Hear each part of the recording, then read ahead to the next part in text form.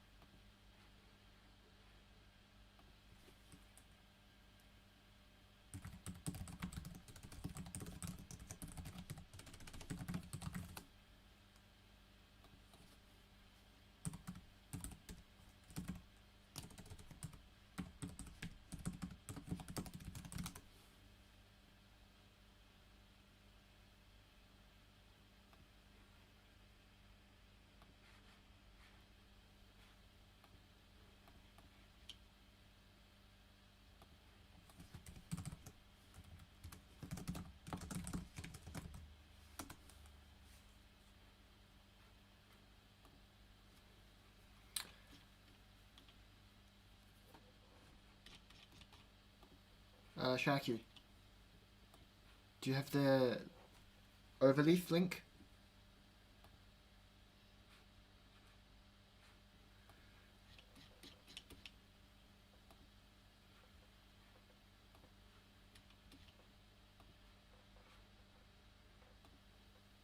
Oh, wait. Where is it? Problems here.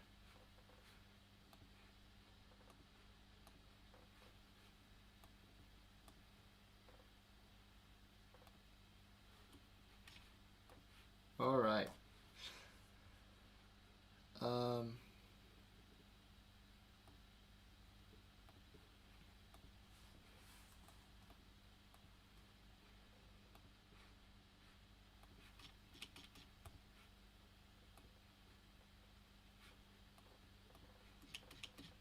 right.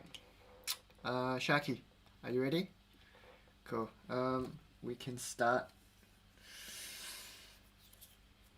now, I guess. 2:05. All right.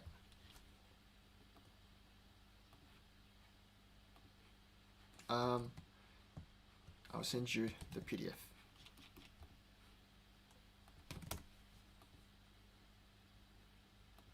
All right.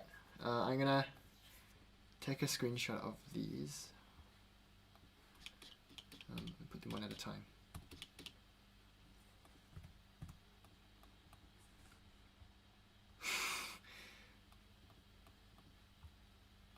Wow, okay.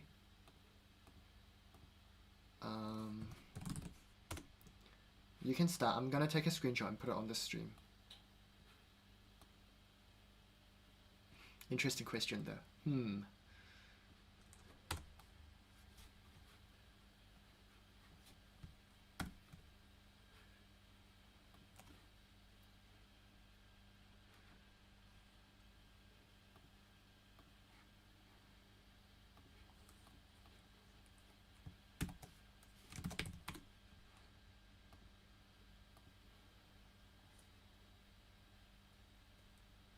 Why Why is it showing this again?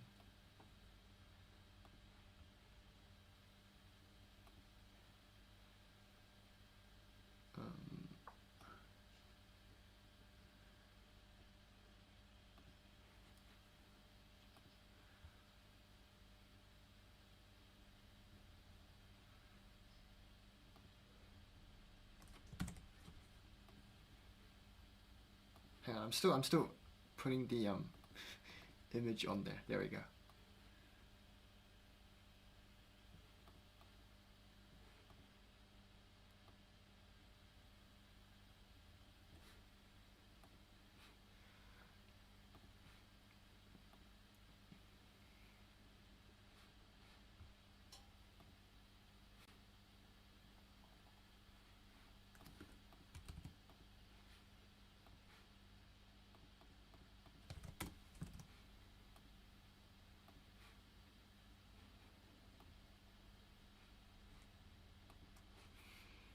No.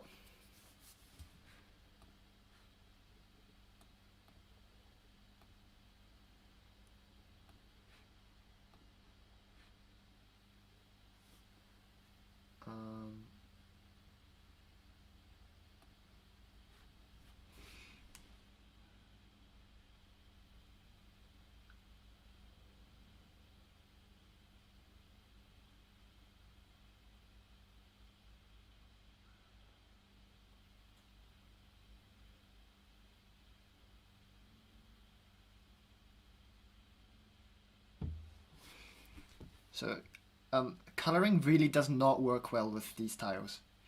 I've done problems with the tiles before, and coloring really does not work well.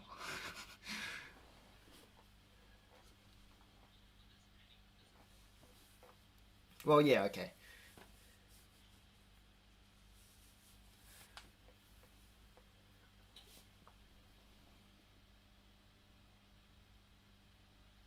Yeah, I see what you mean. But like, for larger cases, I think maybe, I'm not too sure. Or at least like, when I've done problems with these triminos and you have a rectangle, then like coloring really doesn't want to work. But I don't know. Let's see.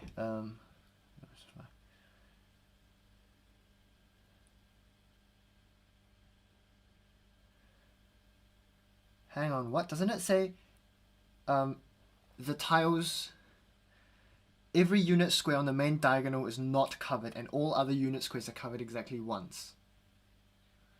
Doesn't that mean we're trying not, which we have to cover?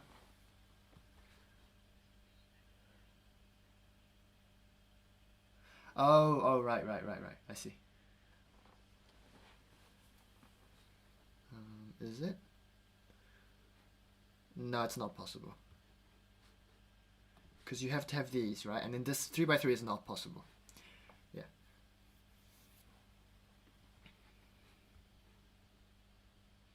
Wait, have you already shown that it has to be 0 mod 3? Has to be divisible by 3. Okay. Yes, okay, yeah, there.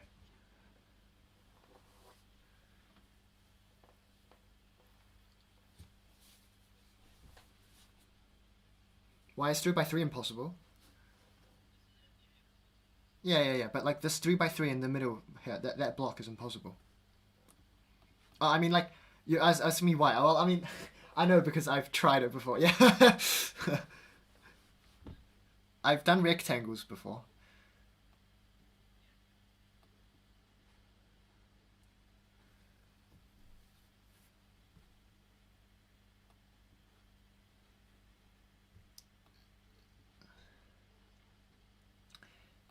So I mean, like these corners always have to be tiled like that, right? So you just get that thing.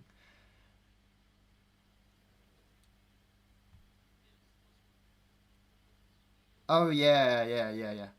You have this thing, and yeah, okay, exactly.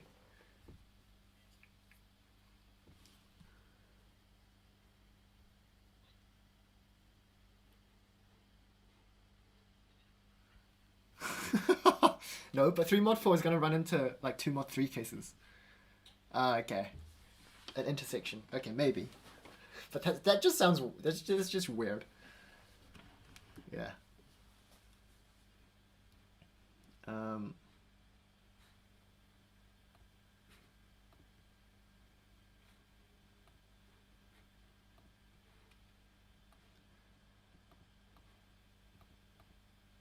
I think people can't hear you speaking. Hang on. I think people can't hear you speaking. I'll check my stream. Can people hear Sharky talking?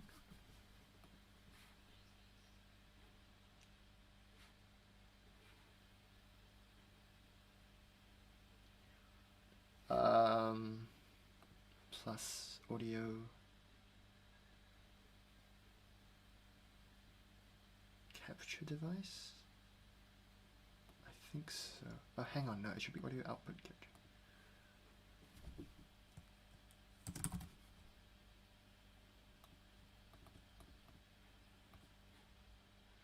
I put in the desktop audio.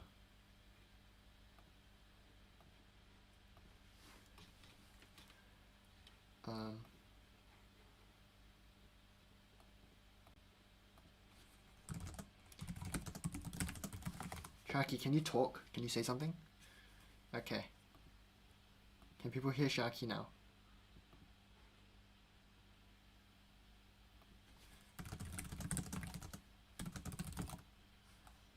Can people hear Sharky now?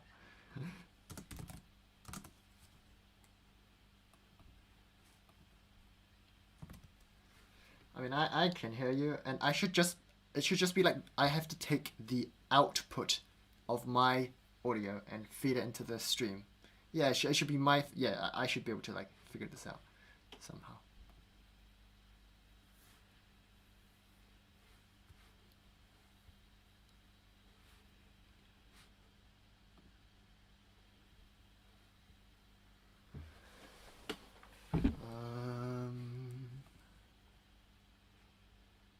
Wait, can you say something again? Oh, okay. Never mind. Wait, hang on. They can't hear you yet. Let me see. Audio capture device.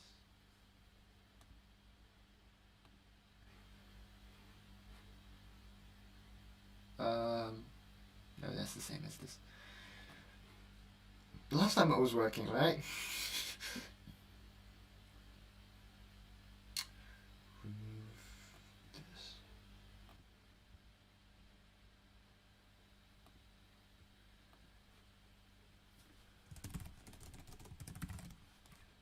Rip.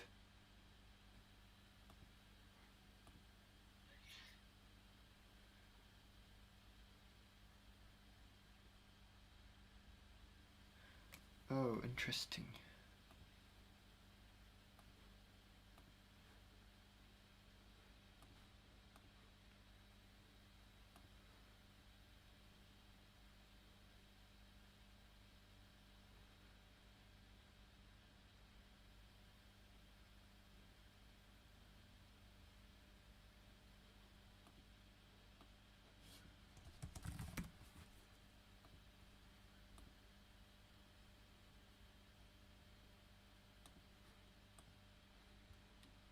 Can you talk?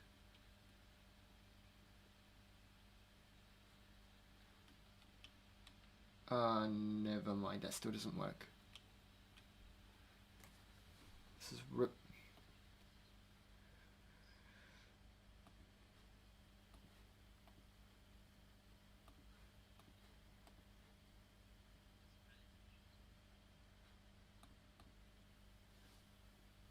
Oh.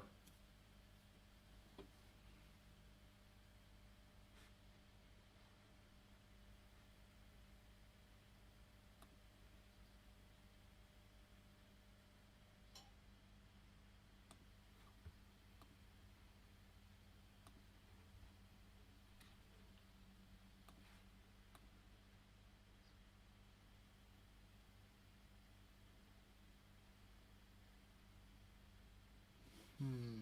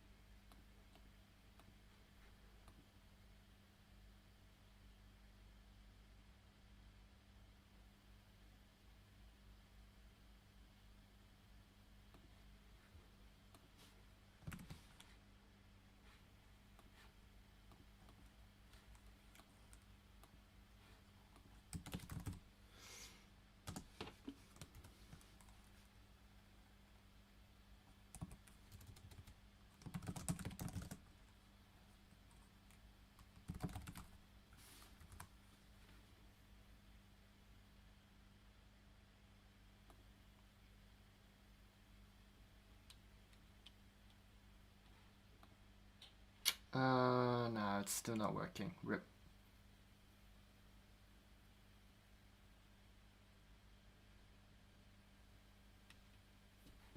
Okay, wait, hang on. Let me try something. My voice settings might get really weird, but okay, talk.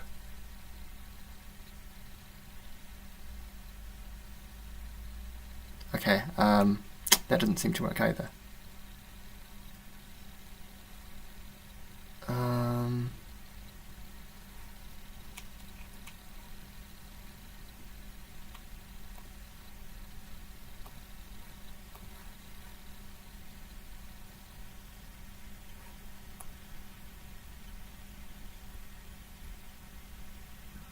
Change the audio input.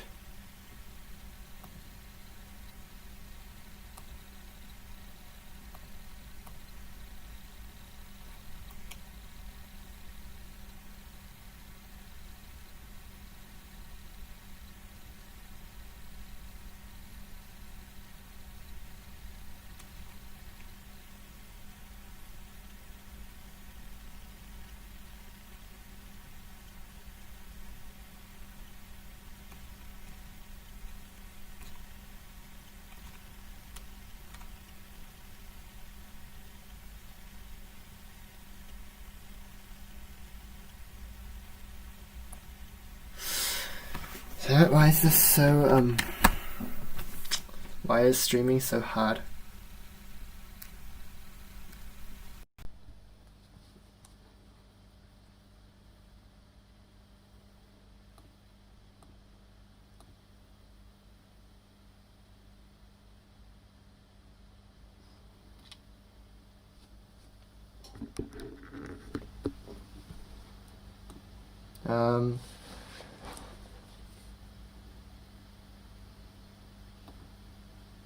Yeah, I think it's like well, I don't know. Like last time I was just working. This time I have no idea, but I can't seem to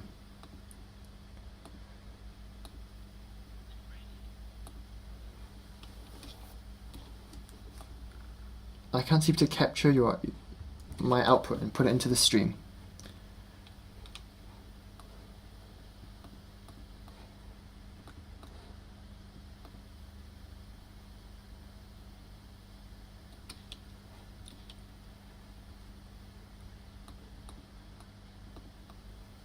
Yeah.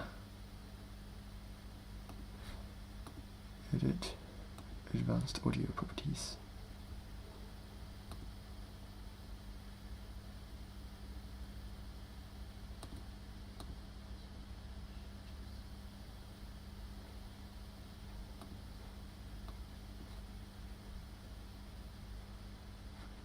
Oh, interesting.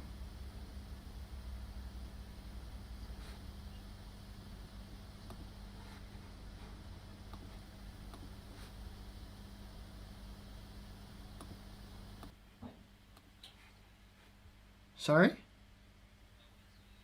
Linux.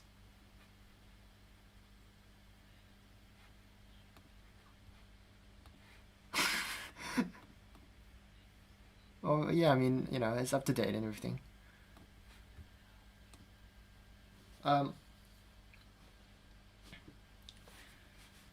Maybe. True. Active sources.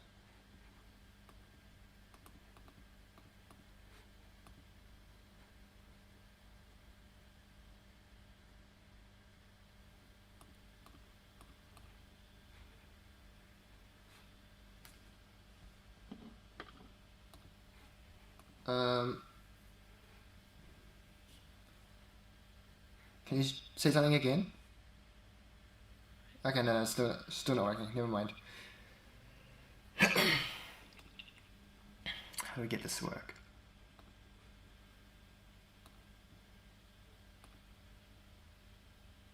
Damn it, why is this?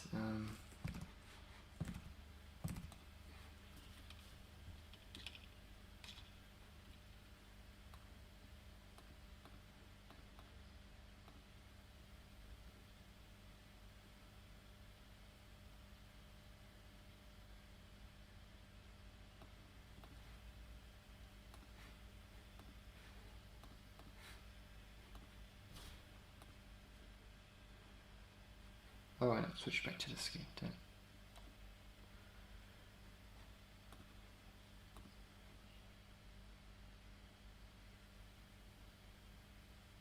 Rip. Oh, I guess this is delayed. Rip. Yeah.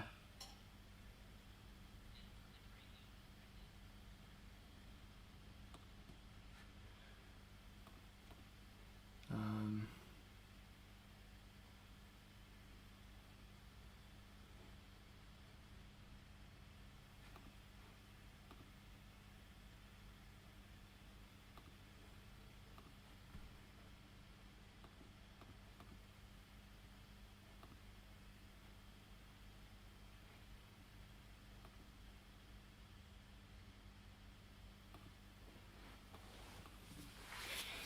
oh man.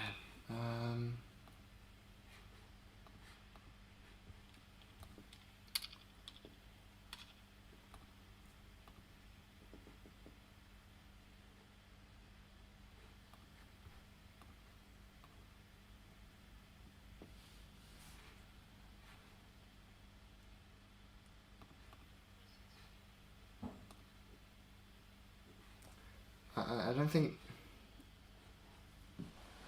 like when you talk, my desktop audio is not doing anything. Like your input.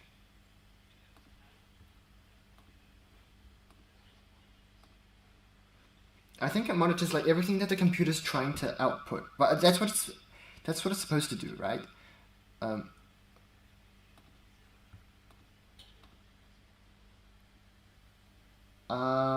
I'm not sure how to do that. Maybe we can do that somehow. Hang on, I should search that up.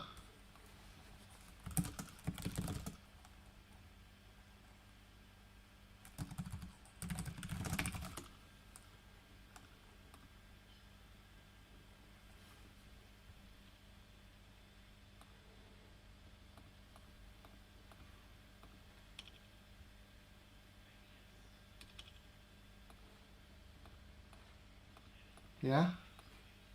I'm using OBS, what do you mean? Oh, can you send?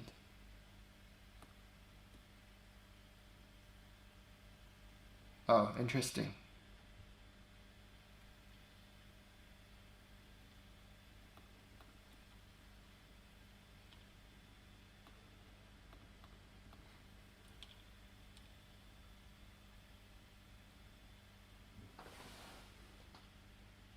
Audio output capture, yeah, that's what I'm doing.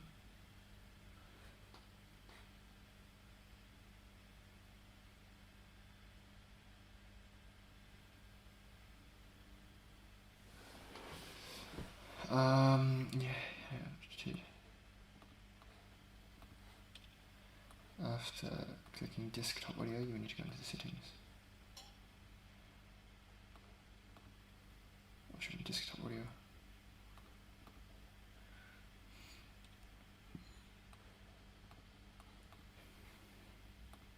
Hang on, let me test something. What if I...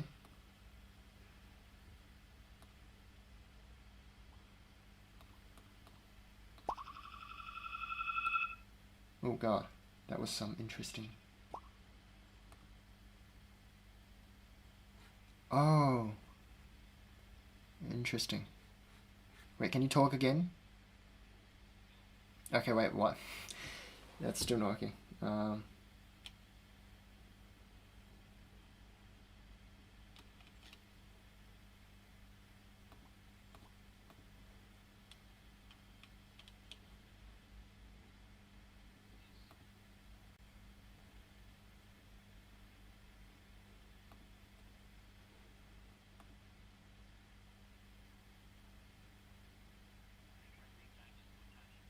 Restarting Discord?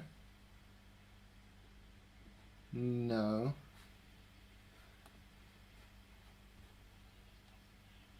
Okay,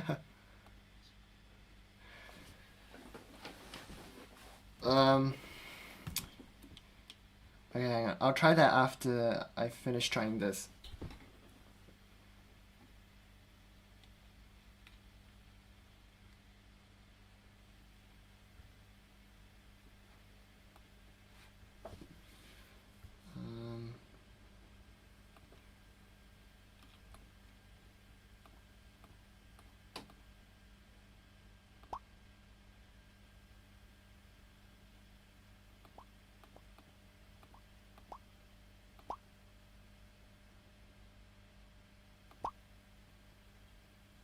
Desktop audio.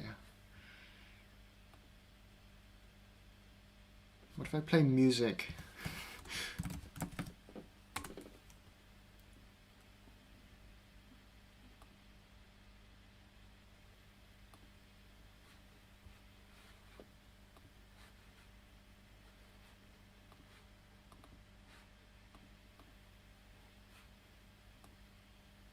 Oh, that doesn't get sent through either.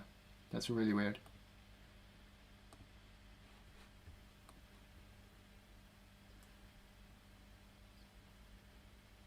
Yeah, no, it's not your... No, it's definitely not your problem.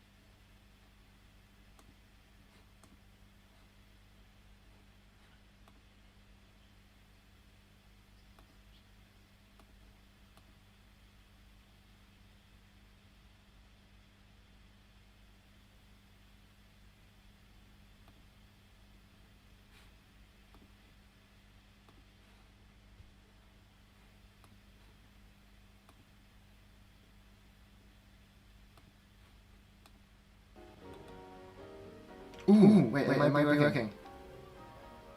Talk? Hello, hello, hello. Oh, it's working. Okay, Yeah, finally figured it out.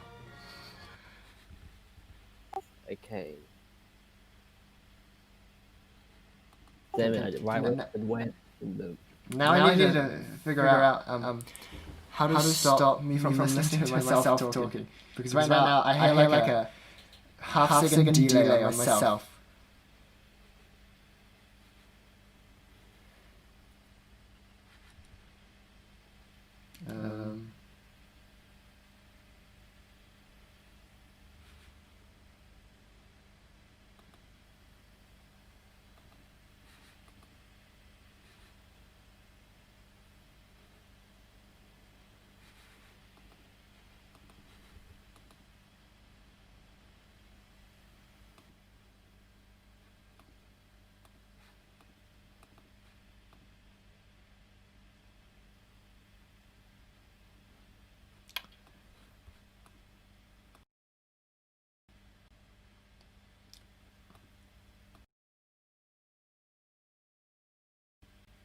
Wait, can you talk again? I finally got it to work. Oh my god. Okay.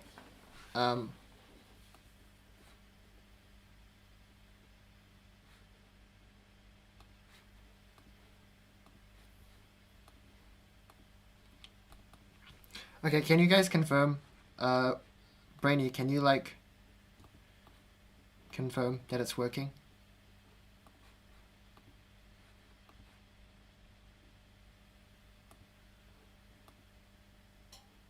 Can you hear Brainy? I mean, can you hear Sharky?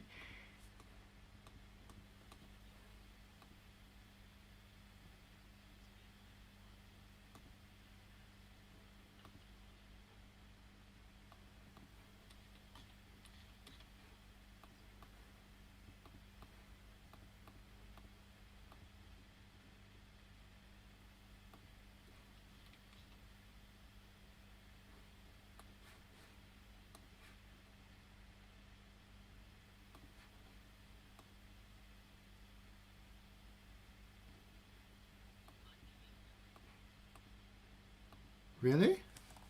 I'm pretty sure, like, my desktop audio is firing whenever you speak.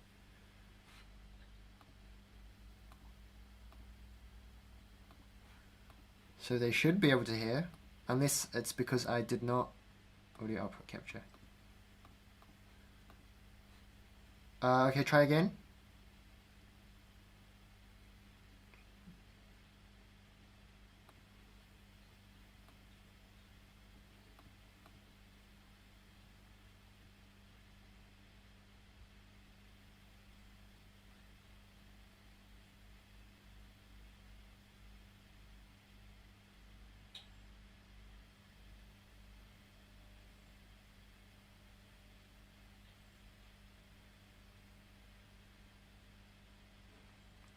What?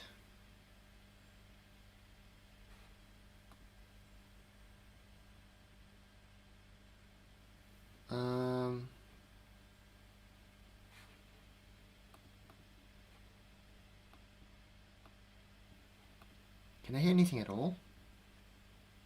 No, they can't hear something. They can hear me. Wait, what? My desktop audio is working, but it's...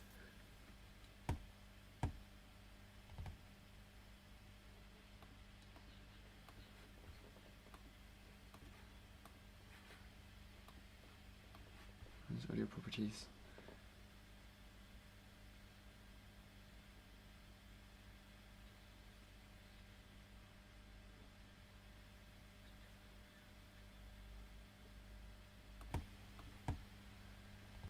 Monitor and output. Wait, audio monitoring. I'm gonna just search this up to see what it means. OBS audio monitoring.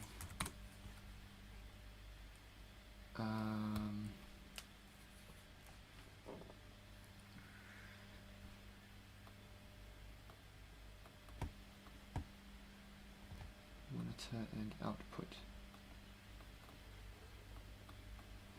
Wait, audio monitoring. I'm gonna just search this up to see what it means. OBS audio monitoring.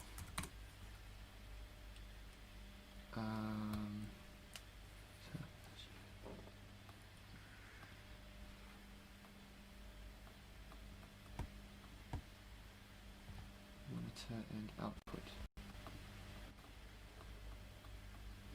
Wait, audio monitoring. I'm gonna just search this up to see what it means. OBS audio monitoring.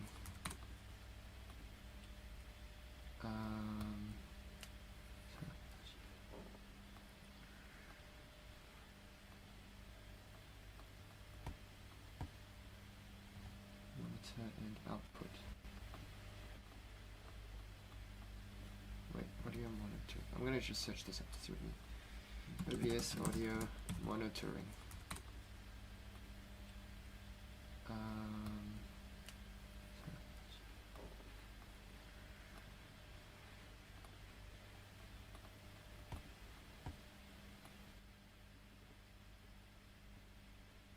Okay, can you say something again, Sharky?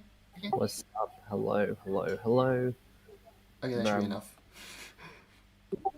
Is it not working? I'm testing if it's to see if it's working.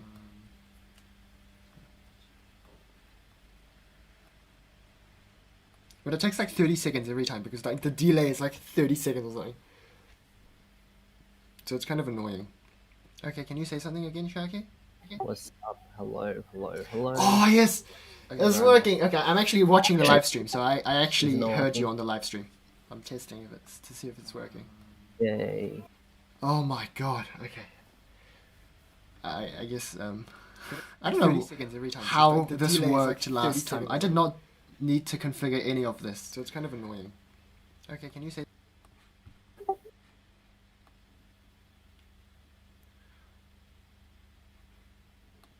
Yeah, no. Oh, man. Finally. Okay, so what have I said? I shall repeat everything I've said so far. I said No, I think it's probably fine. We were just talking about, like, it has to be 0, 1 mod 3. yeah, 0, 1 mod 3, n equals 3, 7, 9 work for some reason. Okay. Anyways, yeah, so as I was about to say, you get back to this now? Go back to where? This question. Yeah. Okay. So basically, if you can add, if you have n equals to like 0 mod, n equals to 0 mod 3, right? Then you can add an extra layer below. Right. I think. Yeah. Because you can just do this thing. Yeah. I see what you mean. Yeah. And I'm just thinking, can you add 3? I think you might be. If you can tile, I think you can also add 3 if it's like. If it's 0 mod 6. Yeah. Yeah. So I think that's like basis for like an induction proof we Oh can wait, do. wait, wait, wait. No, no, no. You can't add 3 if it's 0 mod 6, right? 0.6, probably something like not 0.6. What would it be? Because if you add 0 mod 6, you add like you also Maybe add like one a mod 6. Maybe 1 mod 6 or something like that. Basically, yeah, exactly. Yeah, you get that thing, but like if you have an extra layer, right, that you don't have to do, then wait, is it how many extra layers do you need? Yeah, you can do if you have an extra layer, they oh have to do. They can do, yeah. So it has to be like from this has till here, so it has to be like 1 mod 2, I guess. You can add 3 layers. right, yeah. So okay, so if it's damn, this is confusing. For can we just use the side length of the the side For them, right? the side length of the yeah exactly. Otherwise it's just confusing. You have to minus one, right? Surely, not plus one. Hmm. Yeah, just so this is like an m equals 1 mod 2 construction, right? 2, you can add 3 layers, and if it's like n equals to 0 mod 3, you can add 2 layers. Yes. Yeah. Can we use a new variable like m equals n minus one or something? Ah, for these, yeah, sure. Yeah. That would make this like 1 2 mod. Yeah. So 2 0 mod 3.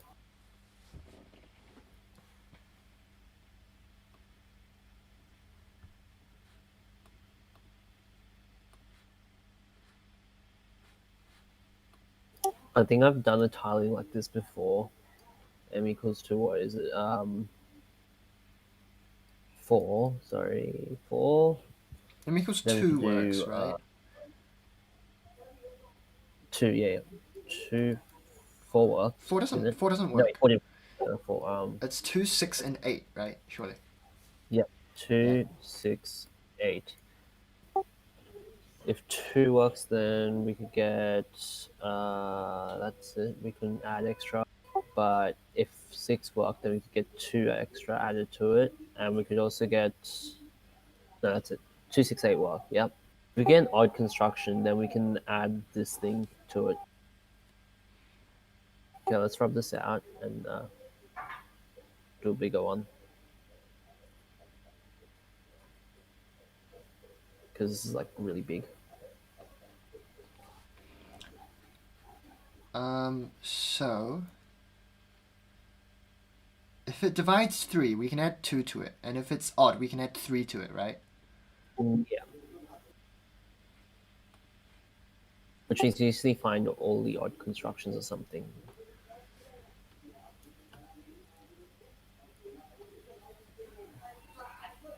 Okay, what's the next number to try? 9, I think.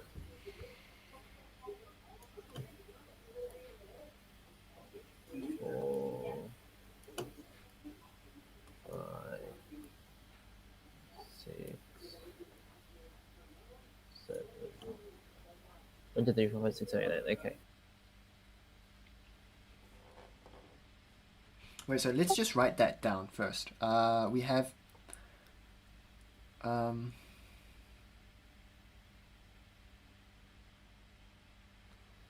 if you have a construction where it divides 3, so odd.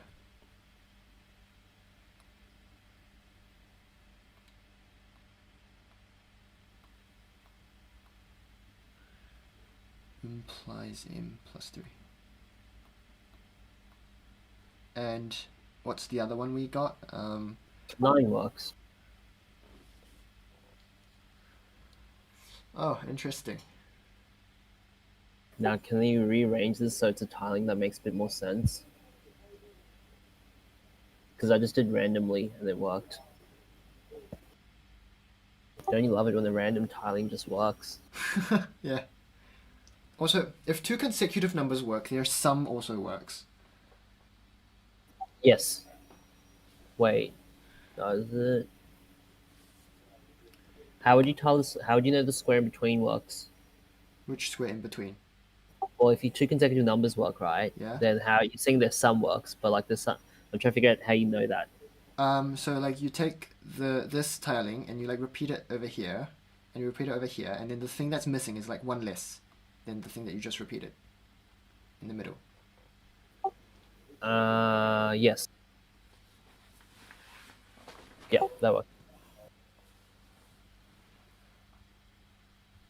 Um, Wait, but would it be the sum or would it be double of the max one? It's double of the upper one, right? So so this would imply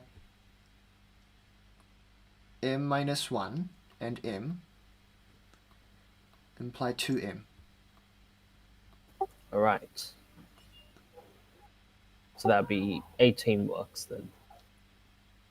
Yeah, pretty much. What's the other one that we found? We just found, well, 2689. So No, I mean like what's the other one that implies uh so oh right, yeah. If it divides 3, okay, so 3 divides m implies m plus 2 works. Right?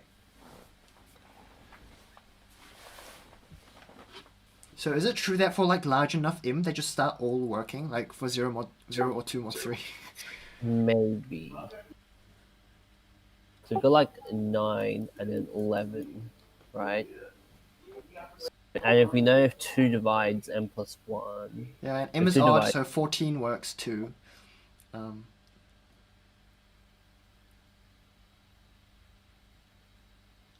so it's like 6 implies that 8 works. yeah. Hmm. Okay, so what's the next number then? So m 13. equals I mean, sorry, 12. 12. 12, yeah.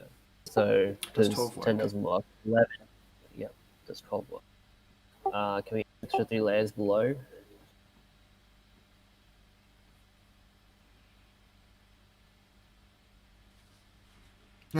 Nice. Okay, sure.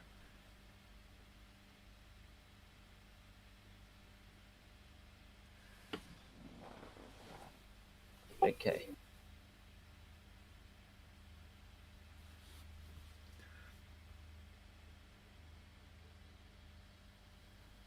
Yeah, it works. 12 works. How do you know? Um, because Oh, yeah, we just yep. tile it like, wait, hang on, but what kind of construction is this? We had it 1, 2, 3, 4, 5, 6, 7, 8, 9. And The, we added a 3 to it. the, what? Oh, isn't it 3 divides m implies m plus 3? Wait, hang on. Oh, no. Remember, Mm. m odd implies m plus 3, so 9 implies 12. I Oh, right, missed not, that. Yeah, we missed yeah. that. Oops. And also, So 12 and does it's, work. okay. Yeah, 9, 11, 12, 13. Yep, okay.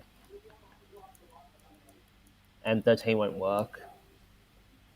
So can we show that all M02 mod 3 just gets generated eventually? Yeah, I'm pretty sure it does. At this point, it's just like. Um, 12 implies. so. Um, And 12 both imply 14.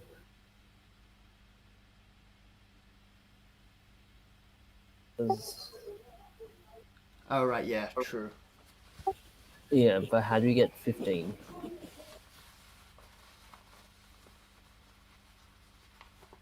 Are there any more constructions we can do? Probably, you can add, like, maybe, I don't know.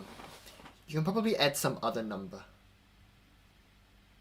Let's go into the next slide just because this is getting a bit big. You can add 6, I think.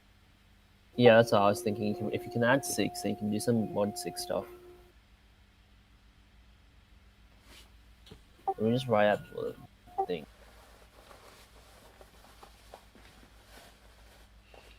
Because. Hang on, adding 6. Yeah, you can definitely add 6. Once m gets big enough, you can add 6. And by big enough, I mean like greater than 1, which is practically everything. Um, by Chicken McNugget theorem. Oh, can you? Okay. Yeah, it's So kind of funny. then we used to have base cases, what, 2 and 6 are our base cases? 2, 6, and 9. Yeah, let's say And, it is 8 as well. 2, 6, 8, 9. and, wait, well, 8 comes from 2. Oh, that's true. Yep. And that will show that, like, um, wait, what would m equal to 5? Mod 3. M equal to 5 mod 6, sorry. You haven't got any construction. Oh, wait, 11. Right, 11. And 5 is impossible for some reason. Yeah, we can prove that on a case bash. So what are our rules again?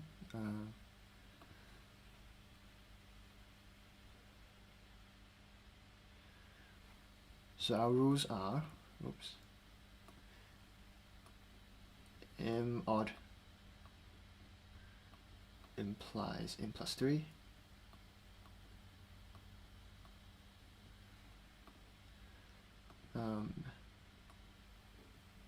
3 divides m implies m plus 2. Yep. m minus 1 implies 2m.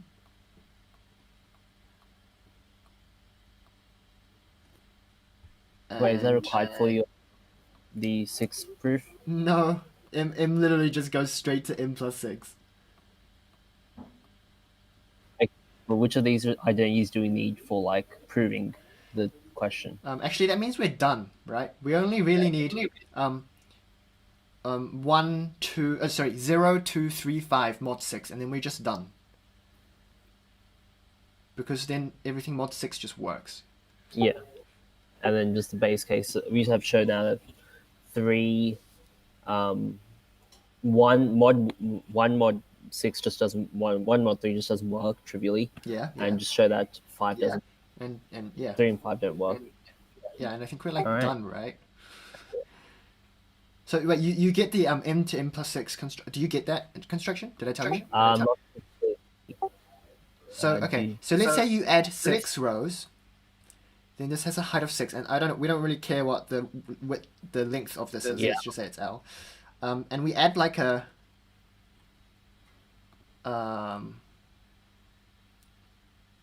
right, so we then add like a 6 here. That's 6, right? Yeah. So this is a 6. And we know we know we can already do 6, right? So it just remains to tile the rectangle, right? But then by checking Big Nugget theorem, yeah, you can either do like 2, 2, or you can do like this. And so you just need to be able to make L with 2s and 3s, which is pretty much every number except for 1. Yeah. Nice. Cool. Next problem. Also, since we had the delay, I don't know. Do we give ourselves like extra half hour? Because that's how long the delay was. Yeah. So I guess it's gonna go like 7:35 ish for me. Anyway. Yep. 7:35 for me. Next question. Let me find where the PDF is. I'll put it somewhere. There we go. Okay, I'll prepare the next screenshot and stuff. Let f of x equal to 3x squared plus 1. Prove that for any positive integer n, the product f1 times f2 times o dot times fn has at most n distinct prime divisors. Interesting.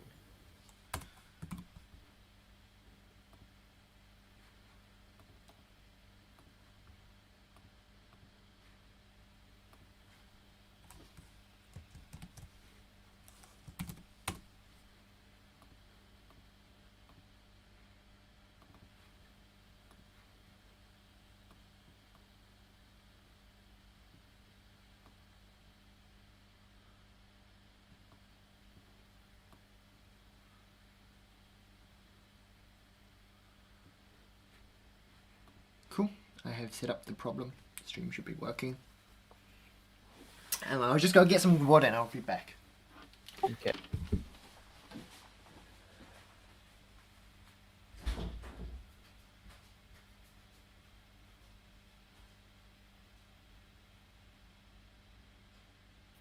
Let me do some quick maths. 9, 48.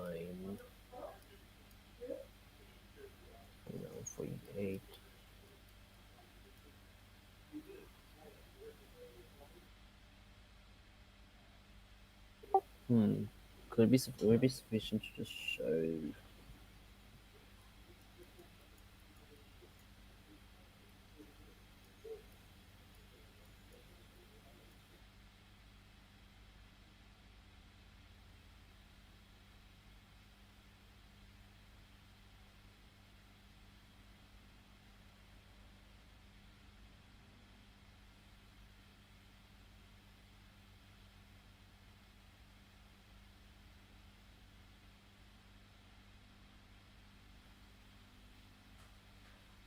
Wait, no, that won't be sufficient.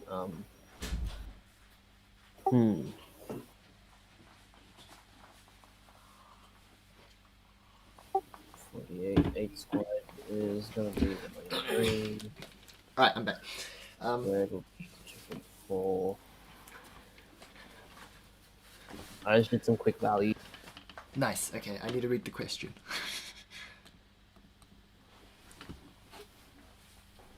It looked weird.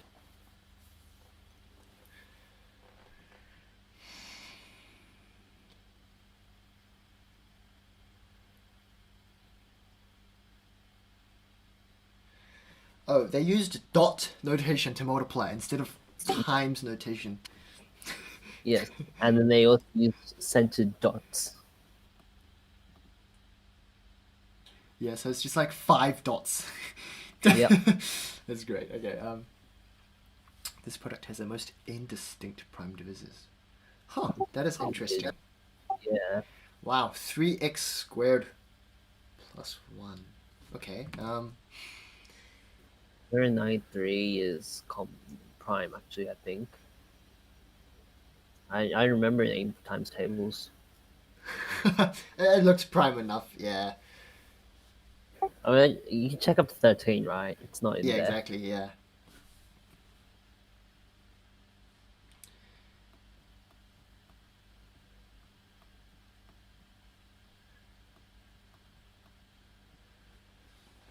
Oh, 301, that's the classic 7 by 43. Classic 7 by 43. Yes. I remember because it looks prime until you realize it's divisible by 7. Right, 7 was like the first thing I checked, actually. It's one of the first numbers you check. Wait, it's actually prime, and you check 7. It's like, nah, never mind. Yeah, wow. So you've checked 301 before? Yeah. Okay, then. Sure. Yeah. I've also checked 299 before. That's okay. 13 times Wow. 23. Oh, yeah, because 260 plus 39. Yeah, okay. Yeah. So each number is only introducing one new prime factor, I think. I don't know. It's just like this sounds like Zygmundi things, but it's probably not. Yeah, it does. It could be, actually. I don't know. It doesn't seem like this problem should recur. Like it's supposed to be IMO, like problem 1, right? Is it? I don't know what the difficulty for this competition is supposed to be. They said like problem 1 was easier than IMO, and then like problem 2, 3, 4 was like problem 1, 2, 3 on IMO, something like that. I'm not too sure, to be honest. Oh, okay. Is that why we solved problem 1 so fast? Yeah. Problem 1 is easier than IMO, or Okay. apparently it's supposed to be. Should I keep enumerating until we figure something out, or?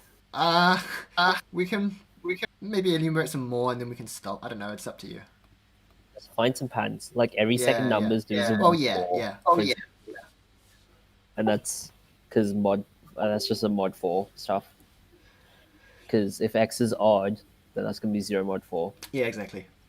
But interestingly, but it'll always be 4 mod 8 as well, because if x is odd, then it's 1 mod 8, and therefore that'll be 4 mod 8. So therefore it has to be 2 squared times something. Yeah. Yeah, yeah, yeah. It's like 2 squared times 91. 7 times 13. 91. Yeah.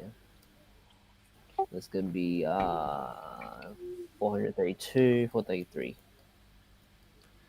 Okay, so that seems to be like some Uh, pattern mod 7 as well. yeah. Well, I wouldn't be surprised because Yeah, yeah, yeah. we just want to look at good good primes, good mods for quadratics, right? And that might help with like some 3, 4, prime. 5, 8? 438. 3, 4, I'm 5, just 8. Something factor like that. 433. I'm just recalling this from PST. Where it tells you what good 390. mods for quadratics are. Well, I mean, just look at like the ones which are like Yeah. gonna give fire and stuff. Yeah. 17, is that divisible? No. 19, is that divisible? Doesn't look like it. 21, I think that's the only one. Yep. Okay, so it's prime. I don't know, this is such a weird statement to try and prove.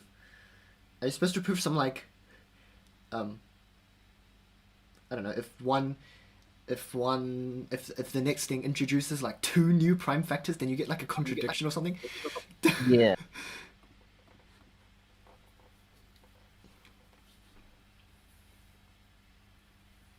Do this. Was that Brainy that joined? Yeah, it was. Oh, hi, Benny. Are you high? Huh? Wait, what do you mean I'm high? What? Oops, I accidentally looked at a spoiler, but I wasn't. Like you said, I shouldn't look at spoilers in Livesolve chat. What? How am I high? I don't know. We have to wait like 30 seconds before they comment. Yeah, what? I don't get it. Like, we. Did you not. Is it not the right idea to prove this at most one prime? Is that why? I mean, it's been I true don't so know. far, right? Yeah, so I'll assume that we're correct and Brainy's high. And 2, 13, 127 is one of those 7. classic primes, right? In That's a prime. fact, um, it seems like each number only introduces at most one. So like 3 Yeah, doesn't even at, introduce. I mean, 4 doesn't even introduce any, right? yeah, exactly. I mean, that's the trivial idea, right? Just show that each prime Yeah. thing it introduces at most one prime. But showing that seems a bit, Yeah, yeah. I don't know, GCD ideas. I don't know. Like, for example, if you look at 364, right, it has 3 prime factors. It's the first number that does that, right? 3 distinct prime factors. Yeah. But 2 of them were number 4, which means that, like, you can't just say, oh, there exists, like, Yeah. I was thinking, like, maybe if you show GCD of a number f of n with f of m, where m is less than equal to n, show there always exists m such that that GCD is greater than 1. That's not strong enough. All right. Yeah. Yeah, you need, like, specifically only one extra prime. 14 squared is 196, so that's gonna be like 589. Looks right. And that's what is that divisible by anything interesting? 17, no, 19. Yep, Oh yeah. 19 by 31. Nice. Wait, has 19 been done before? Yeah, it has. Okay. Okay. Interesting. Yeah, because it was like, wait, and 31 has not been done before. 15 will give you what? 15 squared, 25, 676, which is gonna be like 26 squared. I'm gonna just try and match some of the Yeah, that's what factors. I was thinking doing. Two. None of them have 3 and 5, so the next one would be 7. And then 769. 13. That's what? 13. Yeah. Some primes never turn up, right? Yeah, sometimes shouldn't come Yeah. up. 3, 5, 11 haven't come up yet. Well, 3 trivially won't come Yeah. up, Exactly. right? Yeah. 5, you And can mod 5 that. 11, yeah. you can probably do that as well. Yeah. Yeah. 13, what's the next one that comes up? It's 19. These are all like 6n plus 1. Alright,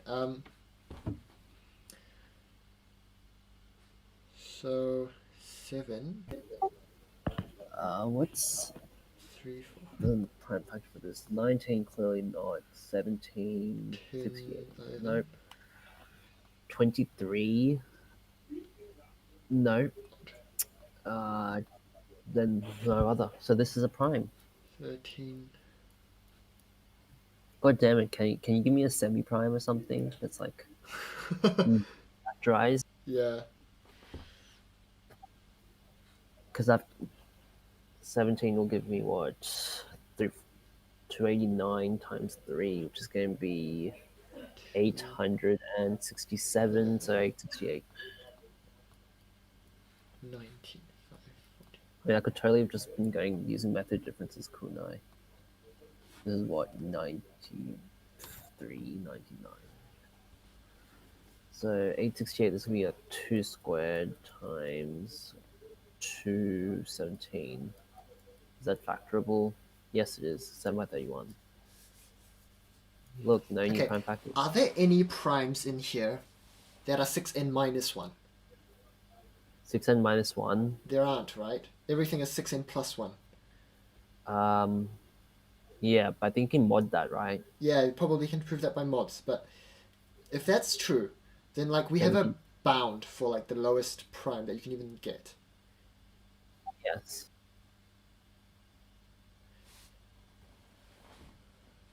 Wait, what is f of x mod 6? Is it like... Yeah.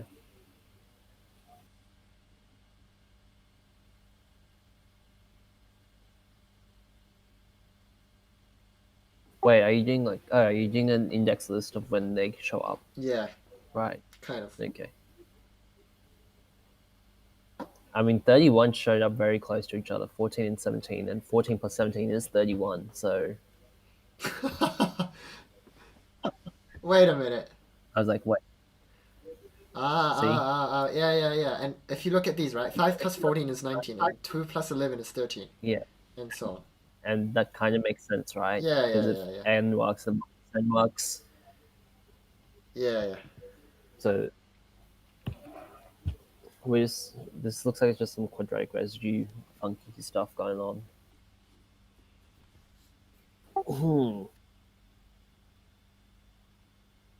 Why did I get tagged? God damn it. Don't these Discord people know I'm doing stuff?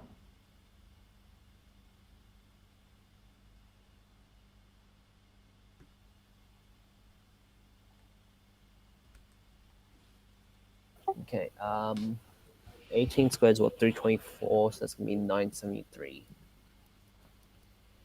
And that's gonna be Wow, we really are case bashing this. yeah, We're trying a lot of small cases. 7 times. Well, I mean, yeah, Ross says you have to do to at least 17, right? Or is that Andrew? I think it was Andrew actually. Never mind. Who's Andrew? Same thing. Oh, Andrew Every Press. Yes. Yes, it's 7 times whatever that is. That's gonna be 1, 3, 9. That doesn't look factorable. No, it's not. That's prime. 19 is gonna be and 20. I'm just gonna do 20, and it's like should be enough, right? Yeah, that should be fine. 100, 1081. Wait, that's not right. That should be 1084. So that's gonna be 2 squared times, that's 271, and that's not factorable. And then the last one is 1201. That's like, what the hell? I don't want to check. Okay, I have to check all the 6 and right. So 7. No. 13. No. 19. 19 times 6 is 114, so nope. 31. And that should be the last one I have to check. And that one is 30. Nah, So it's not. It's 117, right? Yeah. So therefore, that's a prime. Okay, well, I have an idea. Every fourth number a prime except for the fourth term. 8, 12, 16, 20. Wow. Wow, I wonder. Anyway, so like, let's say that for some x, you get two new. So like it's a semi prime, and you get both of those primes are not like haven't been seen before, right? The growth of those two semi primes, they have to be. So like, if one of the Can you get semi primes is like, it's proportional to x is basically what I'm saying. Like the geometric average has to be proportional to x. Bro, do we have to use prime number theorem in this? No. Because there's another bound for the primes you can use, right? Because Bertrand's for sure. well, Right. no, you can just use the fact that like it has to be at least like 6x plus 1 or something, right? Oh, right. Yeah, fair. Sure. And so 6x plus 1. If you have two of those, this could be at least like 36x squared plus thing. And that's like big. Well, it's just proportional. We haven't figured out the constant of proportionality. Yeah. Yet, but yeah. It's just yeah. So it's kind of like even if 1201 was a semi prime, then it would break down into like 31 times I don't know something else, and then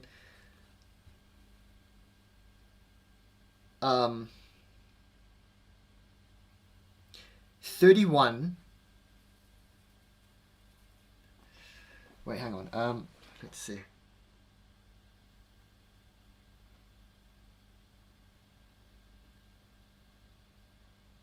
Yeah. So what I'm saying is like, if you take the product of everything, so like, f1 times f2 times dot dot dot up to fn, then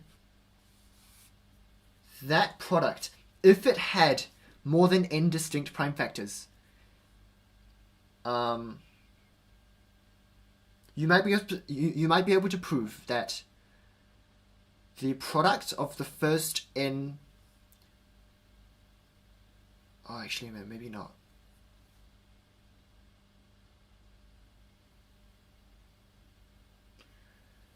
There's some sort of bound here you can exploit, I'm pretty sure.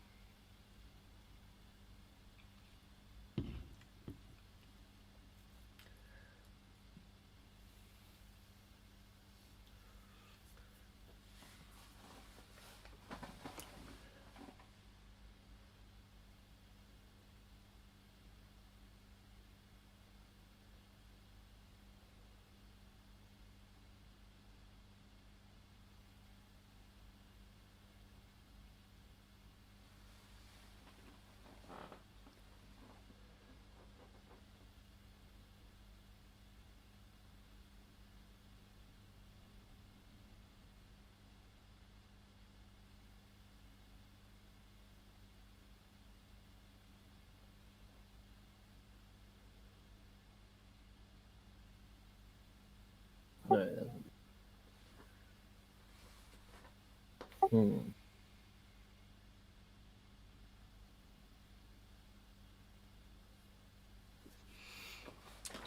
Um,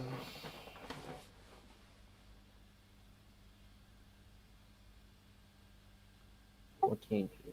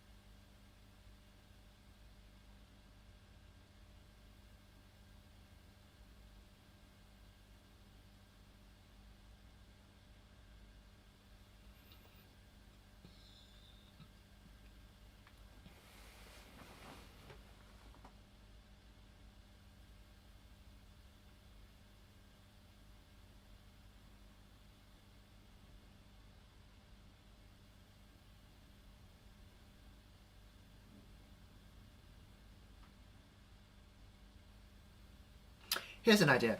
You remember how we noticed that if a prime, so if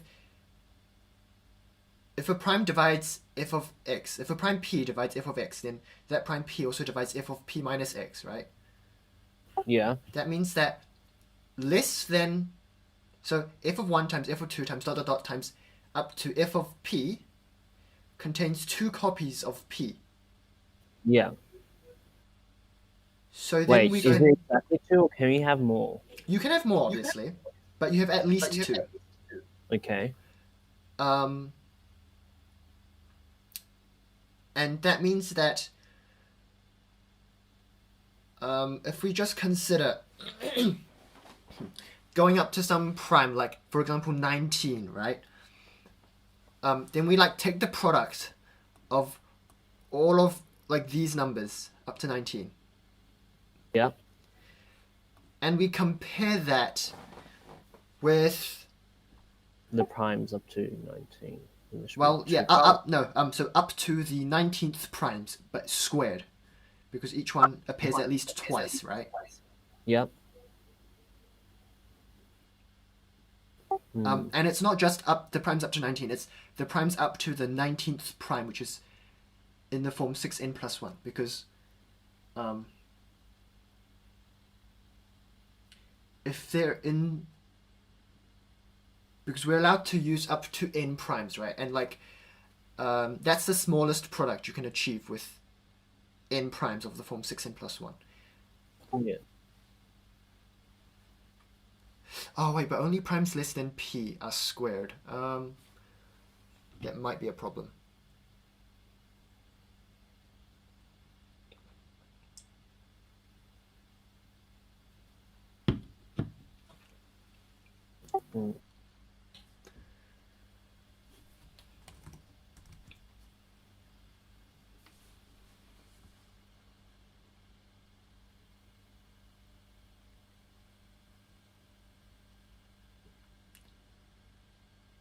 Okay, how about we like find.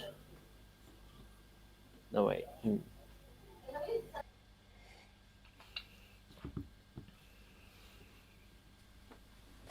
We go on the next.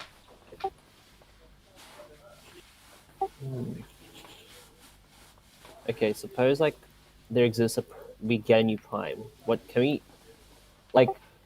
I'm looking at the numbers and like the new primes we get seem to be like big-ish, right? Yeah. Something like maybe we can like bound, we can get a lower bound on those primes and then be like, because like 3n squared plus 1 isn't that big. You can't have too big of a prime factor. You get what I'm Right. saying? Yeah. So like suppose how would you word this? P divides Fn and P doesn't divide like Fm, like I was saying before, for 1 less than equal to m less than equal to m minus 1. Oh, P doesn't divide, sorry. Yeah.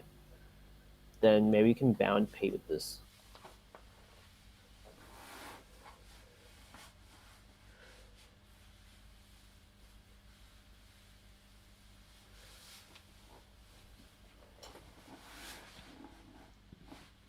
Interesting.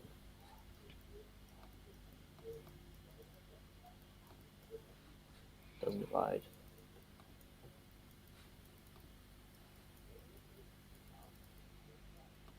Okay. So you have that for all 1 less than equal to m minus 1, which implies P not equal to 3. Any k, a prime less than n.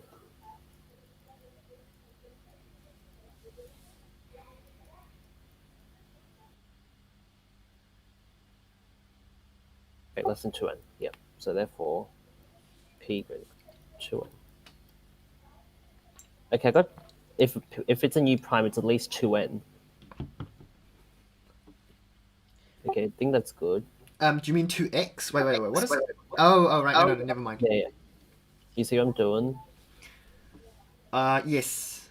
Yeah, you get p greater than equal to 2n. I think that's good. But okay. Uh, Don't we get a stronger bound if we consider like? isn't this enough? Because 3n squared plus 1 is less than 2n times 2n. Wait, how do we know it? So if you have at least Why okay, do we know this is suppose square? okay, no. So if we have a prime, a new prime, then it's at least 2n. We've shown. So Okay. if f introduces two new primes, then f has to be at least 2n times 2n, Oh. which is like 4n squared, which is bigger than 3n squared plus 1. Right. Wait. I think that works. So if p is a new prime, then p divides this, but not this. So p does not divide this.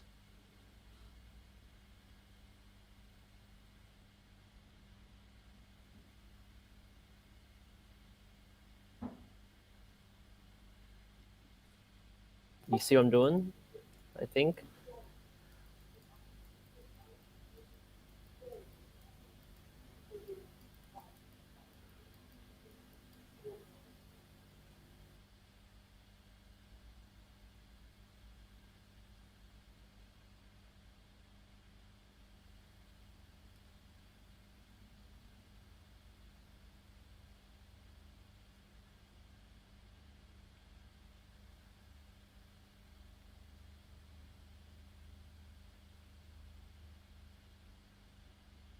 Okay. Wait. So why can't p be a prime less than 2n?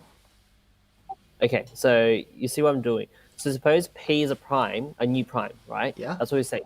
So P is a new prime in the list. Basically, it hasn't been Yes. shown up before. So that means P doesn't divide f of m for any m between Yeah. 1 and I m. got up to the third line, Okay. and I don't see So why. P divides.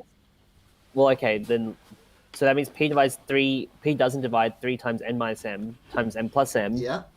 for all 1 less than equal to m less than equal to m minus 1. Oh. Yeah.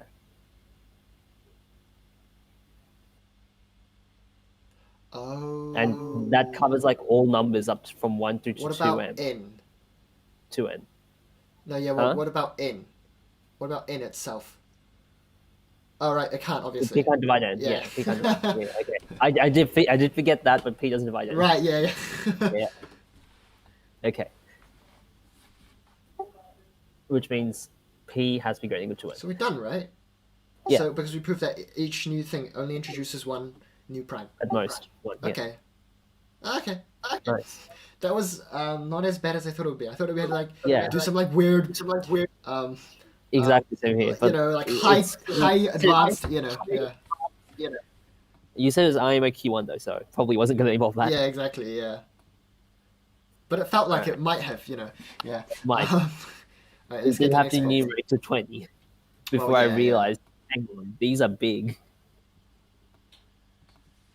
Okay, we have a geometry next. Oh, yay. Can a complex bastion?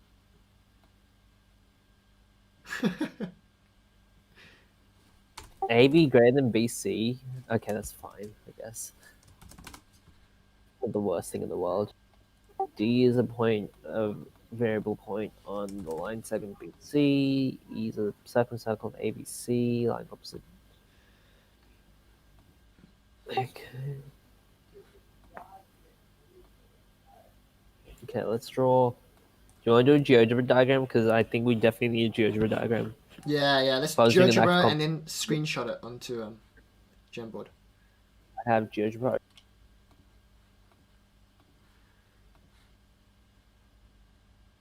If it will respond.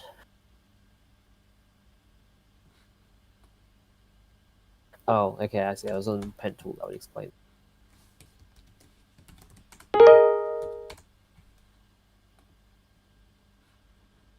Okay.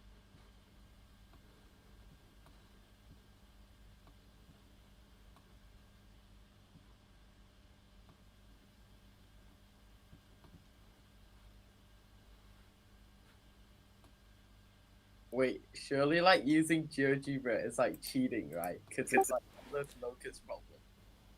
No, we're but not we're using not gonna- GeoGebra to Yeah. we're just using it for the diagram. Yeah, we're just gonna draw the diagram. We're not even gonna move it. Yeah, exactly. Like the point was, because you could do this with the compass and ruler normally, Yeah, exactly. Yeah. right? But like, we don't have that on this, so we have to use Okay, GeoGebra. have fun. Not cheap. Otherwise, it'll be like impossible to even draw an accurate diagram. Yeah, exactly. VAE equals VAC.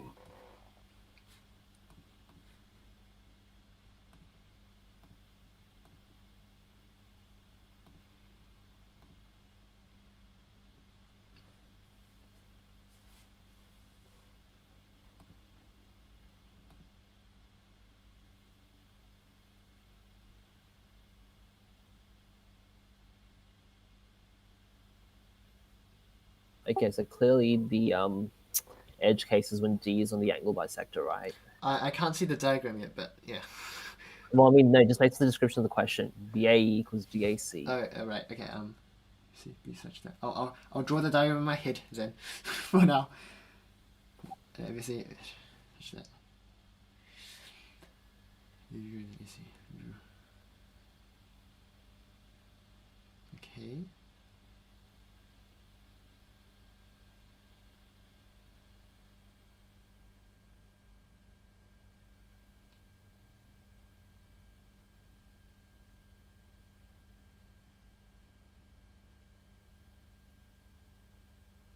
Okay, interesting. It looks like some weird spiral symmetry stuff. Right. Do you have the diagram? Almost. Okay. But the setup makes it look very spiral symmetry, kind of. You get what I'm saying? I have not constructed the diagram fully in my head. Like,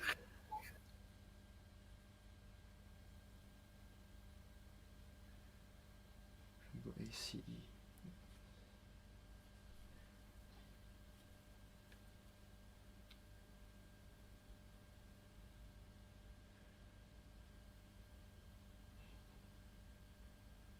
yeah, almost done. Ah.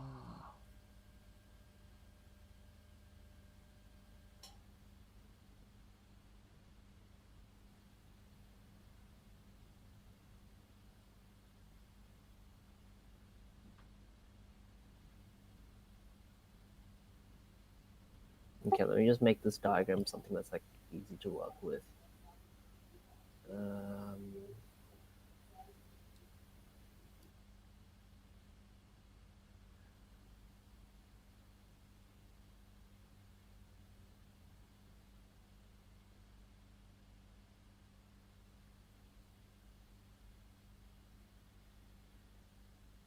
Let me. Okay, this should make. Oh, interesting. Okay, yeah, I have the diagram in my head. Okay, good. Oh, I've got the diagram screenshotted. Nice. Okay. Can you be in circle? I haven't got the in circle. I've just got ing. Surely that's fine. We'll. Or you can put them in. I mean.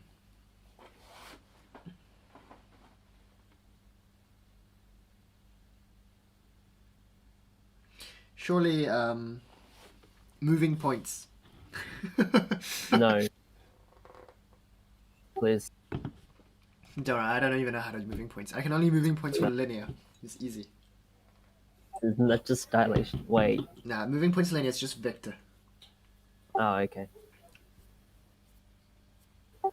Alright, so firstly, let's figure out where this point would be.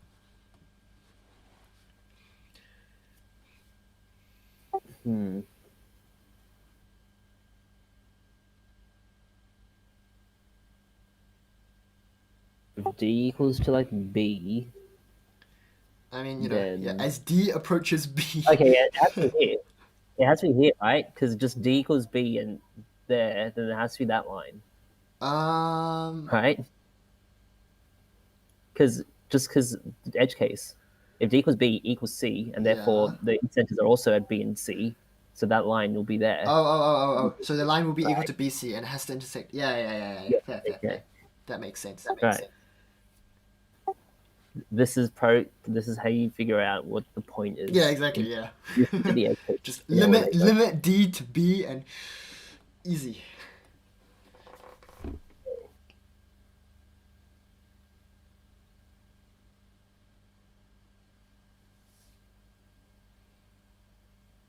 Okay, what's next? I think you should have drawn in this. You should have drawn in this line, but oh well, it's fine. I'll draw it in. Which line? Oh, that line. Yeah, probably. I just incented. Anyways, those.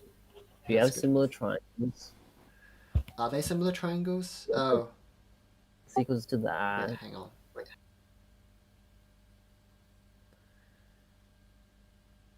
Yes, they are similar triangles because we have secant quad here. Wait. That angle equals. Yeah, that angle equals that angle. Yeah. Good. Yeah. So you have those two equals, so therefore those are similar triangles. And it's by a rotation specifically. It's a spiral symmetry between them. Yes. I think we can complex batch this very easy now. It is a very Yeah. I feel like it's spiral symmetry, right? If you just compute this how the incentives travel with exactly. respect to that. Yeah. But okay, let's try to do this properly.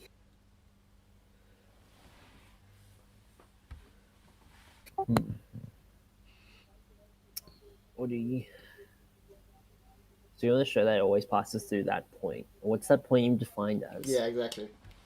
Well, I guess what's like a better characterization? Okay, let's put D at the angle bisector.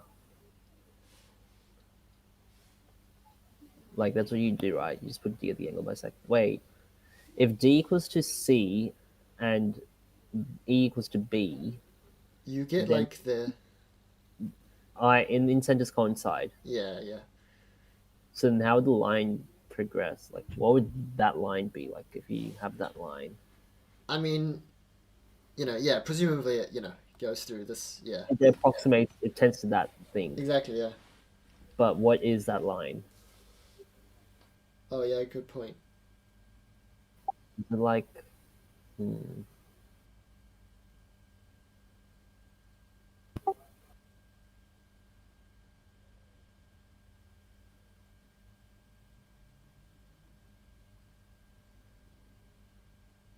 See, this feels like you can bash it with moving points, but I don't know how to moving points. Like it's a spiral symmetry there, so like there's definitely something you can do. Yeah, exactly. Yeah.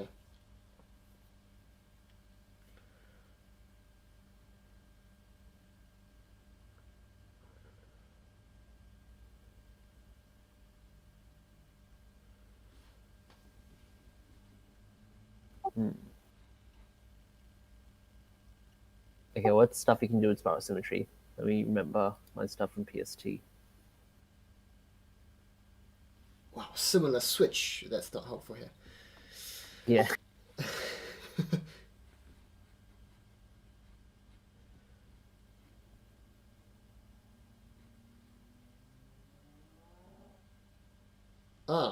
Here's an interesting observation.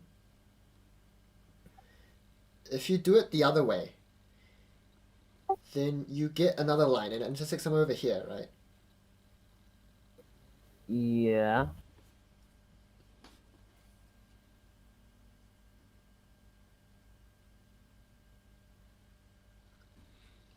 Yeah, but you need to find a good characterization for that point on this. Yeah.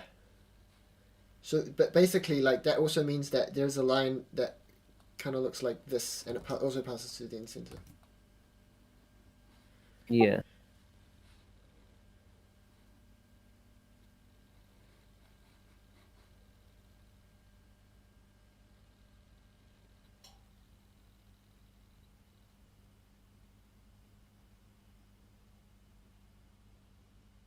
I know. If you have like spiral symmetry, then like you have inside triangles that are like also spirally similar, right? Sorry? So, like, if you have ABD similar to like triangle AEC, right? Mm-hmm. Then you get like more similar triangles because you have like eyes that get sent to J, Yeah, yeah, right? yeah, exactly. It's like triangle AIB, Sure. similar to like Yeah. triangle AJE and all that. And maybe that like, gets us like more angle stuff. Maybe. I mean, Hmm. it's nothing you can't easily get through just angle chasing, but But like you yeah. don't have to draw lines, and that makes it so much. Well, yeah, yeah, I guess, yeah. Yeah. Um,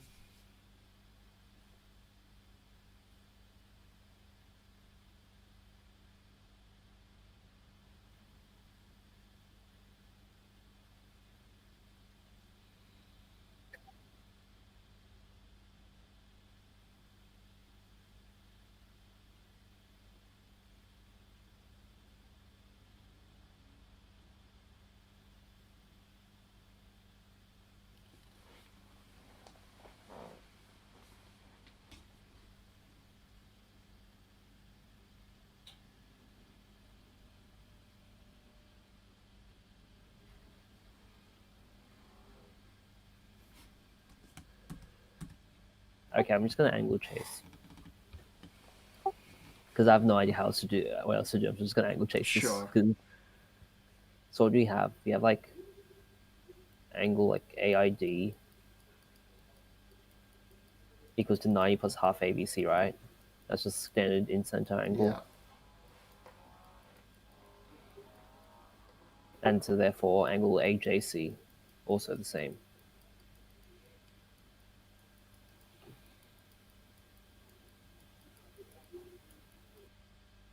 And like, all right, that's right. The in-center lies on like the circle BIJ, right? Wait, BIJ. Wait, is BIJC cyclic, or am I just confused? BIJC. That doesn't.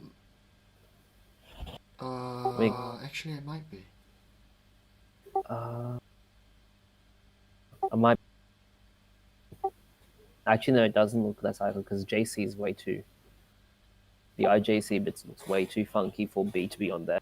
Oh, yeah, true. Yeah, but angle AID equals angle AJC.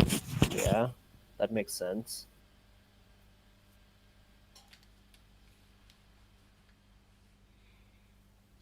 Oh, is the point such that this angle is 90 plus half ABC?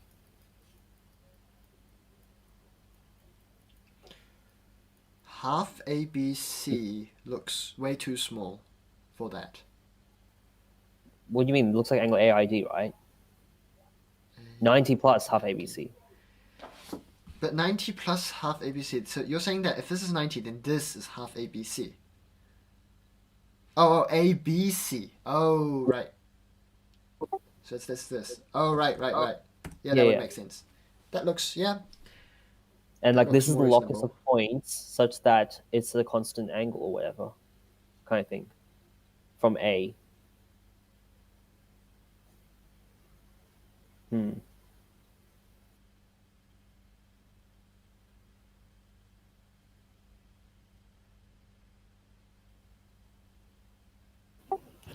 Okay.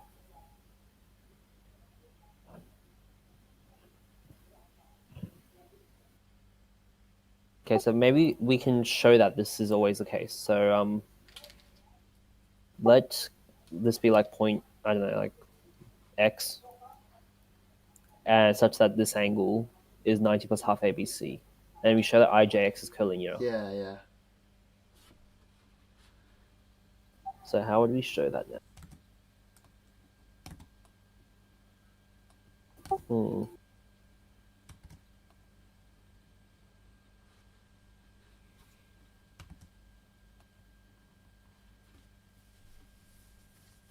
Wait, lol. I think you can Pascal this.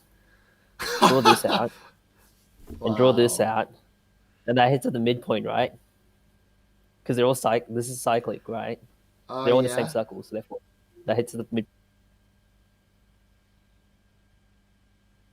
So it's like, uh, if you got that, now you just have to get something to fully Pascal it. That intersects what?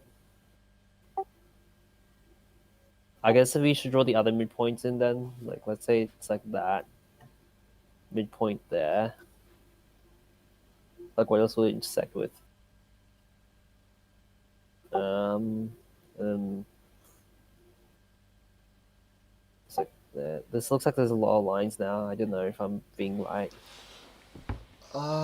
These two are Um, curling up. If wait, you should those, what? it was like, I mean, just do another curling yarn. I think. Wait, I what? think I'm not sure. Wait, never mind. Not. Let me undo one. Maybe I should just undo all this Pascal stuff because it looks a bit messy. Yeah. Let me actually, I don't know. It might be useful. I'm just gonna rub this line out though because it looks dumb. Yeah. That one. I was thinking is. Um, do we need this? I don't think we need this. We Need know that what? they're similar. I just want to show that I feel like the Pascal will just work because it's like 3 Yeah, exactly. points. Yeah. Wait, so like the Can we midpoint is point here-ish. there? Wait, okay, yeah. No, sorry. Wait, but it's the midpoint of arc AC, right? That does not look like the midpoint of arc AC. Yeah, true. So it AC, looks like somewhere here, it's right? here. Wow. Okay, so if you just draw that in, it's gonna go till there. And if you draw this in, it's gonna go till there. Oh boy. Okay, you can draw it. There. Okay, so you have that. I just want to show that. Okay. So let's see. We have. Let's call this point like what M. Wait, so hang on. Let me recall the Pascal configuration. M intersects something. M E intersects something. Drop that bit out.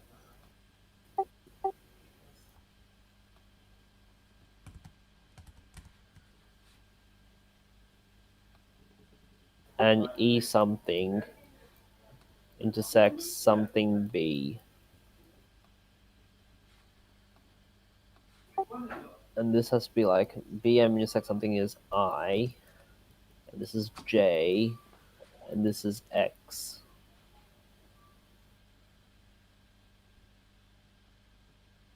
Okay, there has to be a line through E that also passes through like X.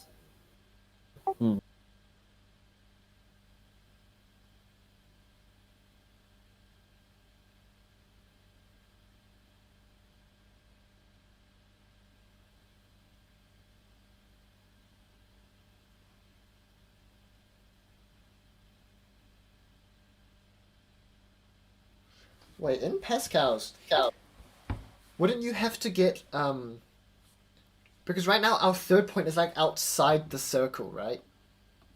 Mm-hmm. But that doesn't really matter. How do you get a? Oh, right. I see. You like. Do you know that Pascal just works for any cyclic hexagon, right? Yeah. I mean, like, yeah, okay.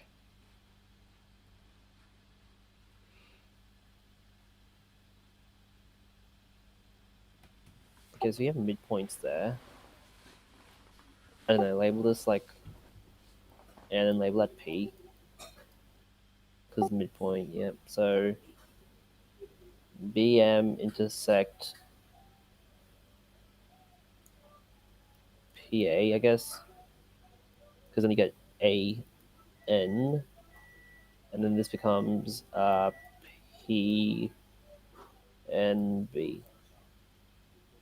Okay, so you have to show EP intersect MB equals X. What? Does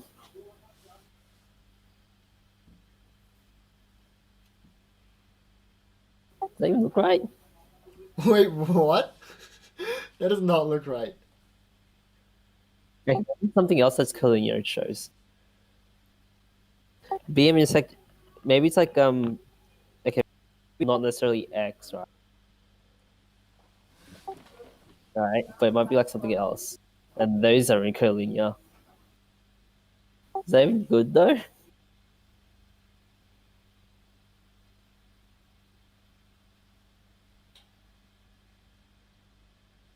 Or wait, maybe it's like BN's parallel to EP, and it's parallel to IJX. Um.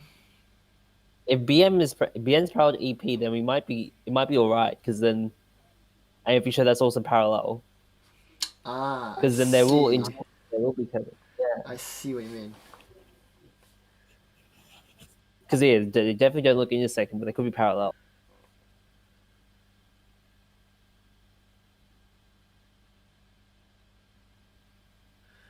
I swear I've never used Pascal's before though, so like. Wait, Rip.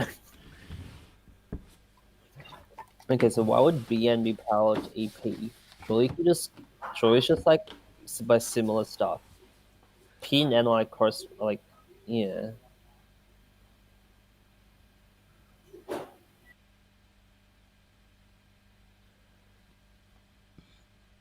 Hmm.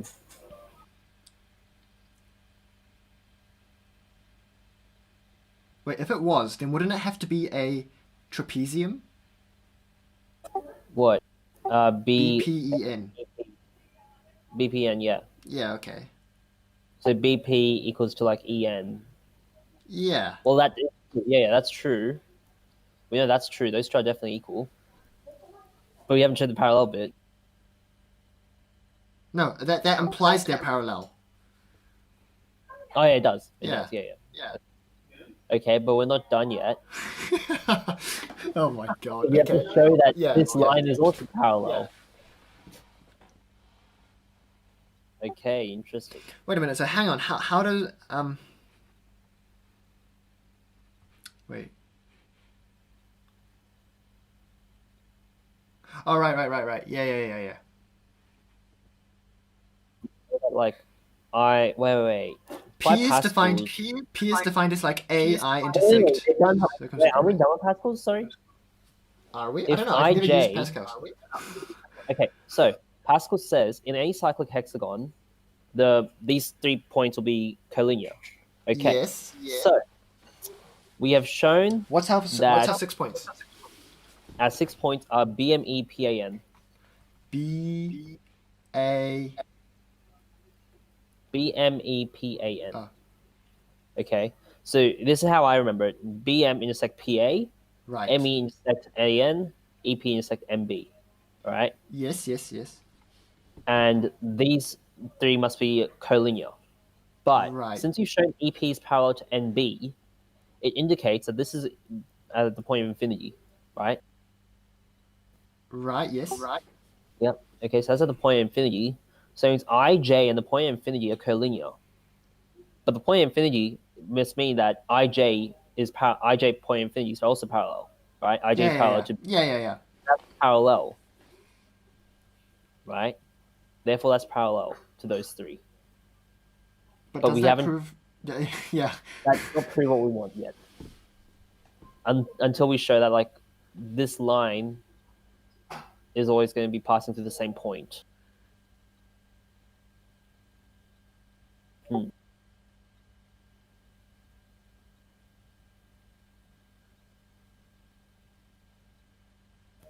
Hmm.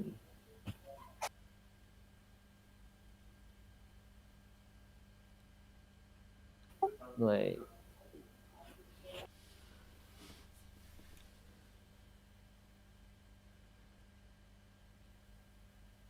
wait, let me think about this bit.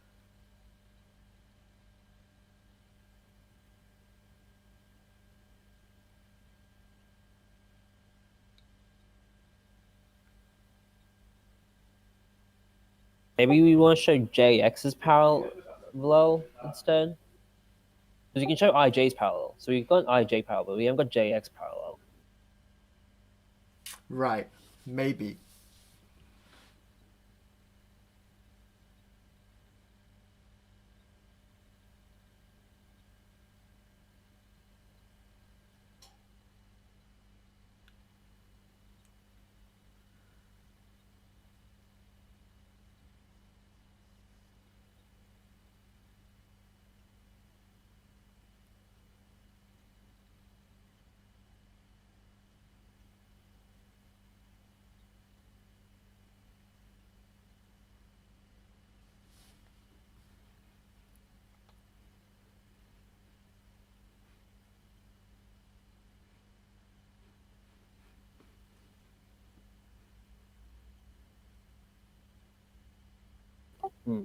Never mind.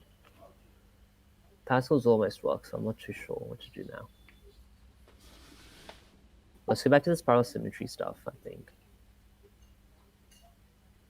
I don't know. X is really weird. I'm thinking, right? Since we know that BN, PE, and IJ are all parallel now, maybe we can do some more angle chasing. Although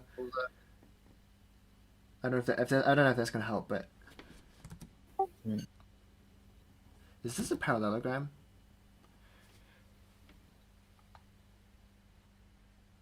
What the hell is that point? AE? Yeah. I don't know how doubt that would it. even help. Okay, so I was having like before like I noticed the Pascal thing, I was having like this other idea of maybe like you know how we have this thing where I and J are on the line and like you have this spiral symmetry thing going on. Yeah. And then we sent that to like X, right? We got that to X and that's how we constructed it in the first place. What if you went Okay. further and like constructed like an entire triangle such that X would also be like your in center kind of thing? Oh, that idea. Yeah. Um. So we constructed like another point, like I don't know, out here somewhere. Let's call this point Y. Yeah. Then this is also similar, right? Okay. AXY similar to AJC similar to AID. Yeah. Wait. A what? Oh. Yeah. Because by construction, they should be similar. Wait. Say the points again. AXY, A. X. Y. Yeah. AJC, and AID. Shouldn't it be like a point that's like? It should be way like closer. It should be like over here or something, right? Yeah, probably. I can't draw well. I'm sorry. And But plus, yeah, the angle between these two, and like these two should be the same. Yes. Well, between AID, JAC, and XAY. Yeah, yes, exactly. So Yeah. it's like half the yeah. Okay, so we have that. Then, then we've done like movie theorem, right? What? Because DC and Y are all collinear. It follows Wait, are IJ, they? X, DCY. They have to be. It's by construction. Wait, sorry. Right? What is your construction? X is the point on BC such that it's equal to 9 plus half ABC. Then Right. there's the point Y on DC Oh. such that it will complete the similar triangle. Right. Yeah. And since DCY are collinear, it follows IJX are collinear. Right? Yes. Yeah. And that's just by movie theorem. I think that's correct. That's by what theorem? Movie theorem. I think that's what we call it. It's just similar. Wait. Basically, if you have like similar triangles and they're like moving from one to the other, then all the points will follow along that motion, kinda. Isn't that just like you take the dilation Yeah, and it's the same. It's basically that. I think we call it movie theorem or something for some okay. reason. Yeah, because it's like a movie. You can think of it like a movie going. Wait, okay. But wait. Wait, what? Are you saying we're I'm done? just saying. I'm not sure if it's circular. Let me just double check. I don't think it is circular because we haven't actually used the fact that IJX are collinear. We've just constructed X on DC such that it is going to be 90 plus half ABC. Right? So therefore, yeah, it should be collinear. Yeah, we're done. So the solution is construct X on BC such that angle, like the obtuse angle AX, Yeah. like with line BC, is Yeah. 90 plus half ABC. Yep. Okay. Construct point Y on BC such that angle AYX equals to angle AADI, right? Yes. Okay. Then AXY is similar to AJC is similar to AID. Since Yeah.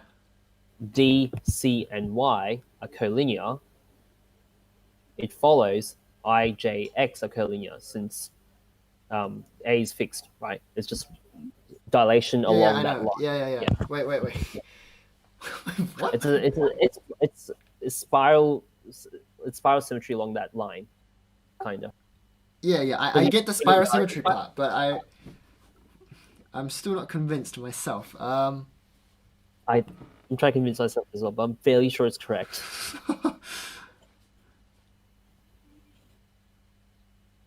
Oh, Hayden has said movie theorem is Ross's name. It's just a dendo for complex fractions. All right, that sounds about right. Okay. Yeah. Wait, but you have Ross. Surely you know movie theorem then. No, Does I've Ross never just heard of pick it. names for you guys? Really? I've never heard of that. Maybe you're just not good enough. Yeah, he hasn't taught us the advanced movie theorem technique yet.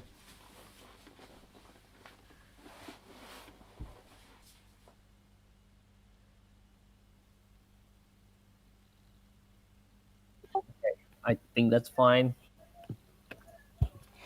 Like you get what's happening, right? Wait, hang on. So you're saying that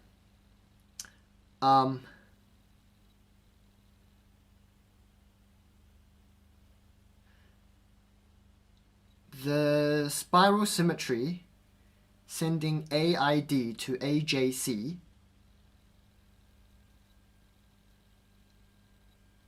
sends IJX to DCY?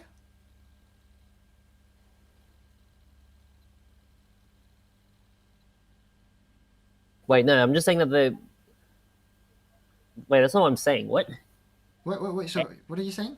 Okay, so I'm saying that because there exists a spiral symmetry from AID to AJC Yeah. to AXY, right? Wait. Do you mean the spiral symmetry sends AJC to AXY? No, I'm just saying that they're spirally similar. I'm not saying that. I'm not actually talking about this as a transformation. Oh, okay. Yeah. But there might be different spiral symmetries, right? No, they're the same by construction. Oh, wait, yeah. There'd be different transformations sending them to each other. Yes, Right. that's Okay. correct. Okay, but the point is they're similar. Now, because DCY are collinear, right? Yeah. And IJX are like the corresponding points on those similar triangles. IJX must also be collinear.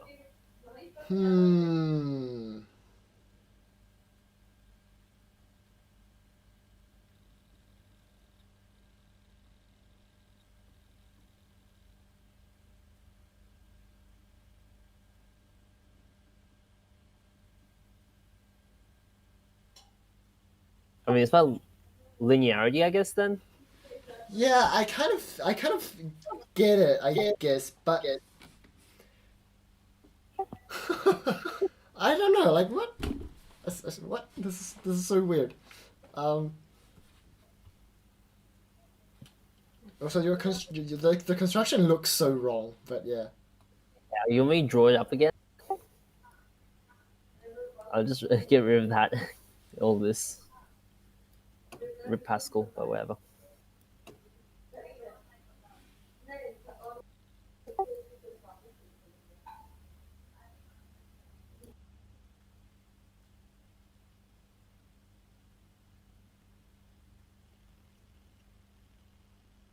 Like basically, there has to exist point. You can consider like y to be like a variable point along it, and as you move it along, then like x will eventually lie on this line. Right. Yeah.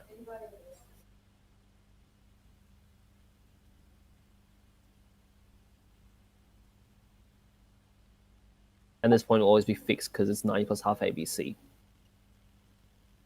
So it's not dependent on D at all. I think it's correct.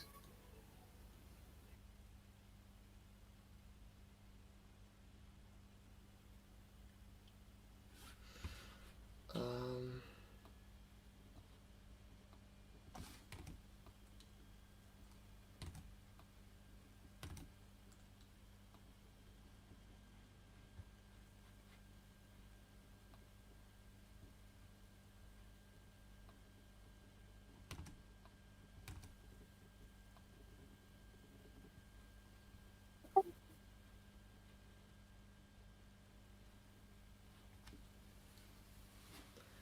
Man, if this works, this is such a weird solution.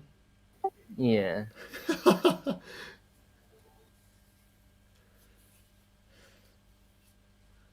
Construction.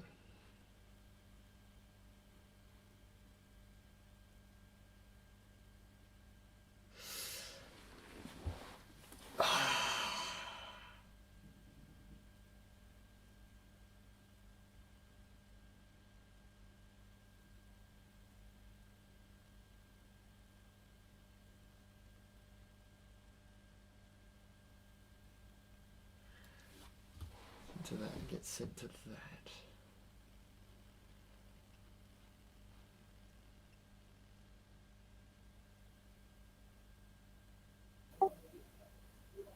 I'm like trying to fully convince myself that it does work. I'm fairly sure it does. Wait. Hang on. I don't think it does because we used D, right? So you're saying that one of the first triangle is AID, right? But D moves. Okay, D moves, yes, but angle AID stays constant. Yes, but Therefore, that X means is fixed. well, that means no, but we don't know Y is fixed, right? Y fixed. We just need DCY collinear. BCY collinear, sorry. DCY, yeah, sorry, collinear. And it's always going to be collinear by definition. Yeah. Y can move. The point is that DCY is collinear, so IJX collinear.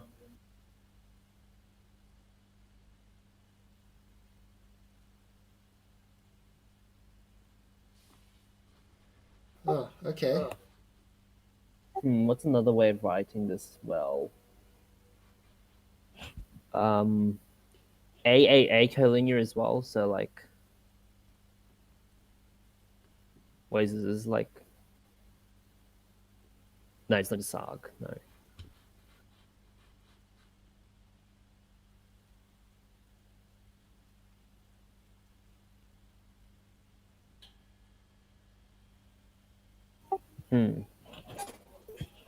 But you're sure this is right? I think it's right. It's just linearity, right? Like, okay, if you have, let me just slide. If you have like three triangles, oh, it's a bad triangle, bad triangle. Okay, let's draw like three triangles that are like similar. So you have like this, and we have like this. Wait, that's not even remotely similar. There we go, that's similar. And then we have like, and we just draw this out. We draw this out. Okay. We have like another triangle like there. Yeah. And like that point's there. Then these triangles will always be like similar, right?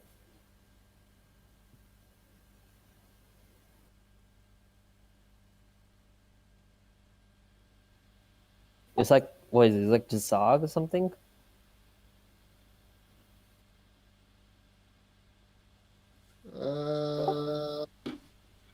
triangles are in perspective from a point infinitely if the perspective from a line, then they're minus the sag.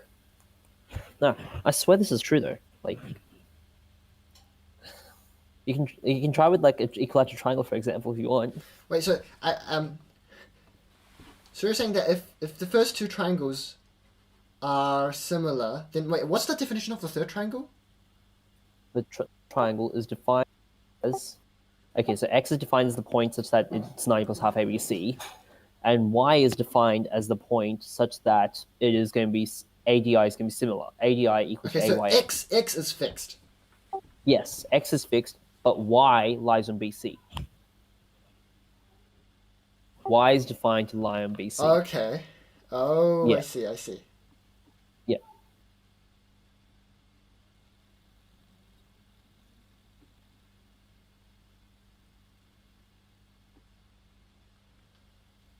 Okay, go into GeoGebra and check that the angle is 90 plus half ABC. It definitely is, just by angle chasing. Oh, is it? What do you mean? What do you mean Dude. definitely is by angle chasing? X is defined as the point such as 9 plus half ABC, and AID is 9 plus half ABC. No. I'm saying, go into GeoGebra and extend IJ so x intersects BC at x, right? Why are you checking GeoGebra? Jeez. Oh, okay, because you can't do it on here. Yeah, exactly. Yeah. And just check that AXY is 90 plus half ABC. Just make sure we have the right point. Okay, so that's 50.17 is the acute angle. So let's say this is 9 minus half ABC.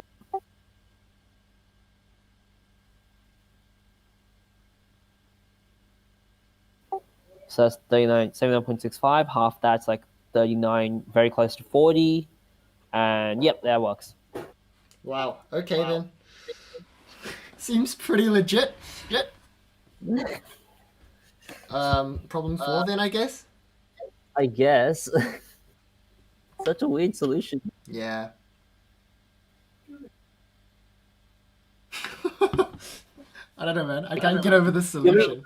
Okay, so just look at just look at slide number 6, and let me just show what I'm trying to prove. So if you draw the similar triangle for this, it'll be like that, right? Yep. And that's like line. Oh, I can't even draw a straight line between 2 points. Okay, yeah, no, I know this. Yeah, that's what. This is the same thing that's happening. This is just moving points. Is it? This is the linear version of moving points, yes. Okay, then you should get this. You literally said you understood the linear version of it. This is what it is, right? Right. Because AI, I'm going to find AI. Yeah. Oh god. Okay. Well, I trust you because you checked that. Like, we empirically checked that the point you claimed works. So Yes, it's pretty obvious that it works, right? All our edge cases confirm it. But yeah, wait, so what? that's basically what you're doing. So Which edge cases confirm it?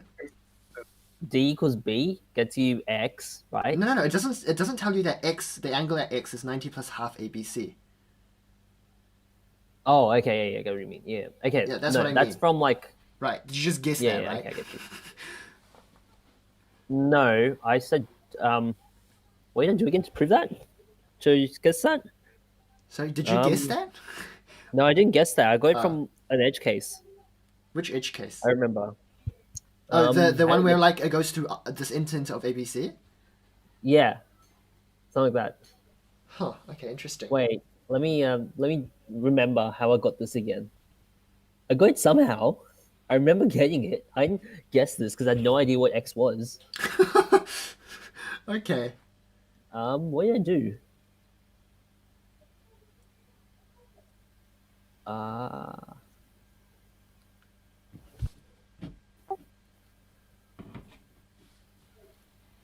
Let me think. What did I do? Oh yeah, that's right. So I said that because we said that line the similar triangles always seem to have like beyond AID, AJC, and all that. They all seem to be a constant angle thing, whatever. Angle AID and Oh angle AJC. yeah. That's how I guessed it. Yeah, Oh, that's I right. see. So it's based off that idea that this solution comes from. So it is linearity, I guess. Oh yeah. Okay. Yeah. Okay, so yeah, that's Okay, what I was well. doing. Moving points OP. I think it is moving points. It's just linearity, right? I mean, like, Okay. you can. This is like a special case of moving points, right? So, I guess. yeah. But you Wow, obviously that was don't a have really to use. fast. Yeah. Yeah. What on earth? Okay. We have now what? How many? 3 hours? Three and a half, almost more 3.5 than 3 hours. hours. Yeah. Nice. Alright. Although I've heard some pretty bad things about Problem 4. As in, like, Okay. some pretty. I've not It's pretty heard anything. notorious. I've not heard anything, so therefore I can't be spoiled for it. Okay. Let n be an odd possible integer.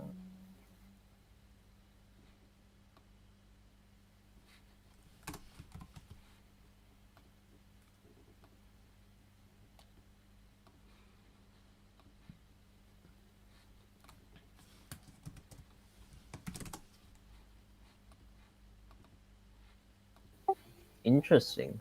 So it's saying you can't. No square exists like n squared over 2 away. I need to read the problem as well. Oh, okay.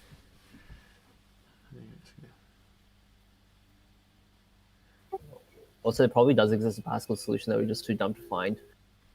I'm pretty sure. Like, I'm pretty sure after that bit where you did Pascal's, I like, there was like this angle chase thing that I was looking at, but then you came up with that like weird ass solution. So, Yeah. Impatient. well, if it works, it works. So, yeah. But like, if we have time after this question, we could go back and look through and see, maybe find the Pascal solution. Yeah. Just in case, you know. I'm fairly sure it's correct. Like, it seems correct by that question, the slide 6 diagram, right? That's just what I'm doing.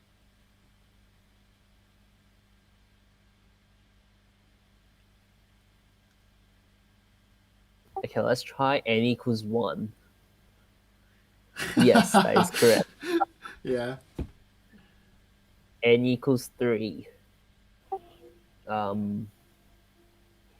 In 2 moves. That is also correct.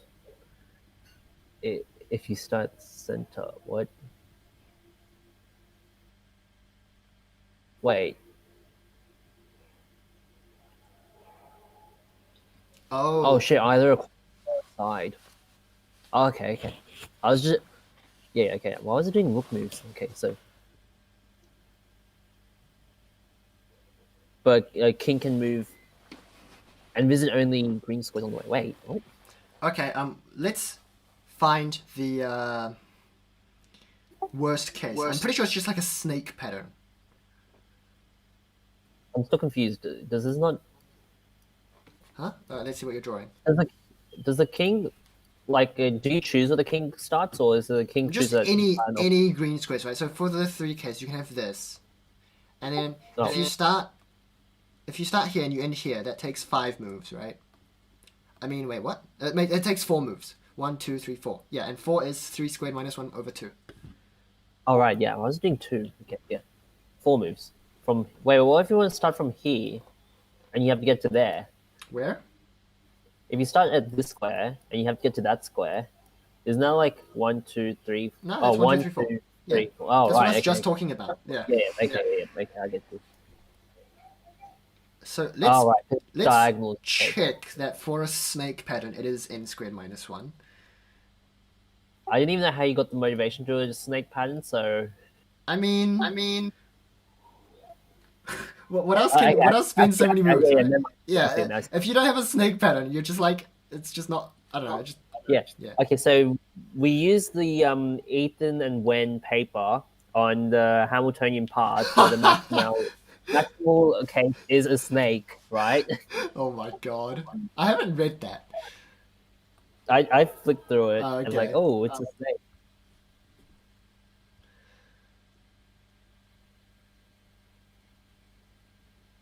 Okay, let's make it big. I just want to double check with the 5 n equals 5 case. That's Yeah, good idea.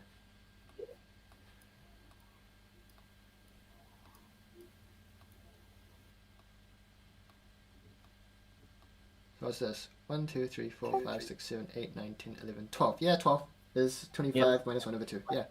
okay. I don't think we even need to prove this anymore. I think it's just true. It's just true. Okay. Yeah. Wait, I think there's other patterns besides snake that also yield it. Maybe. Actually, no, never mind. I don't think so, because It was- surely you have to get from one corner to the other corner, right? And Okay. I'm pretty sure if that's the case, then yeah. A spiral. With a spiral. Oh right, spiral might work too. Yeah. Although for spiral you need 4, 1, 2, 3, 4, 5, 6, 3, 10, 11, 12. 12. Yeah. Spiral works, I think. Yeah, spiral works.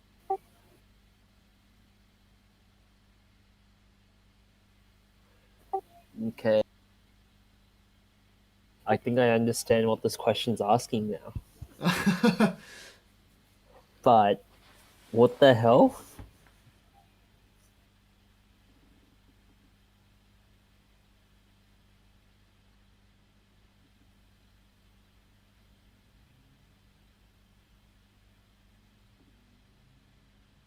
Basically, it's asking show there doesn't exist a path greater than n squared minus 1 via non on 2.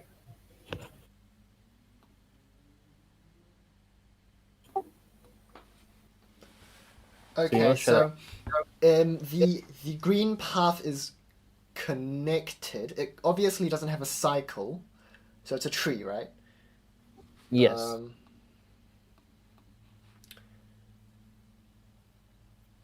I mean, yeah, so it could be a cycle, but you can definitely do better if it's a tree. You can just remove, I'm thinking about counting adjacencies, like a number of squares you can discover.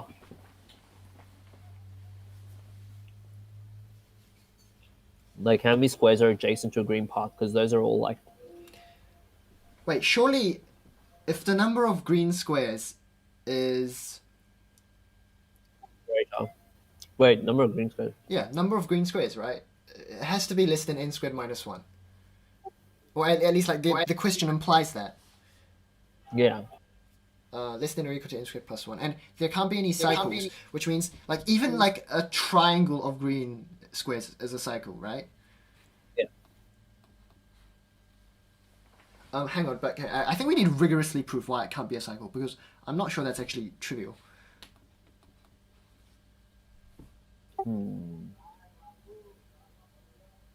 Okay, so suppose you had. I mean, you could have cycle in there. But, like, I'm saying, like, if you I think- have a cycle, you can always remove the cycle and turn it into a tree. Like, you can always remove it. Yeah, and it has at least... and the max number of squares at least increases, like the max distance. Yeah.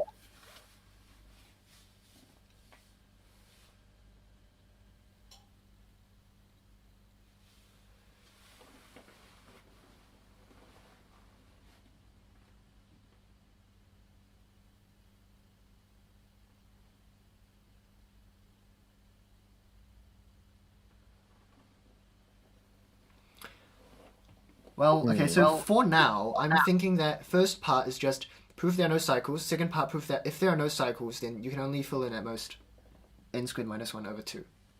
Yeah. Um, It exists a construction with the cycle in it.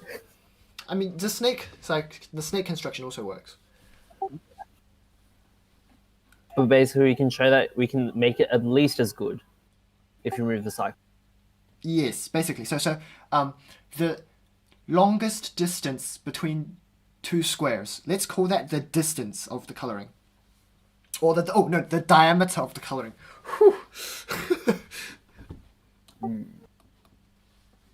Okay, and we want to prove that the diameter does not decrease when you remove a cycle.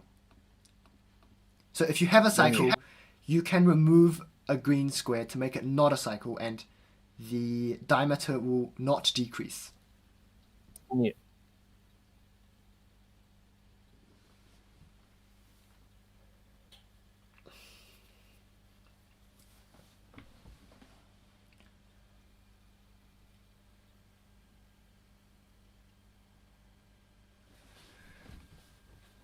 This is just a graph theory question, right? No chessboard thing needed. Yeah. Put on like a square grid. Yeah, but like, can we generalize this to just graph theory? Like, if you remove like the diameter of a tree,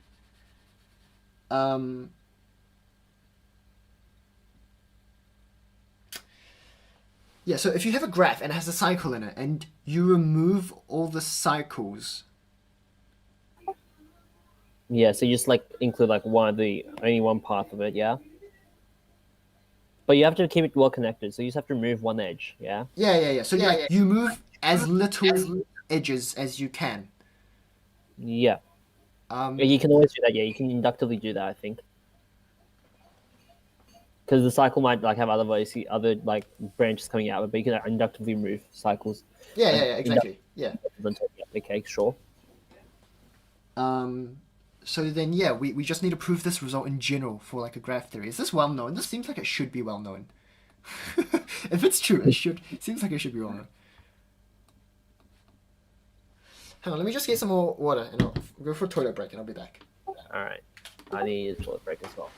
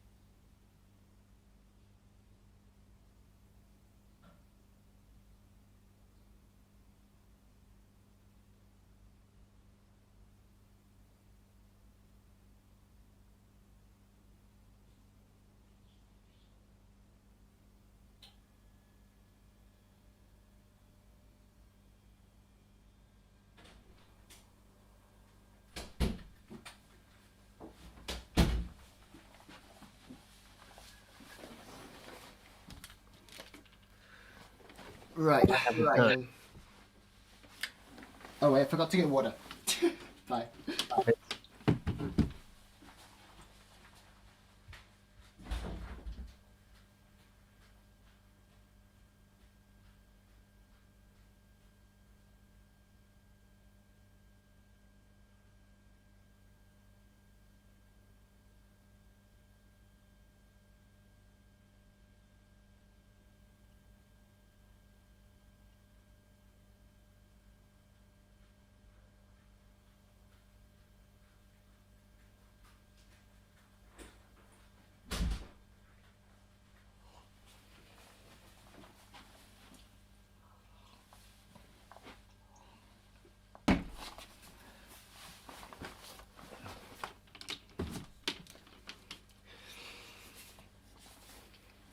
Okay, back.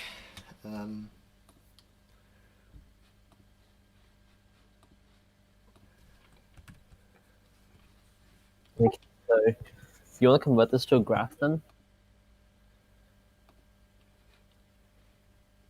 You mean the first part of the problem to a graph theory question? Yeah, that's what I'm doing. yeah. So, like, and then so make like an n by n square, make like an n by n grid of points. Which page are you on? I'm on page 7. Oh, okay. Yeah. That's what I'm thinking.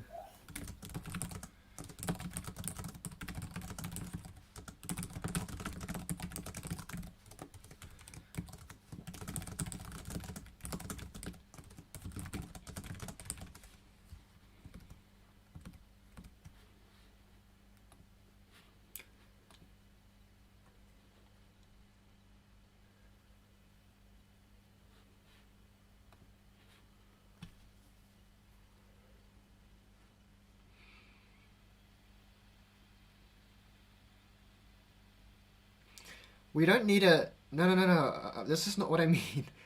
Wait, what? What I mean is like we don't even need a. We don't need to restrict the graph to just a square, like a subset of a square grid. I'm pretty sure the graph can be anything, like any graph, and the first part of the problem is still true. Okay. Do you know the problem of looped-in? I've heard of it. It's leaving my memory what the actual statement is, though. So, it's the one where you have like circles and they intersect, and the circles are roads, and the circles intersect each other into segments or what is it called? Arcs, right? And Yeah. we know that the maximum distance between 2 points is 200 kilometers or 100 kilometers. Yeah.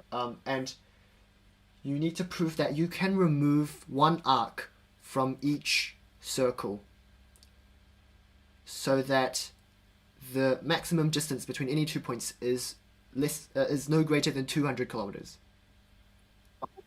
Yeah, I've heard of that one. So the solution to that problem is like, you take some point as your like central point and you measure the distance out from that point, and you know that like the distance is less than 100. So then, whenever you remove the arcs, like the idea is like after you remove the arcs, you visit that point from any other point, and then you go from that point to your destination. So then, it's less than 100 plus less than 100, so the total length is like less than 200 or something. Yeah. I'm not really sure if that helps here. Probably doesn't actually, because I just realized you have to use the like doubling thing because it goes from 100 to 200. Okay. This is really, I don't know how it will apply here, so. So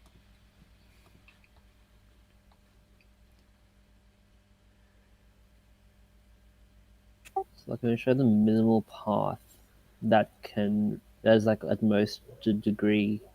I know. What is it? Any path on here. Like you select some points on this and you connect them if they're like adjacent. And you show the maximum number of points you can choose. If you haven't circled, then you can remove that point.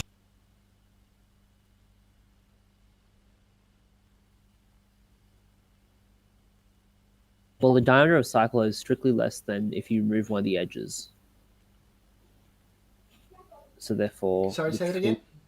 The diameter of a cycle is always strictly less than if you remove one of the edges. Yeah. Then the diameter of the cycle will be strictly less than the maximum distance. Oh, right now we're removing a vertex because removing a green square equates to removing a vertex. Yeah. Removing a vertex. Sorry, yeah, that's what I meant. Well, it's not strictly less. It'll be less than or equal to. Sorry, but yeah.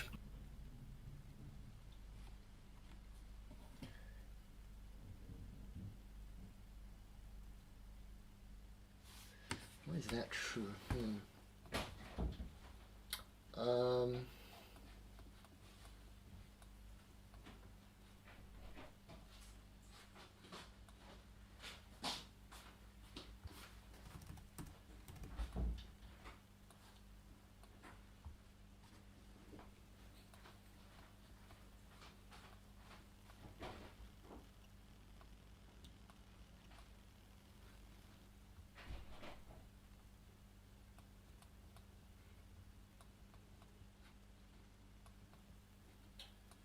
But then, what's the last question? Can't be. I'm not going to can't be.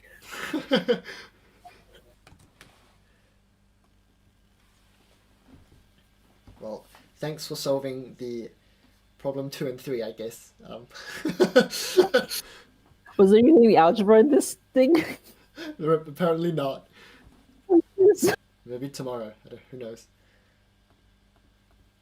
Although I've heard tomorrow's problems are like weird. I'm not sure how weird or weird in what sense, but as in like the topics are was weird. reasonably weird until we realized that thing. It seemed reasonably weird. I mean, like the genres of tomorrow are weird. That's what I've heard. Oh, okay. Good. Yeah, I'm hoping you can carry us in this question. Just saying. I mean, you do know that like nobody solved this question in the actual. The max score Oh. was 5. Oh, okay.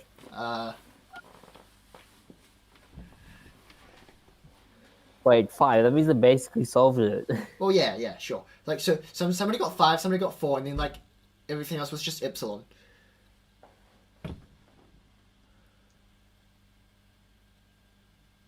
I'm on page 8 right now. Oh, I just realized. Oh, damn it. Here's one problem I just realized. So, like, if you only have one cycle, but everything on that cycle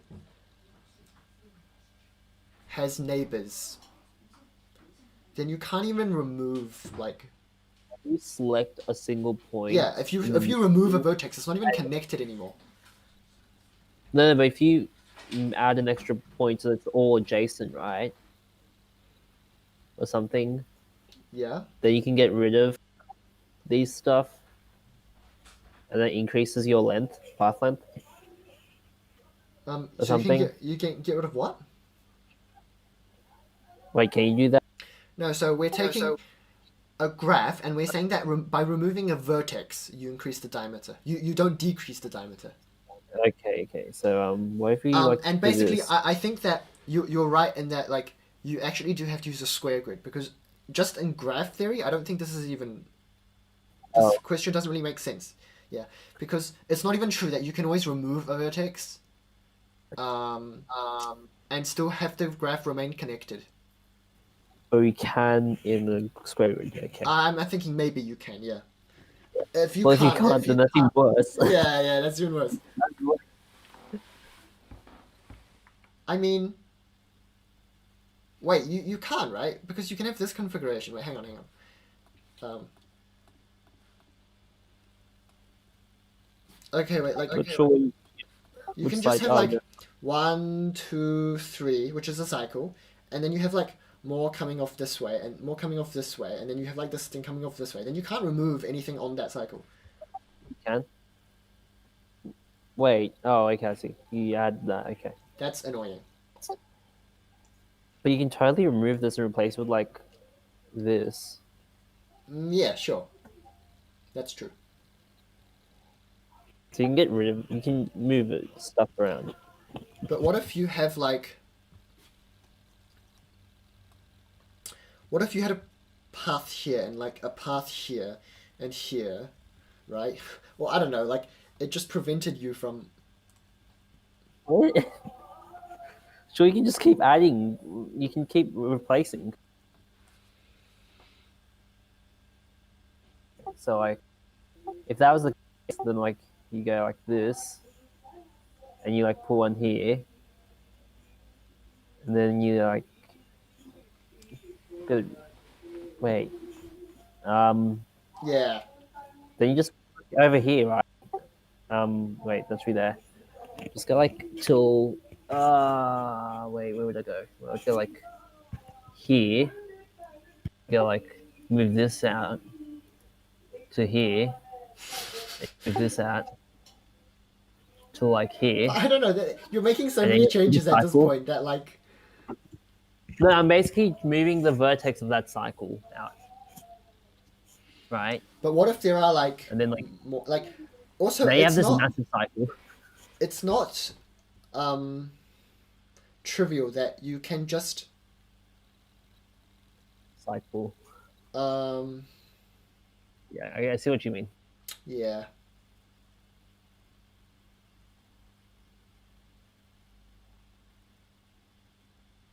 Is it even true that like if you don't have a cycle, then the maximum of green squares you can have is n squared minus 1 over 2? Sure. And why doesn't even n work? Is that just because n squared minus 1 isn't even? I don't know. That's so weird. Are they trying to imply that there's some coloring thing involved in this? Chessboard coloring? What kind of coloring would be involved in Yeah, this? exactly. I don't know, right?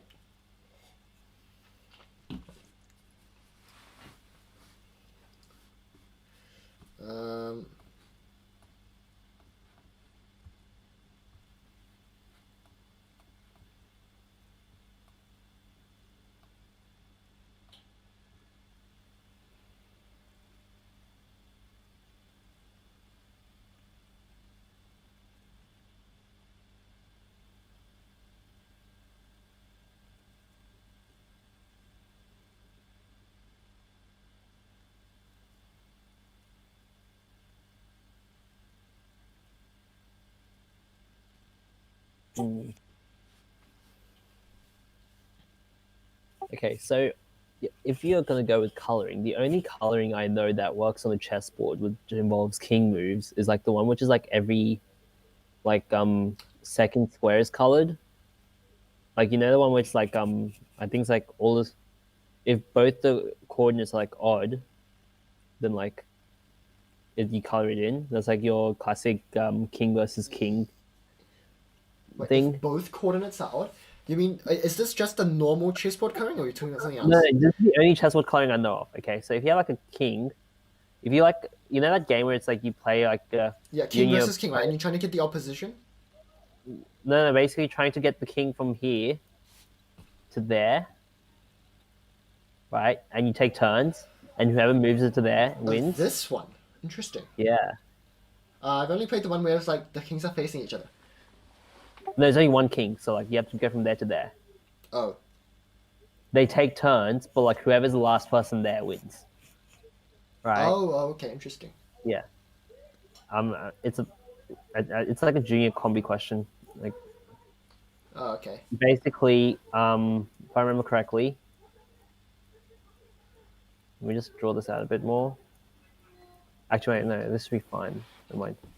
Ignore that. Basically, if I remember correctly, the coloring for that was like this is a winning position, right? Because you win if you get there. So that's a losing position. That's a winning position. Here, here, and here. This is a losing position. And this is a losing. Wait, hang losing. on. Why is this square here losing? Wait. Well, because if you move to there, then you've lost because they can move there. Wait, are you trying to move to the square, or are you trying to avoid moving to the square? Wait. Okay, this is probably a bad example. Let me do this on. Let me an 8x8. That's where you do the classic. Okay. I mean, okay, I get the coloring though. I get the coloring. Okay. Yeah. Basic coloring. That's the coloring. Okay, so ignore the problem. The problem's not important, I guess.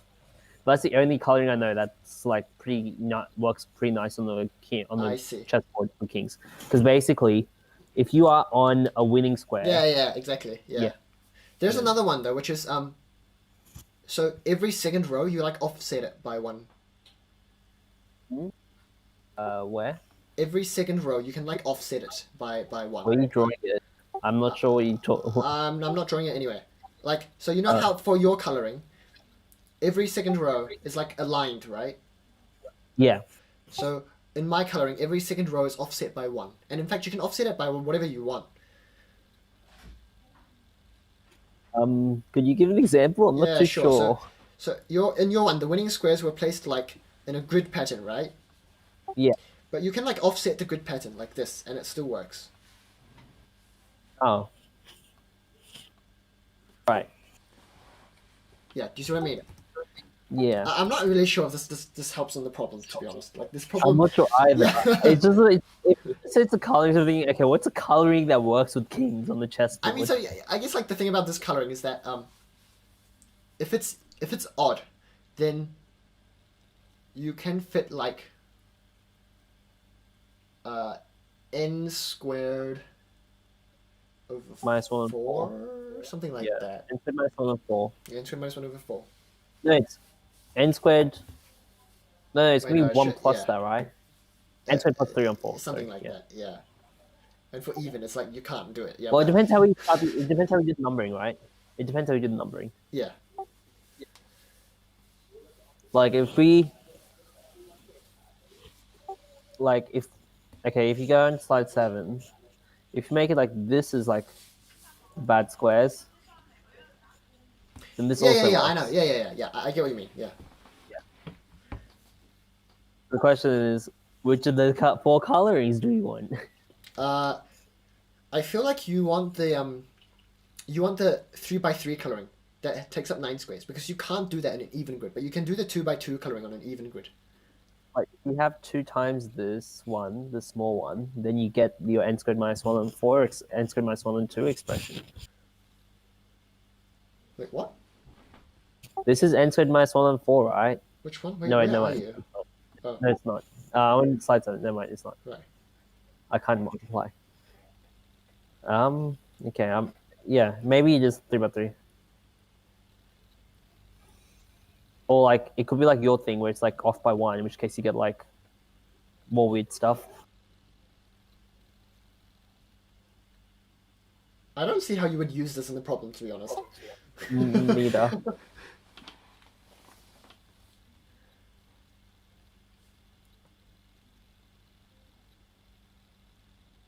Okay, what happens if n is even?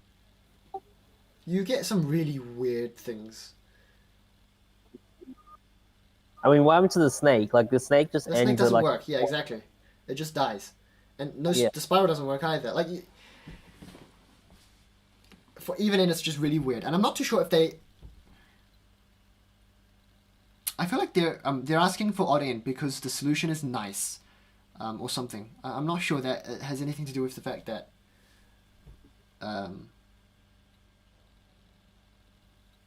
Like I don't necessarily think we'll get any insights by analyzing the even case in this problem.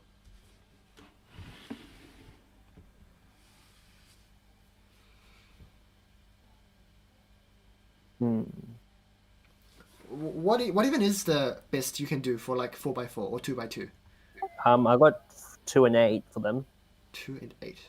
Spiral. 1, 2, 3, 4, 5, 6. And, How do you get 8 for 4x4? just this, right?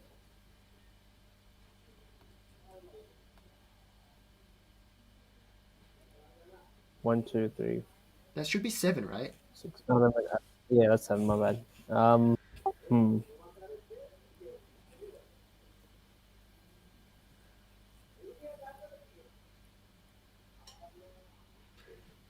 So let's make a table, I guess, of these values. You know, we can't get more. 2, 2, 1, 1. 3 is 1, 2, 3, 4. 4 was 7. That we know. 5 is 12. You could get. I don't think you can get more than 7. I doubt it.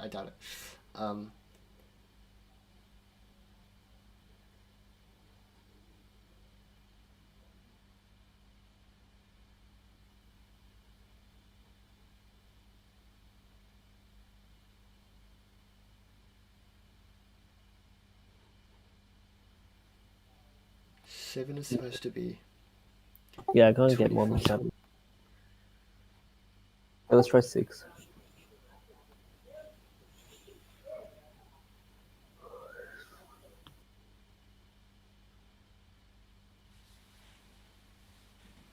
I feel like spiral is still the best you can do. Yeah. I don't think snake is very promising actually. 6, 7, 8, 9, 10. Wait, wouldn't 2 be 3? 15.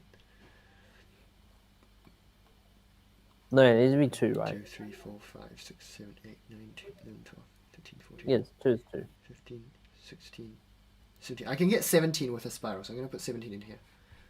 Okay, 1, 2, 3. Yeah, that's 15. Yeah.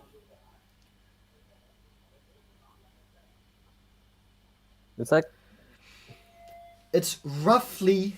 1. Wait, 2 is 1, right? Oh, yeah, true. Yeah. So it's like n And squared. one it's is like 0. n- 1 is 0. Yeah.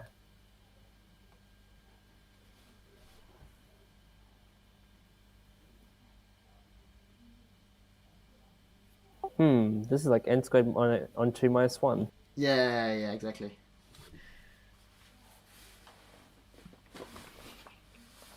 So yeah, like I said, I don't think we will actually get any insights. I think the proof for the even case is, I don't know, maybe similar to the odd case if our conjecture is even right anyway.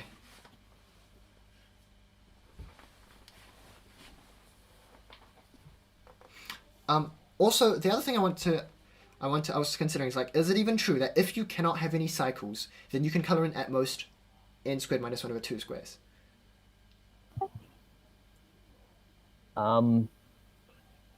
Ethan's paper said something like What? that, I think. Wait, I why can't- is he doing this kind of? He was doing Hamiltonian paths in rectangular grids. right? But And this it's result, just kind of this, similar, this result is way different, isn't it? half of it, right? Surely. Like basically doing like 2x2 parts instead or something.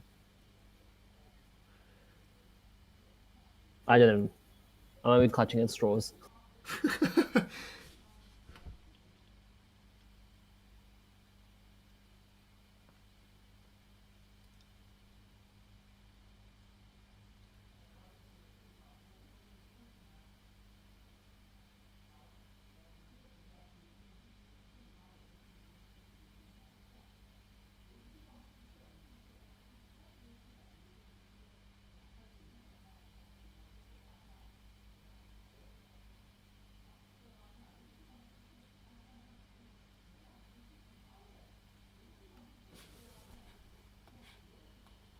I mean, do we need cycles? Gonna show path length is like n squared minus 1 and 2.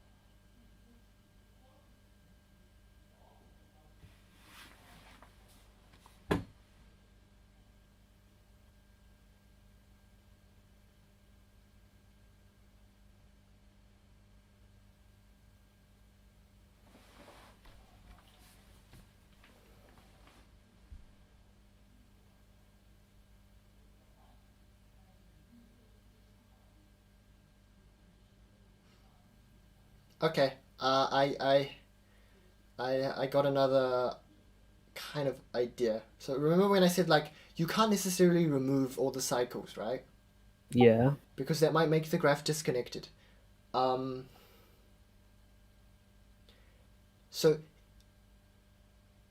I'm pretty sure that even if you make the graph disconnected, let's say you disconnect it and it becomes like two separate graphs, right?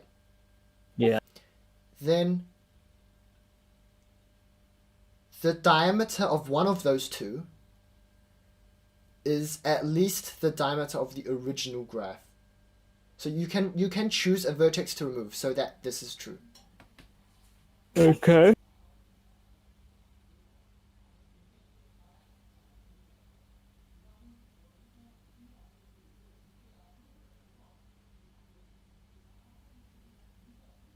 Which means that, so if that's true, then if you, which page are you on? 7. Okay, so if you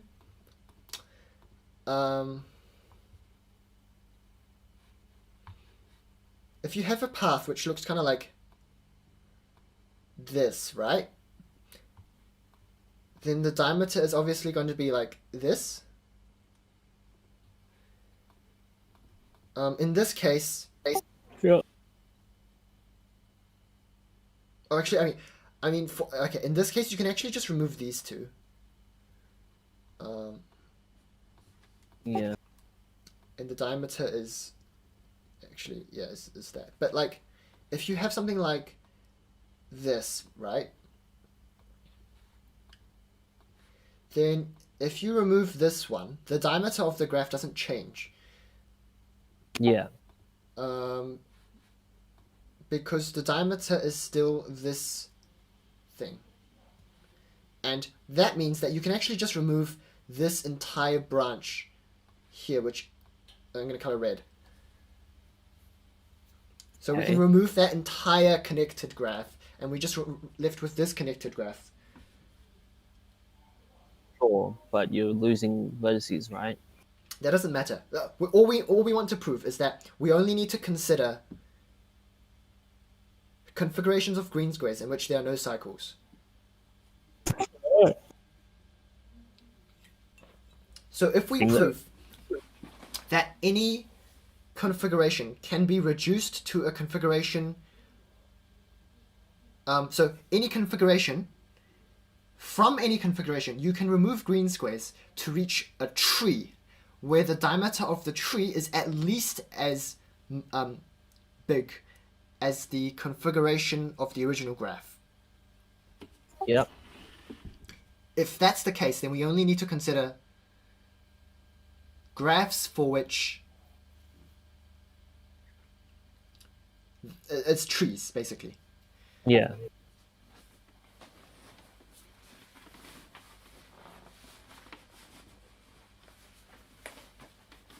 Wait, but like, what about like cycles like this one?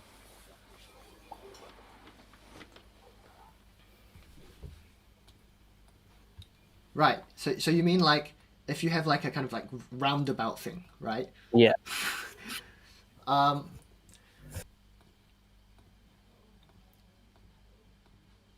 So let's say that the diameter is when you go from this square to this square, and the path you take would look like this, right? Then Yeah. you can make this a tree by removing like this entire section. All right. Yeah. Oh, wait, hang on.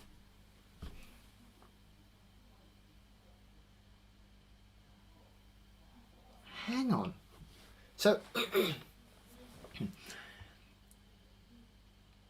consider a graph which is not a tree, or not necessarily a tree, and find the diameter path. Right? Yeah. Now, obviously, the diameter path is not going to have any cycles in it, so we just remove every other square that the diameter path does not go through. Okay.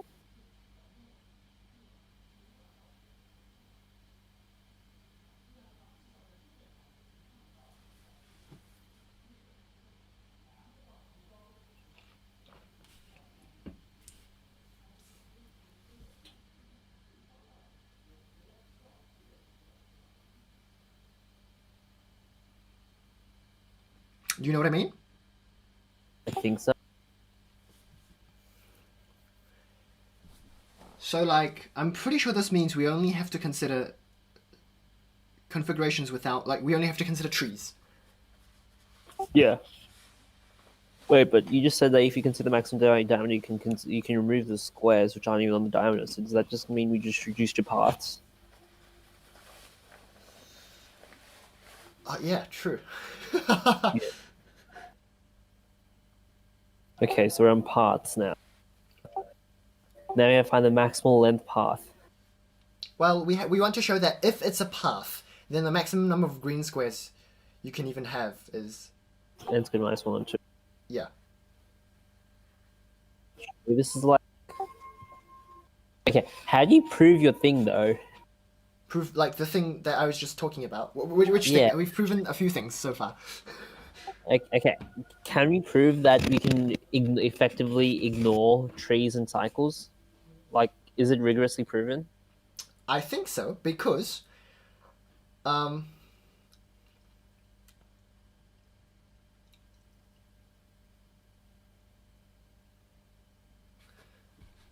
hang on, let me read the problem statement again.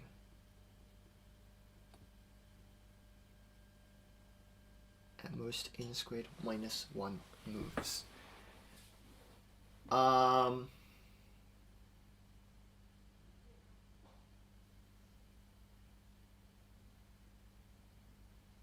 So let's suppose that we had a configuration which was a tree or a cycle, right? Yeah. And we found the diameter path. Yeah.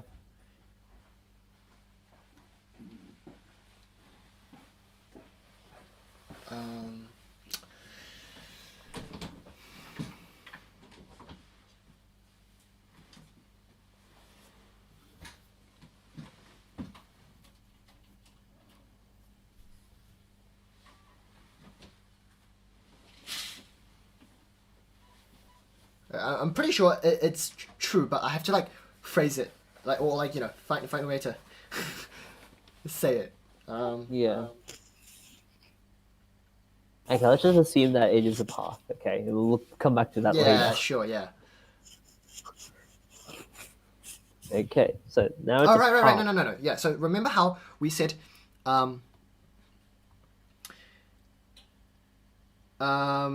effectively, if we can remove green squares without decreasing the diameter, then we should do it, right? Yeah. Because basically, Oh yeah, every configuration, or we can like group them into configuration classes. Yeah. I mean, not configuration classes, equivalence classes. Yeah. Where have you done equivalence classes? You know what, like Yes, Sure, I know right? what Of you course, call. yes, okay. just making sure, just not assuming anything outside Math Olympiad knowledge. No, okay. So the equivalence class of a configuration is the configuration of squares inside that configuration. There's the subconfiguration which only contains the maximal path length, the diameter path. Yeah. Okay. Sure. And basically, we can, from any configuration, from any equivalence class, we're allowed to pick one representative, because that's the representative that. Sure. Yeah. Yes, so we just pick the one with which is just that path. The least vertices. Yeah, which generates all of the other Okay. stuff in that equivalence class. Okay.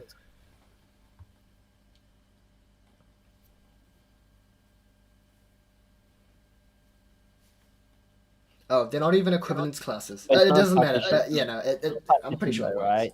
Sorry? You can have two. You Exactly. Can have Yeah, that's what I them- was just thinking. yeah. Yeah. So they're not actually equivalence classes, but I'm pretty sure you can still reduce them in the same way, right? Classification. You don't have to use equivalence classes.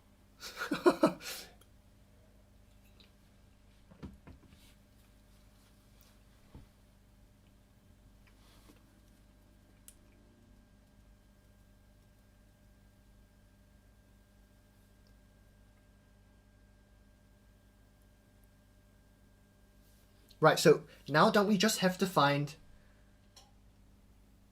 Now you have to find the longest path in this. Yeah. So one idea is to find the longest path, but another idea is just to find the most number of green squares you can even put on, so that it's connected, and also there's no branches.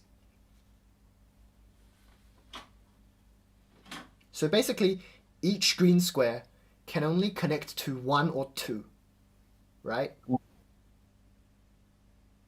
Other green squares. Yeah.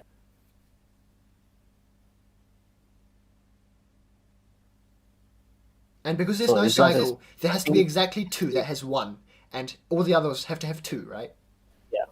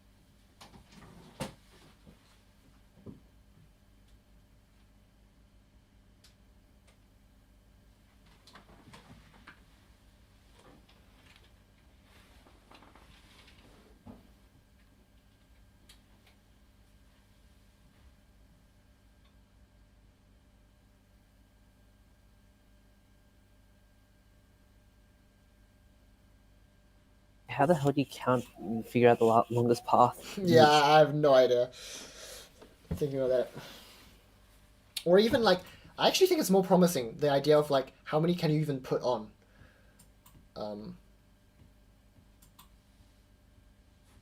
Oh, actually, wait, does it even work? Because if you just put them on, it's not necessarily even connected, right?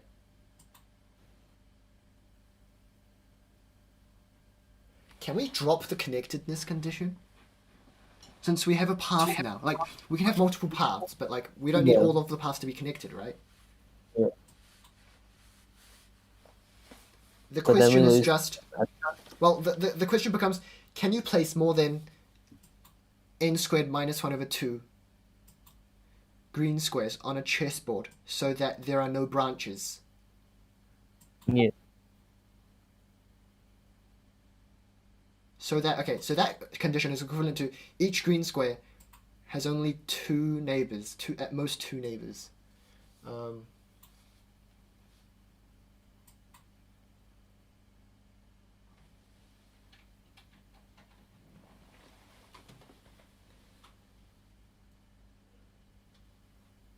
bad news. That doesn't work.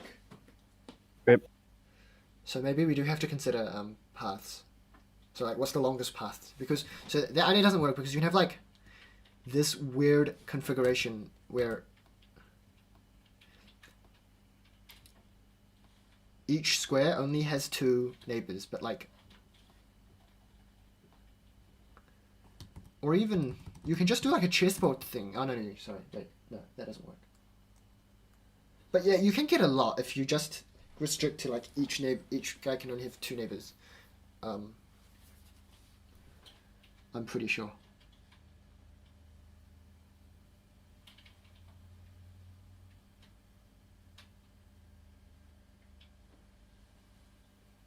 Yeah, also I found a counterexample, so it definitely doesn't work.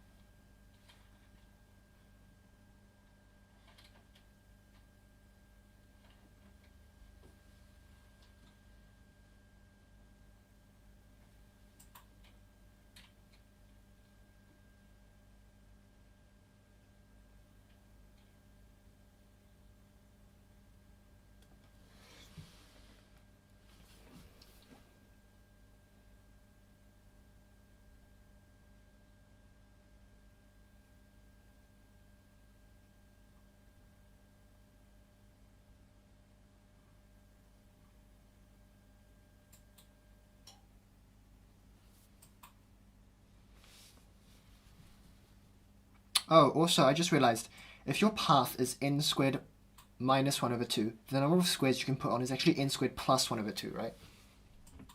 Yes, because it's like one extra thing. Yeah. I forgot about that. That would have been tragic.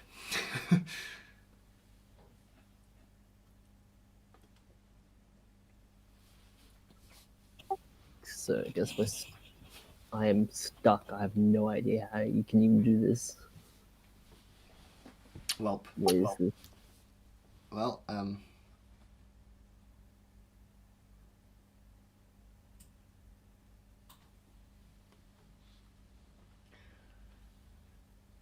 Like, how would you even bound something like this?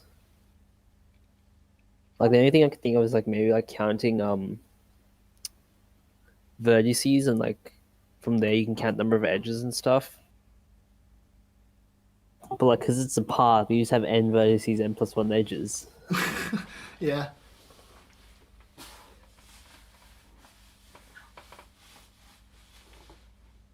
Other way around. N vertices, n minus 1 edges.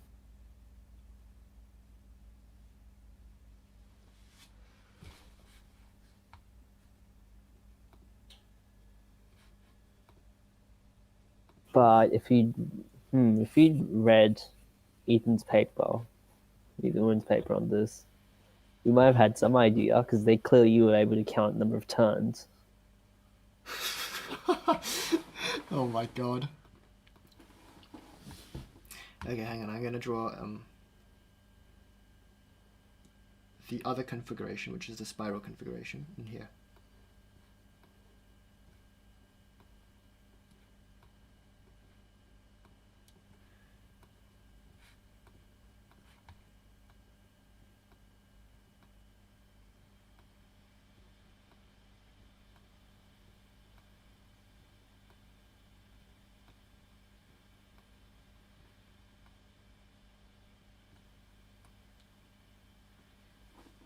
Oh, that's actually quite interesting.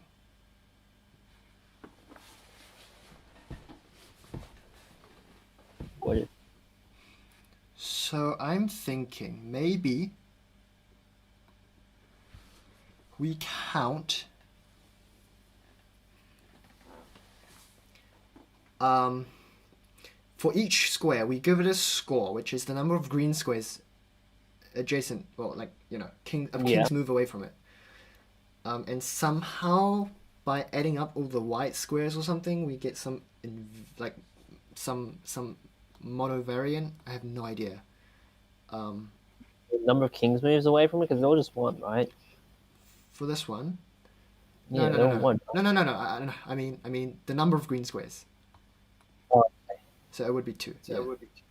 yeah. Or you might have to do it with green squares as well. Like, although yeah.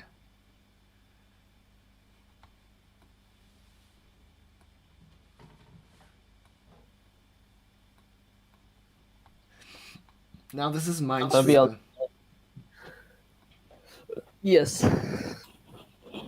Very difficult Minesweeper.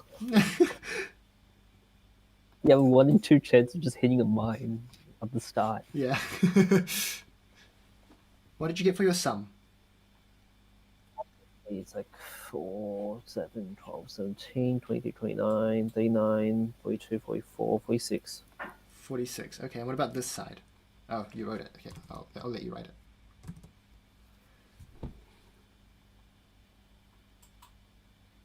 Oh, it's an odd number. Yeah. But it's quite close. Yes.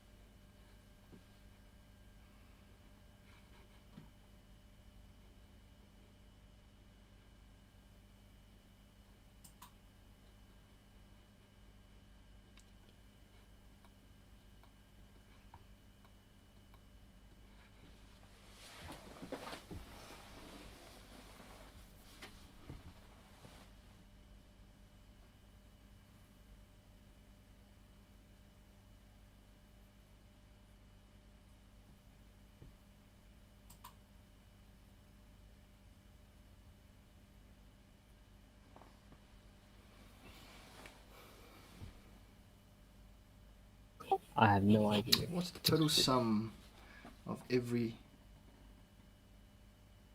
Oh wait, no, that's really high.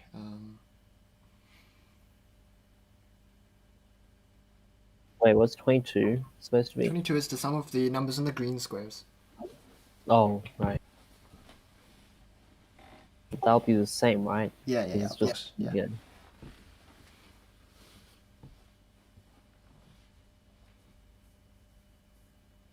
What about if we write in the green squares, how many white squares are next to them?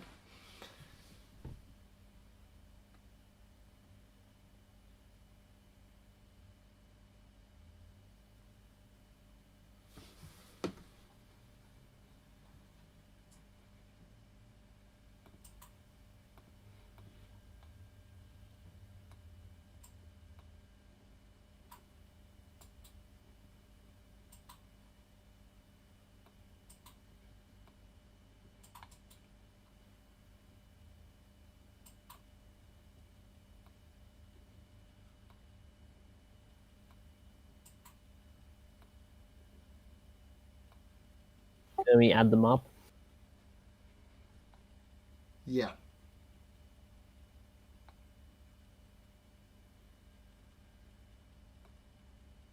$46 again. Oh, really? Oh, interesting. Did you get 45? 7, 8, 9, 10, 30. Yeah, I got 45. Should we be I think this surprised? is probably just a reflexive relation, right? Yeah, I don't know. I think it's an actual property that just happens in general.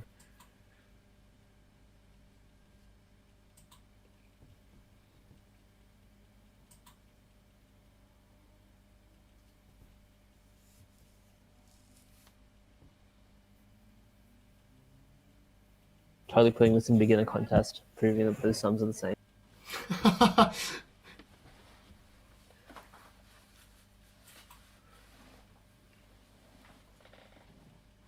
Oh, of course it's the same. It's Exactly. trivial. Yeah. Yeah.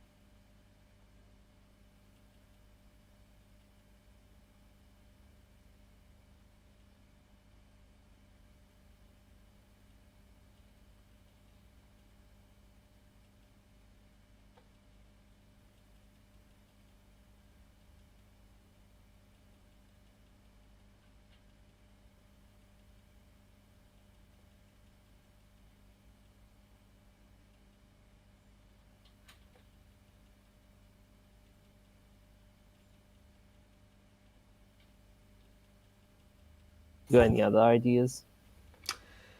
Not at the moment. I mean, the But numbers nothing. 70 and 69 are just like corner squares are 3, edge squares are 5, and middle squares are 8, and you sum them.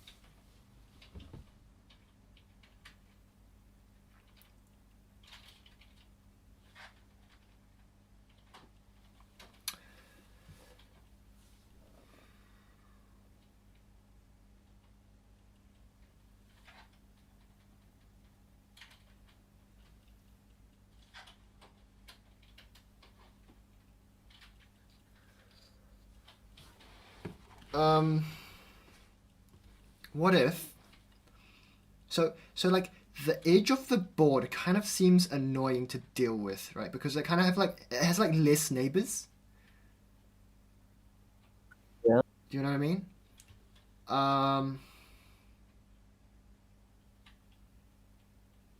So what I'm thinking is, what if we add...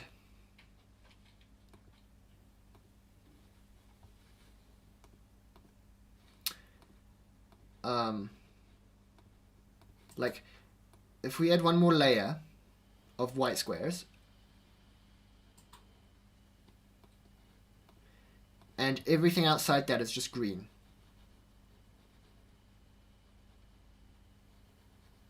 Right?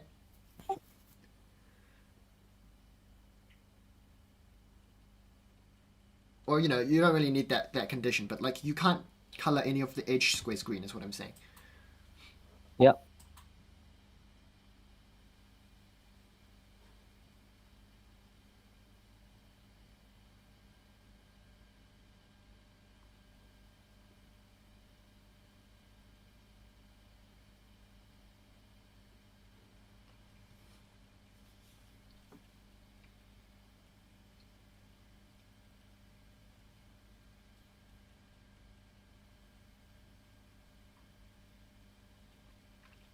Alright, if we do this,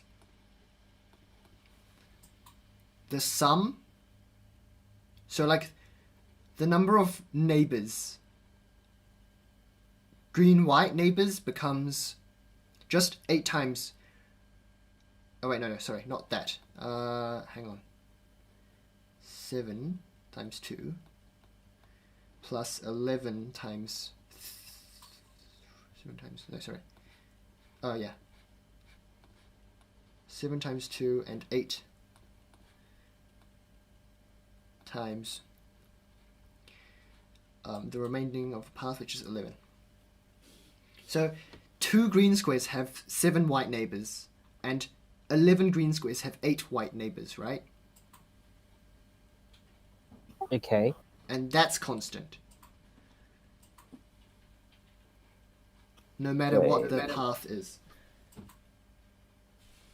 Okay. Assuming it's path 113. Yes. Yeah. Sure. Okay, but that's not true. Wait, well, we're in not my thing though. In the first one, the snake. That's what I'm doing, right, for the snake. I mean, it's the same because I now thought you been for the spiral, because that's true for the spiral. I can see. it's true for the spiral. Yes, it's also true for the snake. because Right. now like the edge blocks also have 8 neighbors, right? Yeah.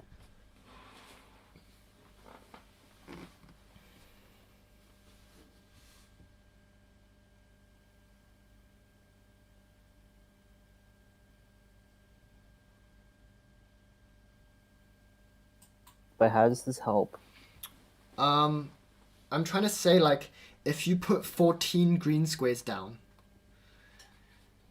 then you exceed like the maximum capacity or something by counting the number of white squares that each green square is next to.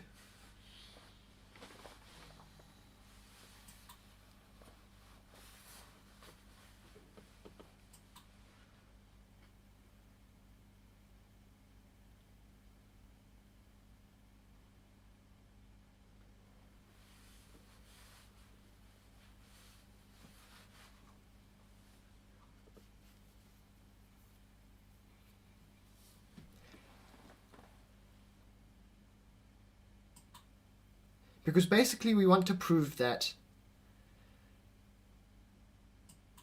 Oh, no, okay, that probably doesn't work.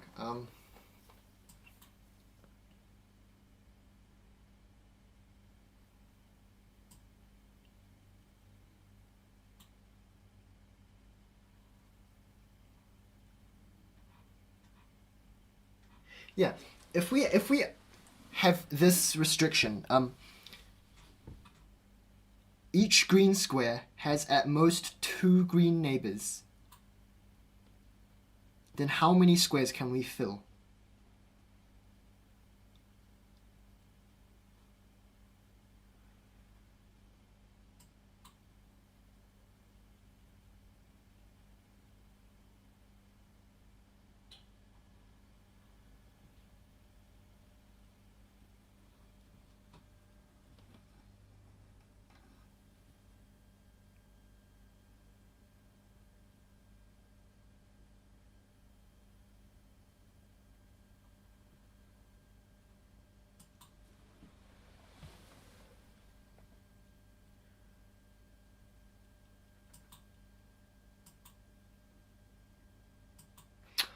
Oh, so I realized why this idea didn't work when I was trying it earlier, because I kept thinking, oh, I found a construction with 13 green squares, which is one more than 12, so it doesn't work. But the actual number of green squares is 13.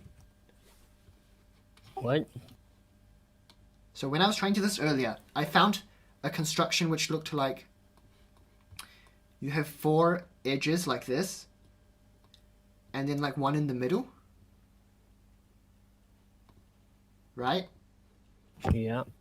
And I was thinking like, okay, well that's not a path, and it has 13 green squares, and we can only use 12 green squares, so this method doesn't work. But maybe it does work, because that is not a counterexample. Yeah.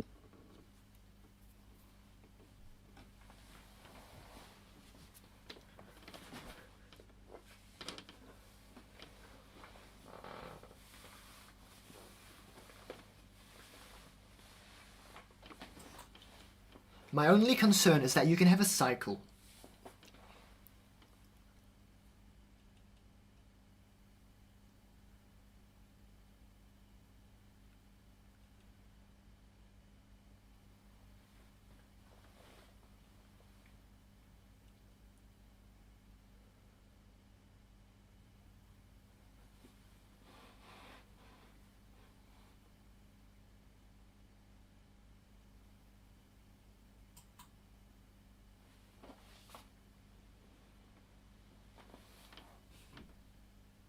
So I'm gonna go refill my water.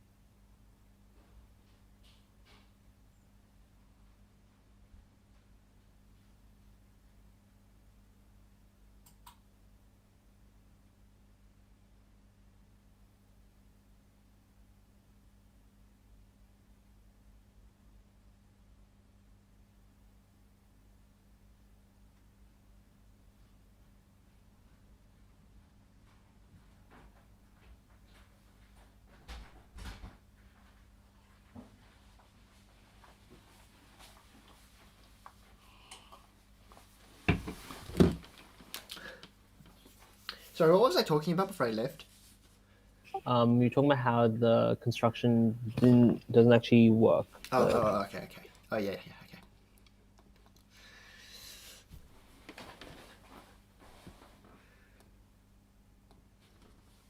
Right.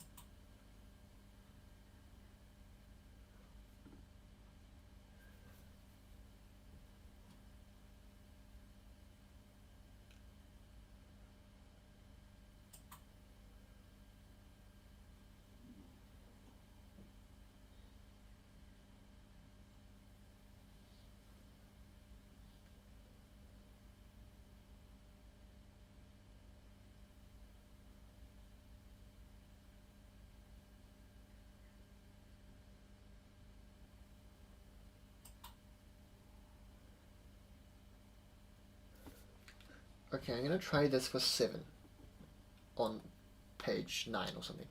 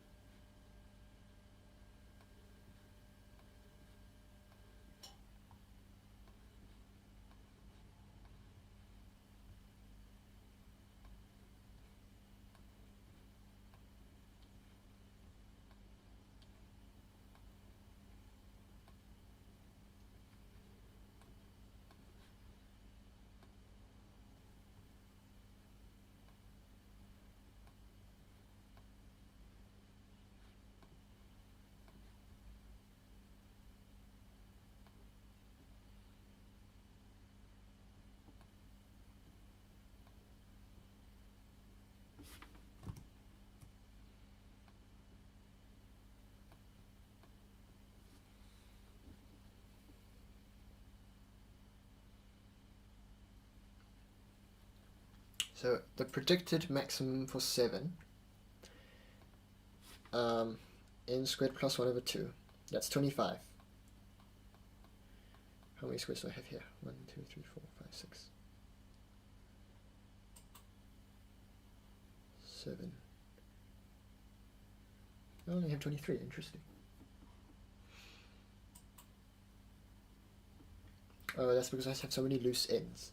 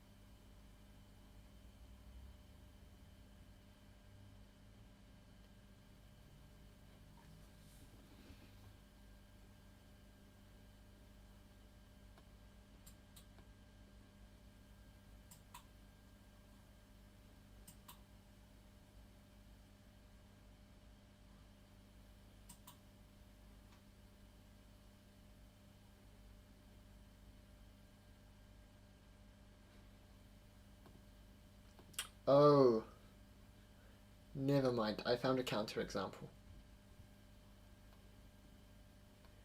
It's just 3 straight lines like this get you 15 already. Yeah. Obviously, the problem is, though, that it is not a single path.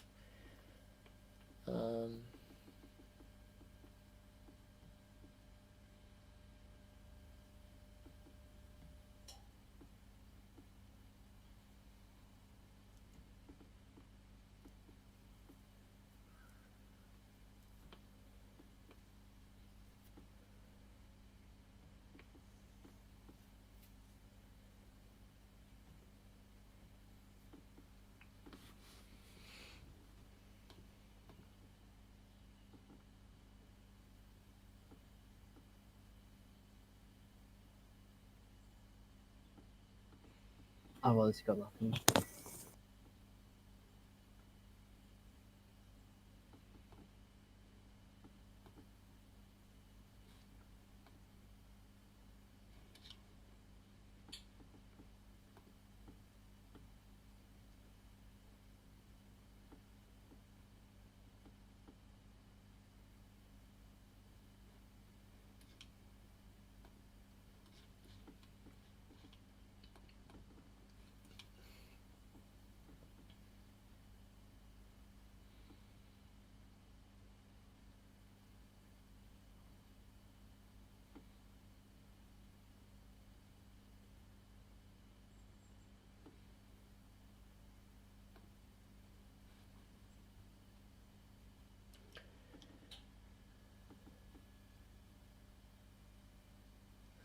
Wait, so what's the actual score for this? So there are 9 with 2, so that's 18. 6 with 1, so that's 24 in total.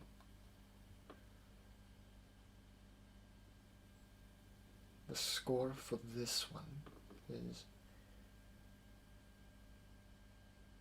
13. Okay.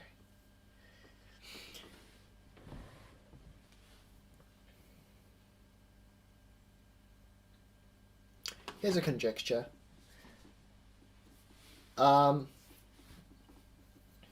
Take all the green squares. For each green square, put in the number of green squares that are adjacent to it. And add them all up. Right. The maximum number for that is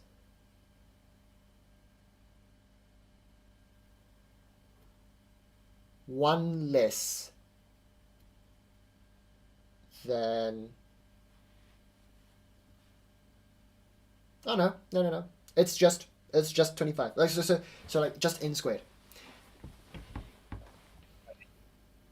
That would prove the path statement, by the way.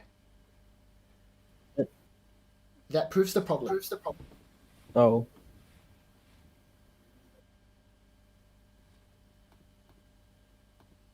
So let me just check for the 7 by 7 case. So in that case, we have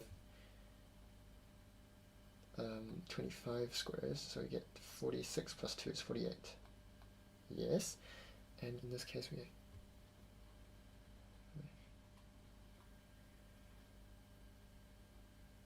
Yeah. I think it's true, and it also proves the problem. So, by the way, what I mean is that my conjecture is that no matter how you put the green squares on, Right.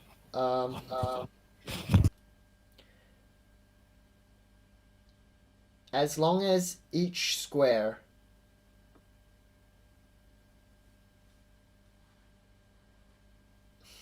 so if your score is greater than n squared, then there's a cycle. Okay.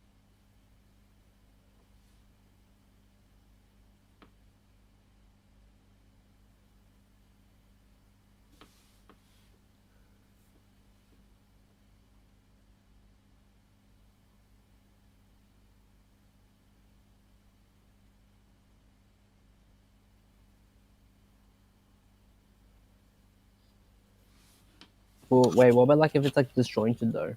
It doesn't matter. It can be disjointed. The reason it can be disjointed is if we prove this statement, then since we know it has to be a path, that means that there are 2 squares with score 1, and the rest of the squares are score 2.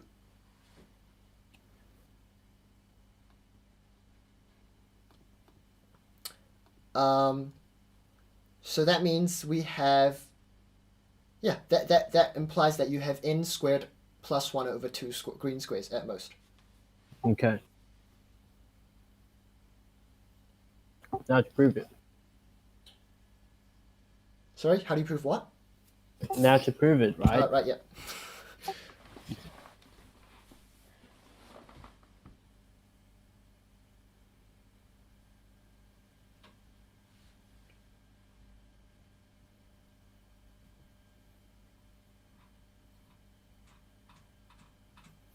Oh, actually, we don't care about cycles. We only care about branches, right? So, like, if the score of a configuration is greater than n squared, then it has branches. That's what we need to prove. Yeah.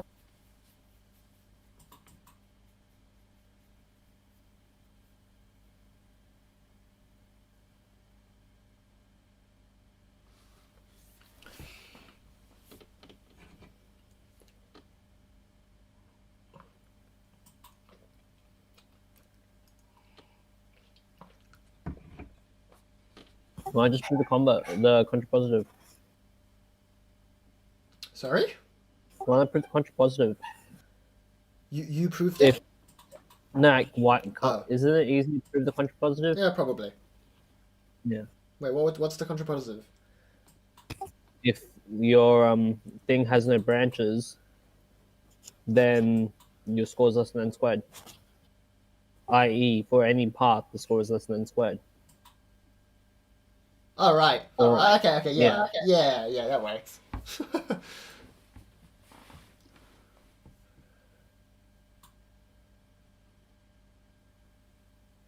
But I don't know if it's actually easier to prove that, because we've been trying to prove that for a long time, right? Like, implicitly.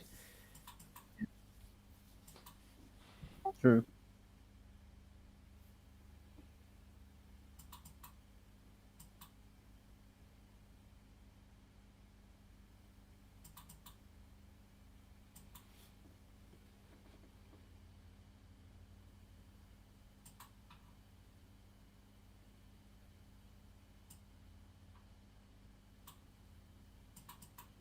Oh, and also, you have branches if the score of one of the green squares is 3 or more. So, like, we already know that, like, the score of each green square can only be 1 or 2. Yeah.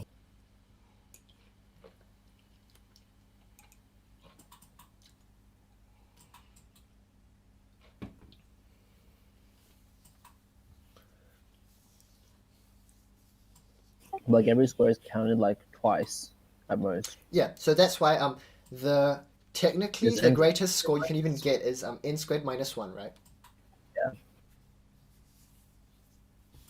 Aren't we done then? Why? If the greatest score we can get is n squared No. minus 1. That's just a conjecture. But isn't it true? Because, like, there's at most. Wait, no, never mind.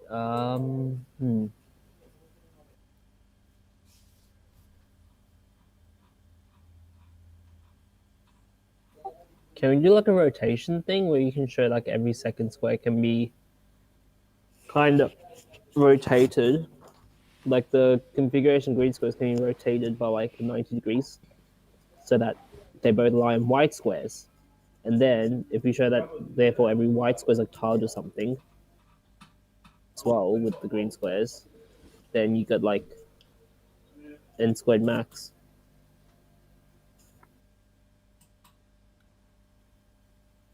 Wait, what? Say that again? But like you consider a rotate. Okay, for every second green square, you consider like a rotation by like 90 degrees. The rotating the adjacent green squares to it by 90 degrees about For that. every second green square. Yeah. What if it gets rotated outside of the grid? Okay, maybe you can fix it up a bit, but like Like basic idea is basically create like some sort of transformation that sends like some of the green squares to white squares, so that way you have like a total of n squared total things, and then your score can't be n greater than n squared. Oh.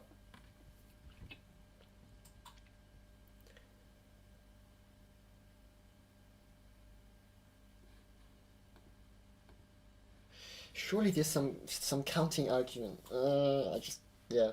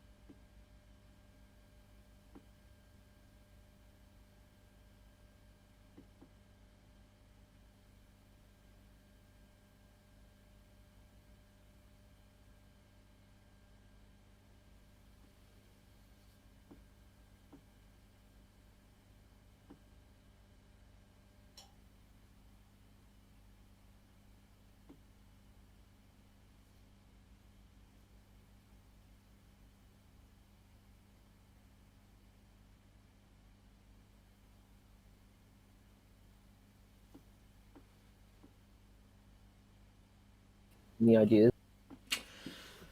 No, I'm trying to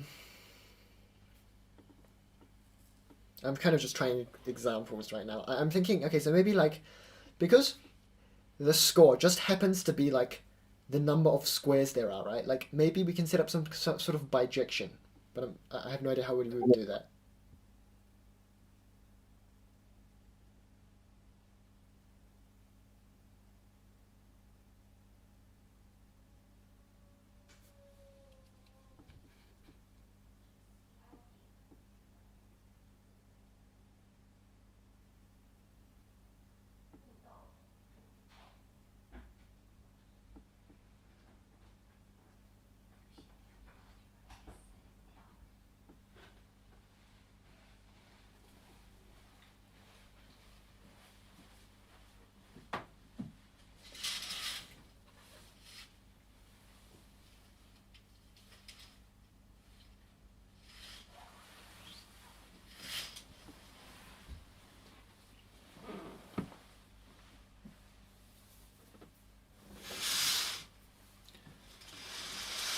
Oh, wait.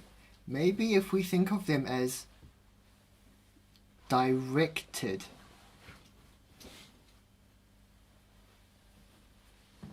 Oh, man. What? So you know how right now, if one green square is next to another, then that green square is also next to the original one. So it's like a symmetric relationship, right? Yeah. So basically, what if we switched that to from each green square, you can only move in the directions that point out of the green square. So it becomes like a directed graph. Yeah. So now the question becomes it becomes more general, but the question is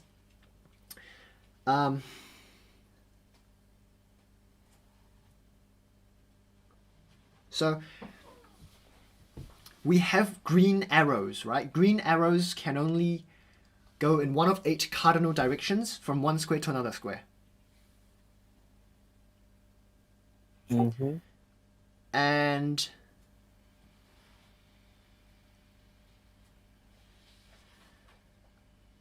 the king, you can think about the king as only being able to move from one square to another square if there's a green arrow pointing in that direction. Yeah. Now, if there are more than n squared green arrows, then there has to be some kind of branch, right? Like I'm trying to generalize the concept of branch.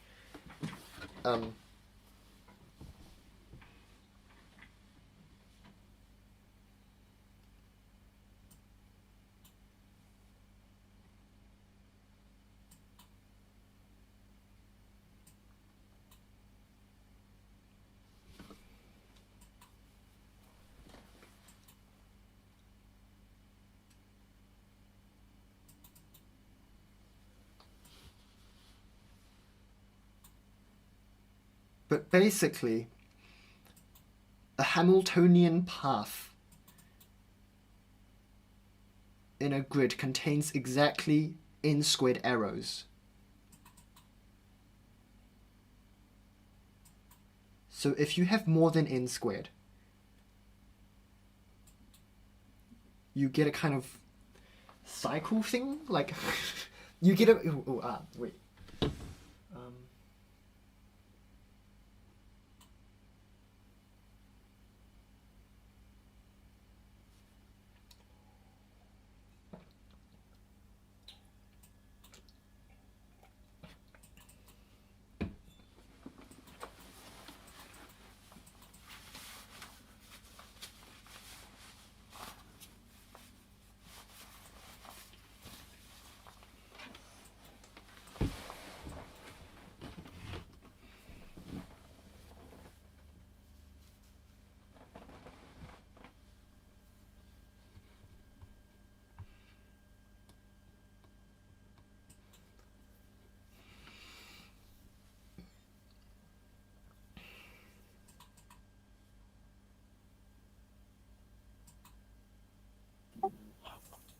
is this? Hello, Brainy.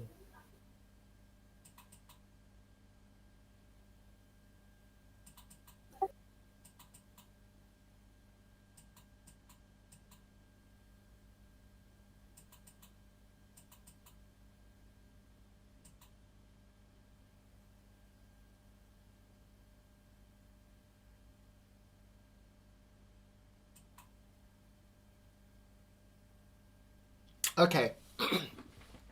I think I've generalized the concept of branch. So a branch in the new context means that there are two different paths you can take to get from one square to another. Okay. Okay, come on to the 9th page. Yeah. Man, how am I going to explain this? So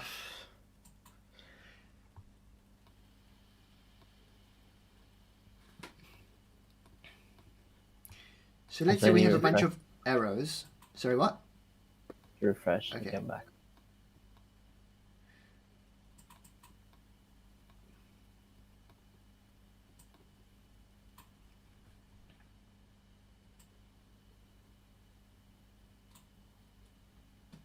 Okay, so let's say we have a bunch of arrows. And I'm not going to draw in all of them, obviously. But this loop goes in like a... it goes in an anti-clockwise direction, right? Yeah. Now, there's a arrow for every square. They're exactly in squared... Well, okay. Yes, they are exactly in squared arrows. We're going to treat this as 1, 2, 3, 4, 5...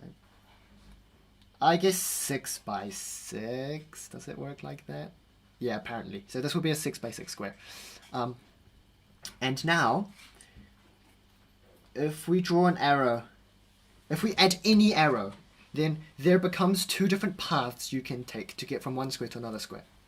Do you see what I mean? Yeah. Well, I mean, two parts that are like They're different. not I mean, intersecting. they can intersect, but they're different. No, it's not self-intersecting. Yeah. Wait. They intersect themselves, right? I mean, like, for part of the path, they might be the same, right? Yeah. Yeah. But the paths themselves are different. Okay. Oh, right, and I see what you mean, like non-self-intersecting, because otherwise you can go in like a cycle and like Yeah, come back exactly. to yeah. Okay, yes.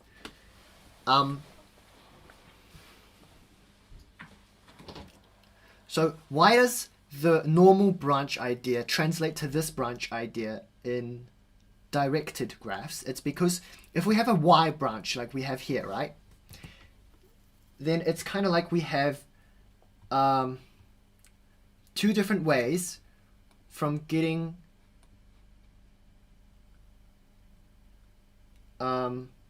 two different ways of getting from here to here. We can go directly here, or we can go here and then take this detour, come back and go to there. Yeah. So those are two different paths. Yeah. And what I think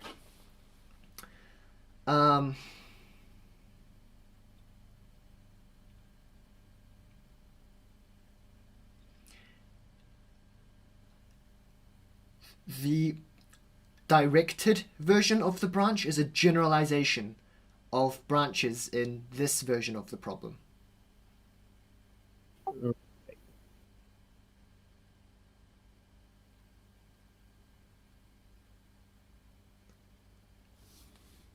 So, and by the way, like in this Y shape, we have arrows technically going this way, this way, this way. Yeah. Yeah, you get it right. Yeah. Okay.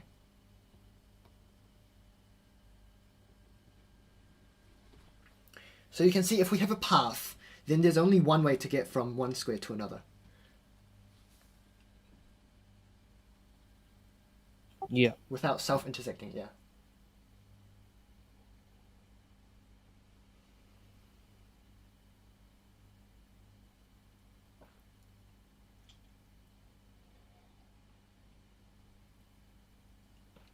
Actually, aren't there two? Even if you have a path and you want to get from like here to here, you can go directly there, but you can also go like around and then back, right? I think so. Yeah. Okay, wait. Maybe I need to make my...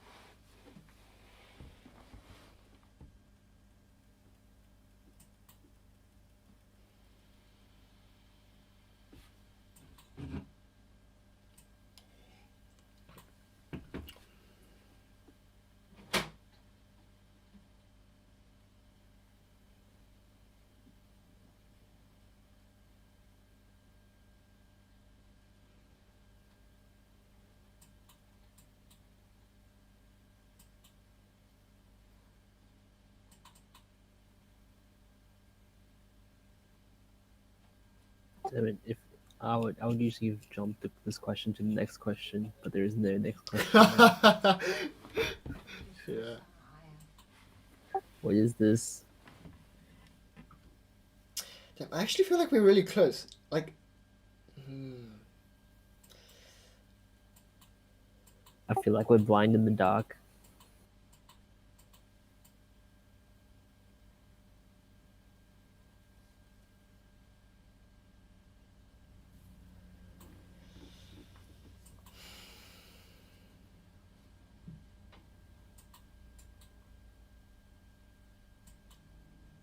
Stream is not dead. We're just dead.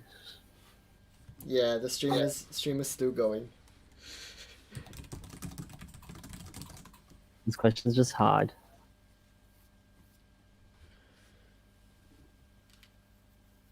What the hell sort of IMO Q3 is this supposed to be?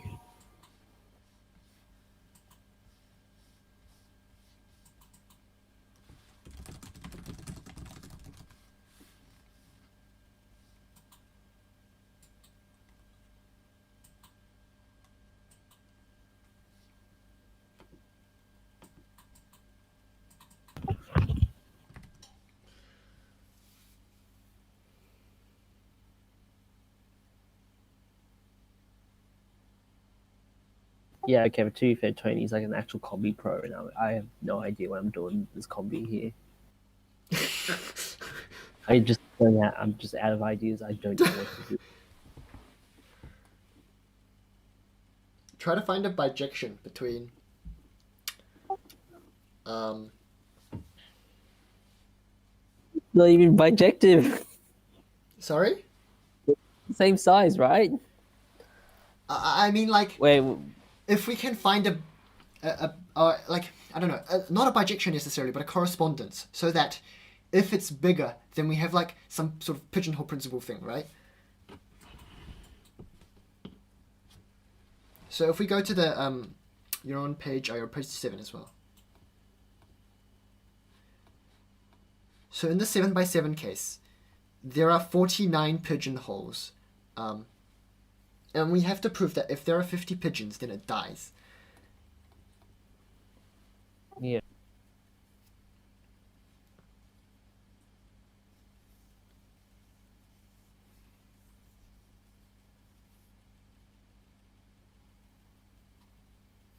I'm just trying to fix my definition of a branch. This is annoying, but I can't think right now.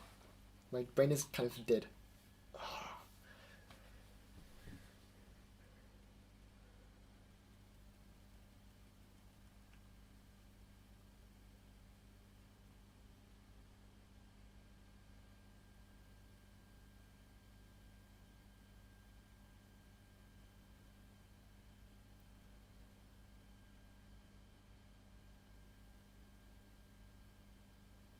Wait. Would a branch just be like from one square? Oh wait, no. That doesn't work. That doesn't work.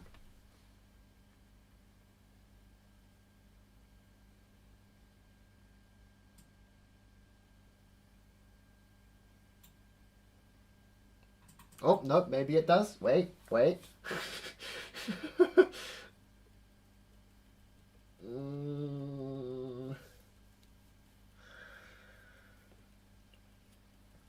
Here's my proposed redefinition of a branch for directed edges. The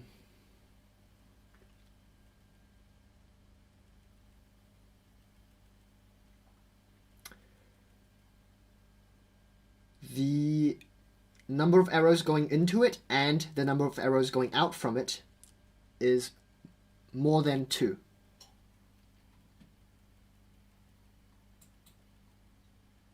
Okay. So that should correspond to a branch in like just undirected edges, right? Like, Yeah.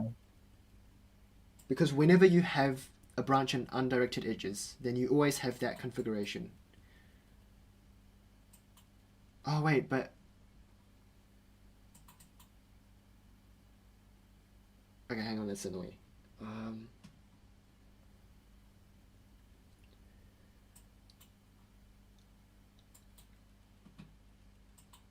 Wait. No, that definition doesn't work either. Rip.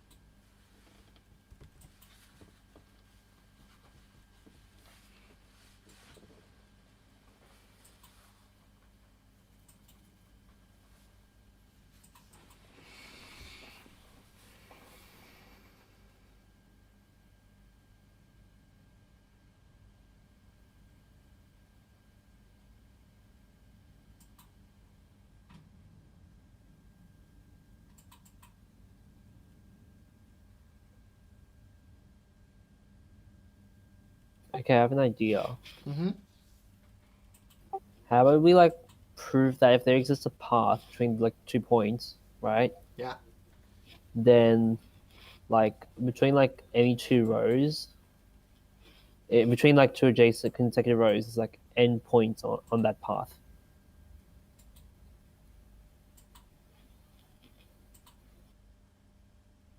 I feel like you can do some bounding stuff if you just consider that just directly trying to construct a path or something.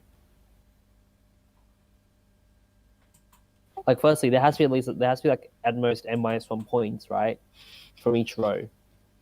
Yeah. Wait. There has to be at least. There has to be at most n-1 points from each row in the path, right? Otherwise, you can just cycle. Right. So there has to be at most n-1 path, n-1 point squares in that path from each row. Yes.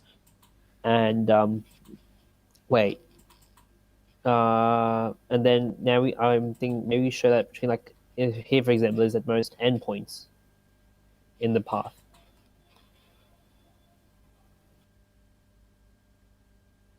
Okay. Because like in both the spiral and the this snake case. And then maybe we can be count stuff from that.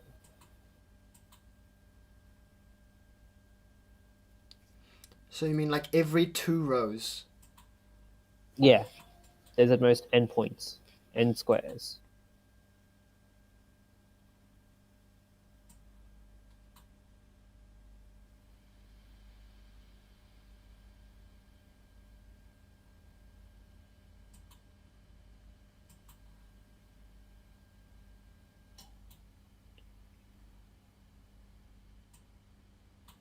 Anyway, we can take like the shortest path between like 2 points. Along like green points. I mean, if you have more than n,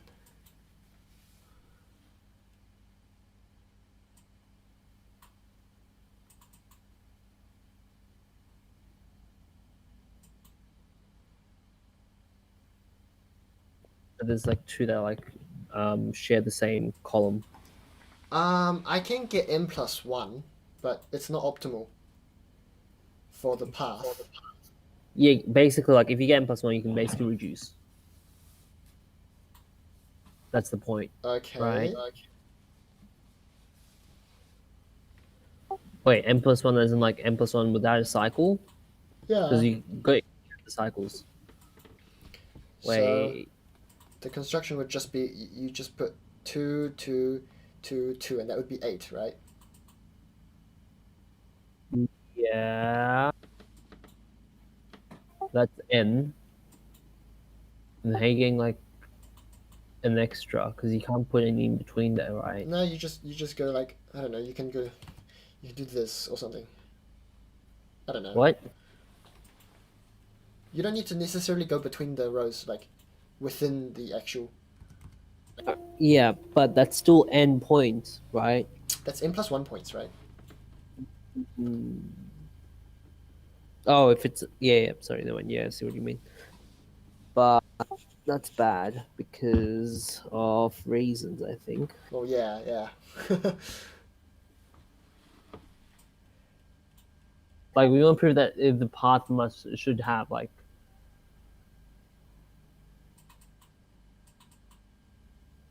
n at most n points for it to be like a short path, the shortest path between 2 points along the green squares. Oh. Oh. Oh yeah, no. So yeah, this. Yeah. So go back to. Go back to slide 7. So if you take like these 2 rows, right? Then there's 6 on them. Yeah. Ooh.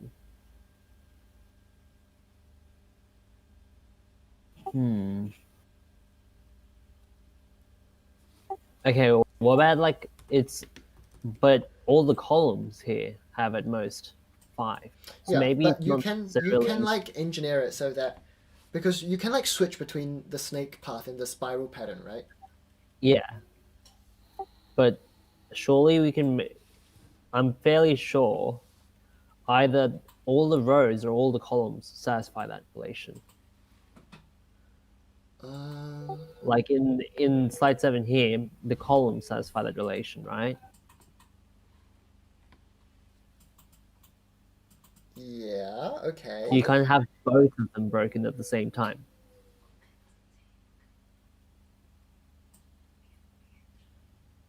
I feel like that could be used to count, right? Okay. Um.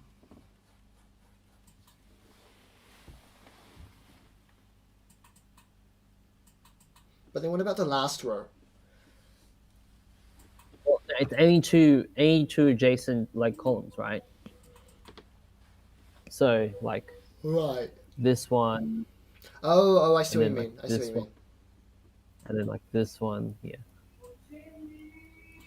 But you can still So get in. You can get. Uh.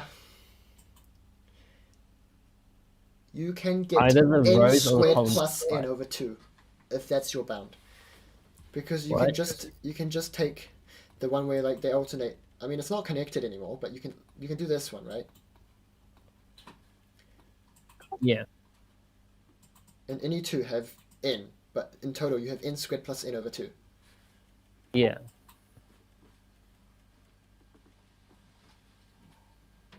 But like that could be worth points. That's how I would think it. Like we've got a bound that's like pretty good. Right. N's good plus n over 2 or any off by n and I feel like that's kind a of. bit over half I don't know. n. Maybe, yeah. It's like it's close. Maybe we can like modify it to like work to like n squared minus 1.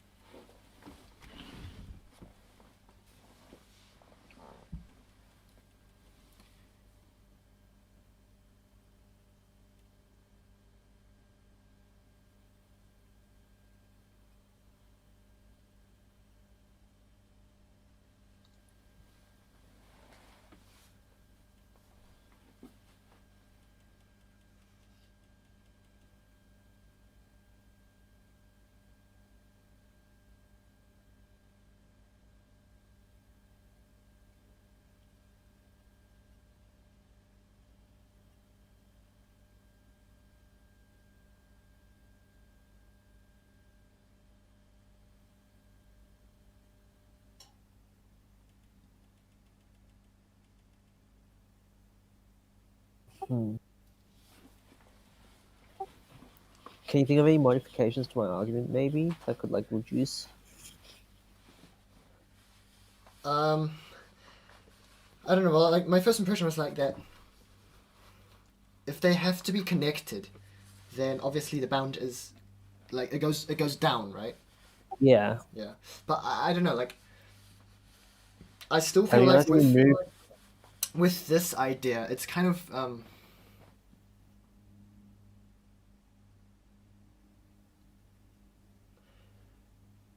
you have to like look at. I don't know. Like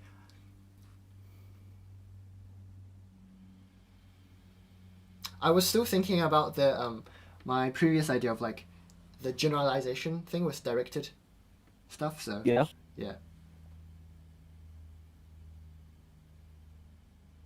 because I feel Very strong. like that takes into account um,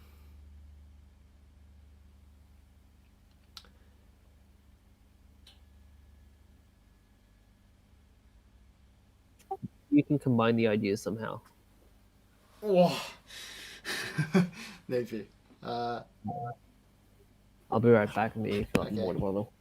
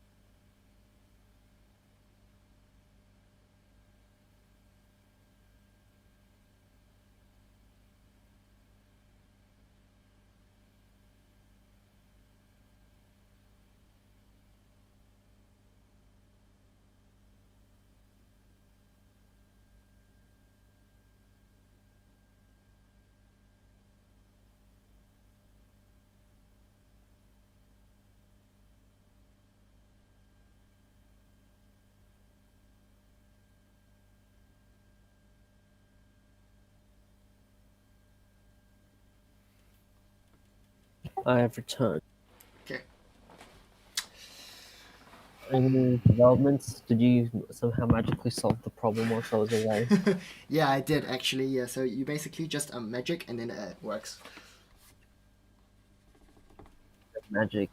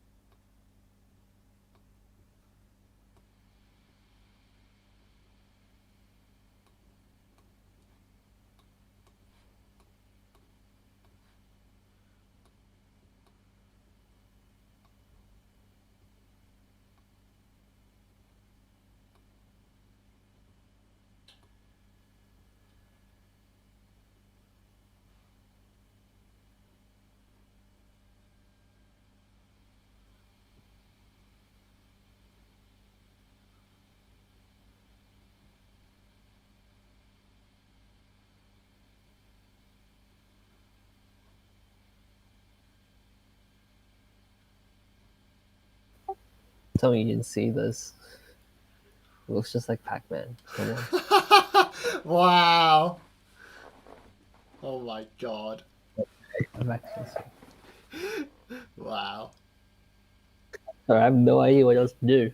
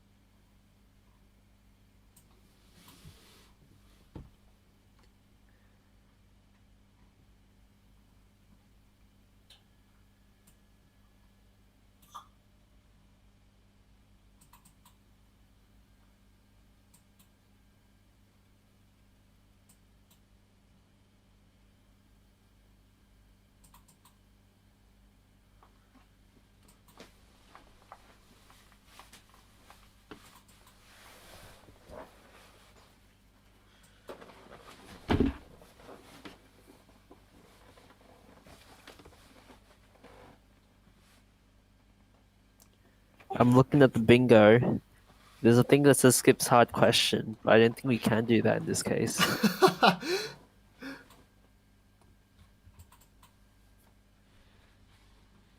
True.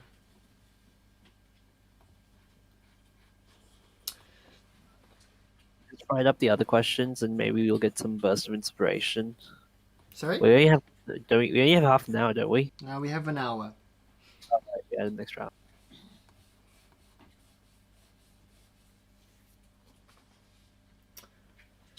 Maybe you should start writing up the other solutions, and we'll get some inspiration. You can. I think Alright. yeah. I'll keep thinking An of idea. Good luck. this. Oh man.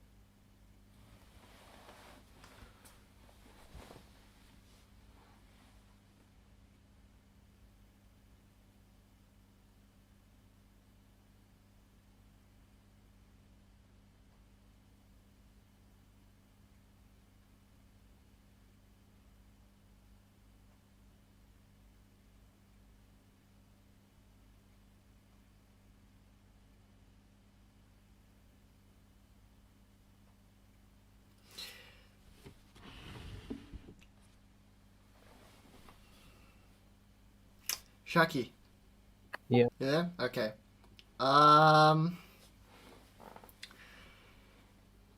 Okay. Have a listen to this and see if it makes sense. I'm not really sure, but what we're going to do is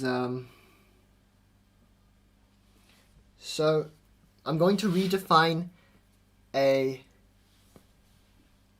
path for the directed version of this problem. And it's going to be this. So a path can... So it can only go to the starting square once. So once it leaves the starting square, you can't come back to the starting square. And once you get to the finished square, you have to stop. So you can't go through the finished square and then come back to the finished square. Okay? And then you can only use each arrow once. Wait. Yeah. Okay, so that's a path. And two paths are different if they visit a different sequence of squares. Okay? Now, my claim is that even if... So if you have a score of 50 in the directed version of this problem, then there exists a path between... there exists two different paths between some 2 points. Yeah. I think you can do that by like pigeonhole principle, but I'll like iron out the details later if this works. But in the undirected version of this problem, you can only have two distinct paths from one between some 2 points if there is a cycle or a branch.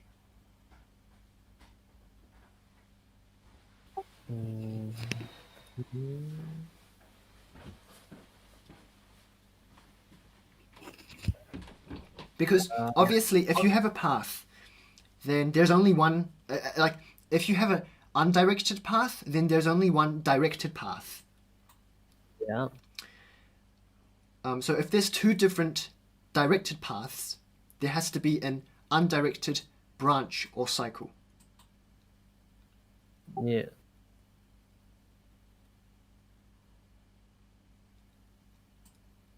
Does that make sense?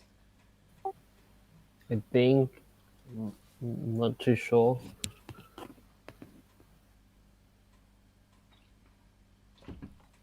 So like,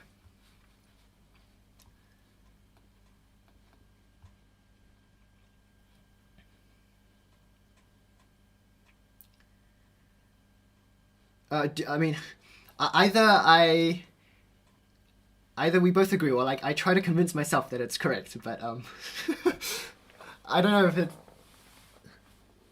Like, I feel like it should work because the definition of path actually kind of works now.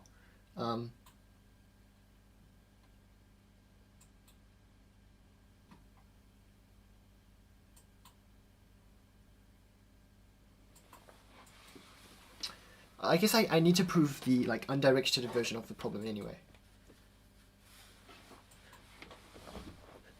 Yeah.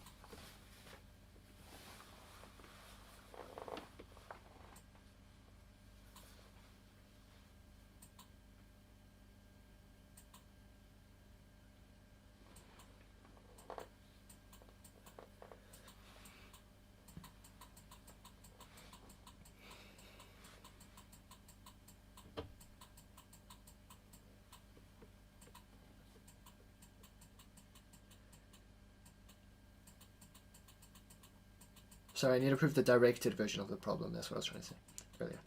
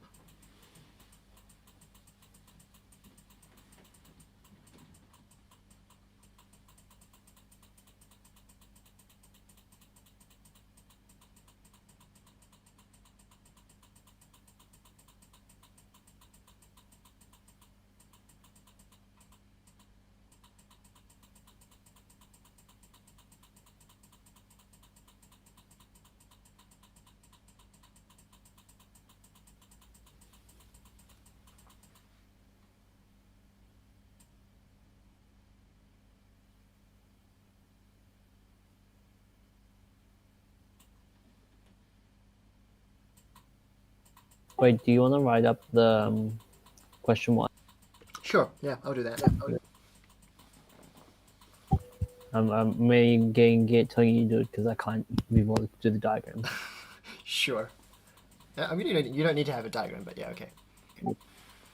Oh, right, I see what you mean. Yeah. I guess you will need to have a diagram. Yeah, you will. And it seems a bit annoying to do. Yeah, I'll You just just- fix it. Yeah. I have some experience with So fixing do other I. good stuff. I can't be bothered. I can, Fair. if I finish the other two, then I might help out. But Yeah, that's fine.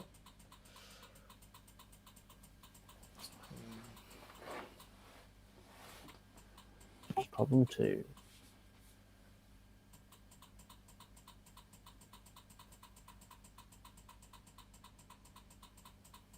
Remember when the questions were easy? Sorry? Remember when these questions were easy? 1, 2, 3. Yeah. Instead of having impossible questions. Yeah, I mean, relative to problem 4, I guess.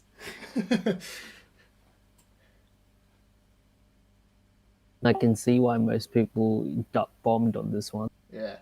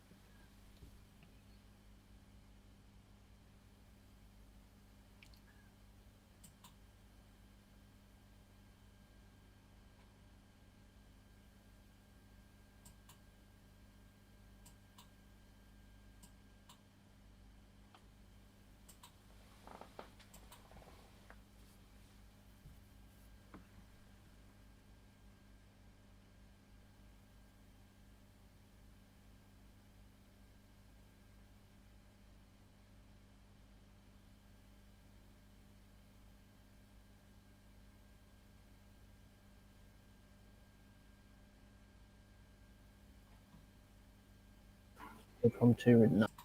Okay, cool.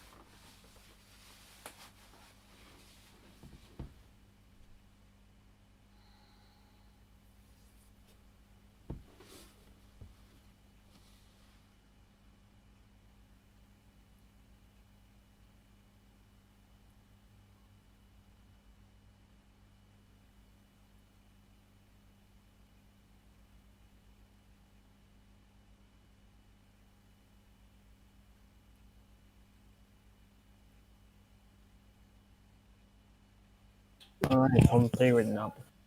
Okay, nice. The solution is so small.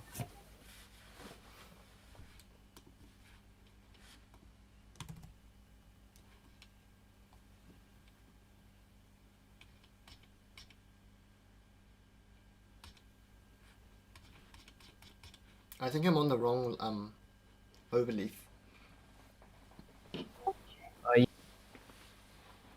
Just yeah, you're in the APMO one. Yeah. Well, I guess I'll close that one.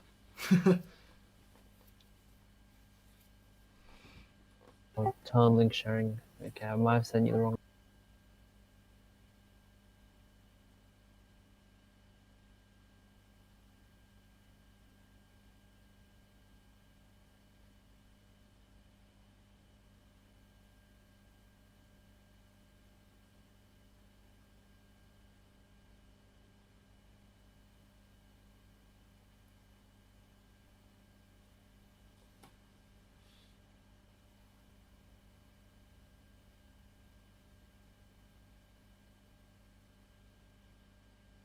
P4 progress is kind of non-existent. I think, I don't know, Tony says he's up to something. I don't know. This is pretty sad, actually. Yeah. We finished the first 3 questions in like, what, an hour and a half? Yeah.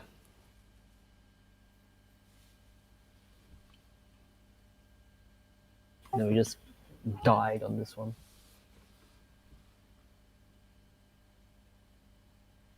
And the solution isn't even long. Just work.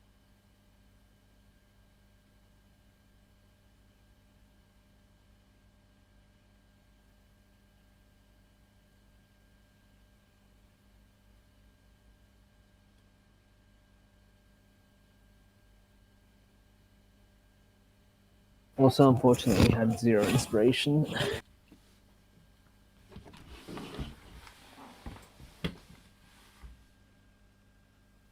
I don't know. I've been thinking about like,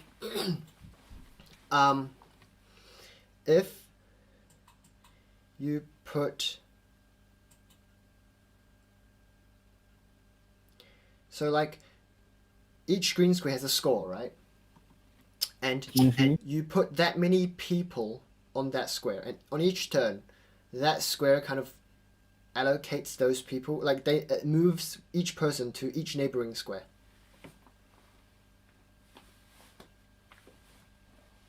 Then like if you start off with more than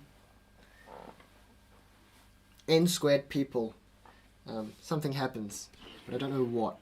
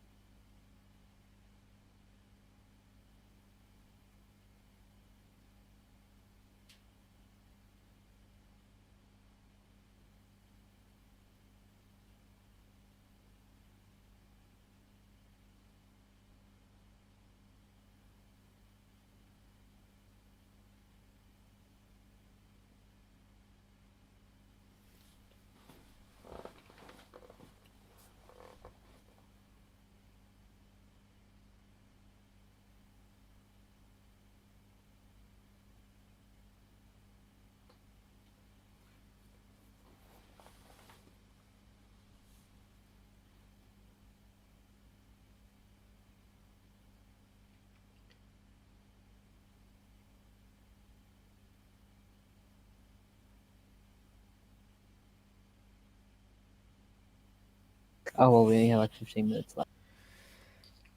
I don't know. I think I'm still getting somewhere. I mean, Oh. I just made a realization. Oh, nice.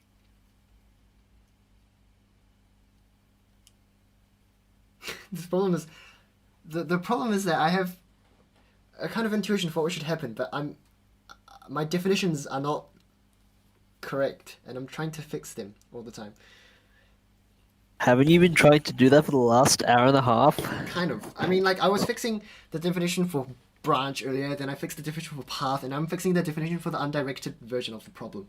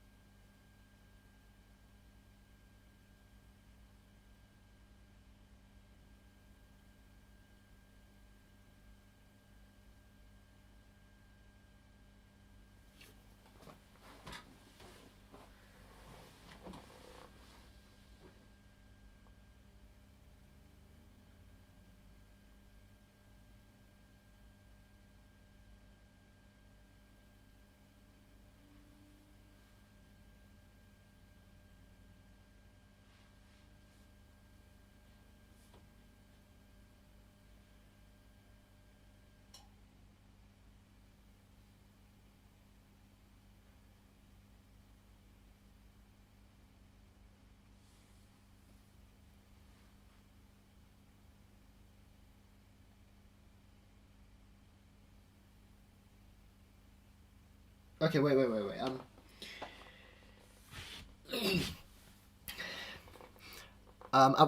are you doing right now, by the way?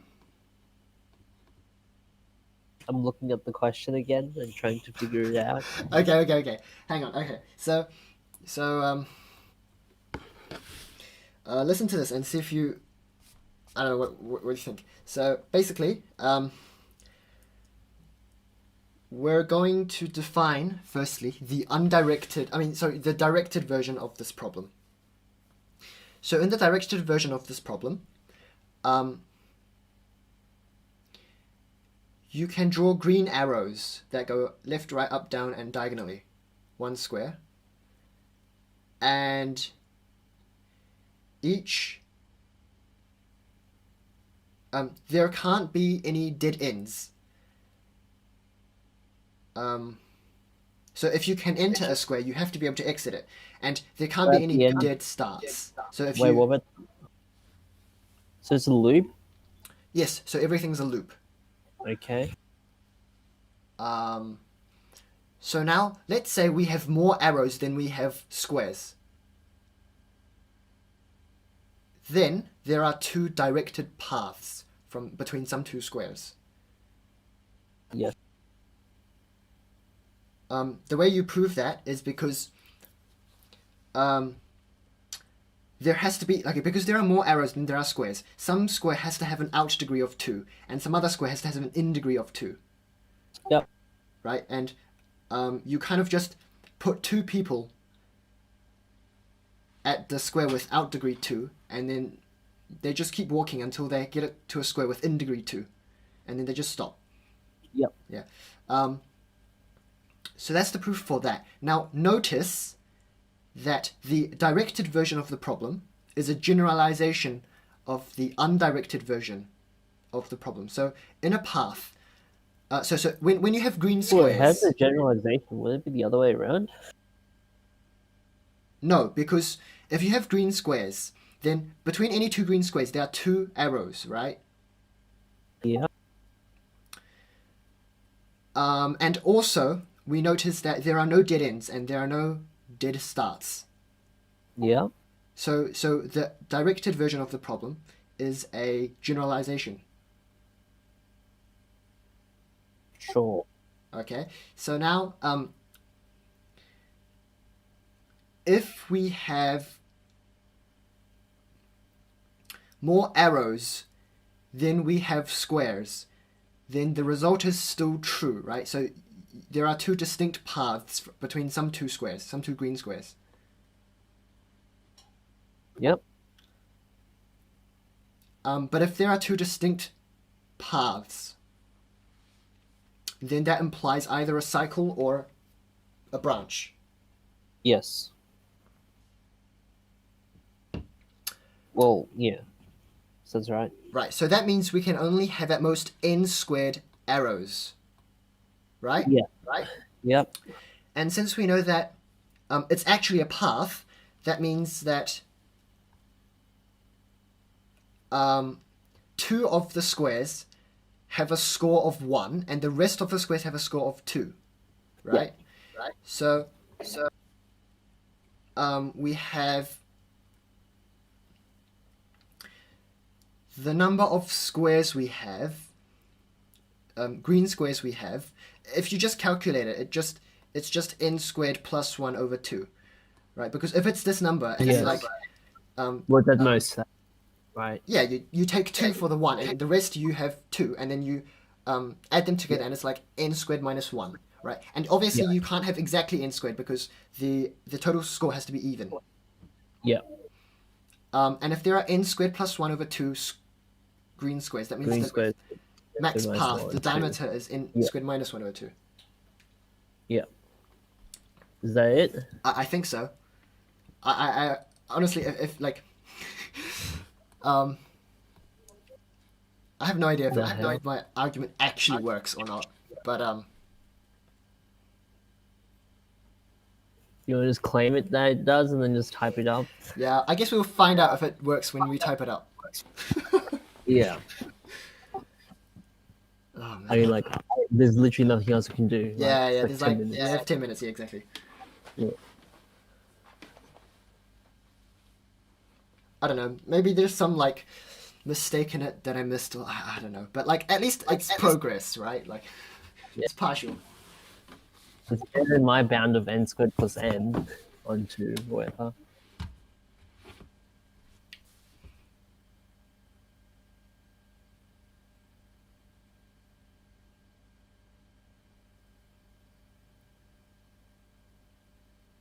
Okay, so then what do we do now? Just type it up, I guess. Well, I guess so. I'm still trying to convince myself that the proof works. Good point. I just took some leaps of logic and assumed some parts worked.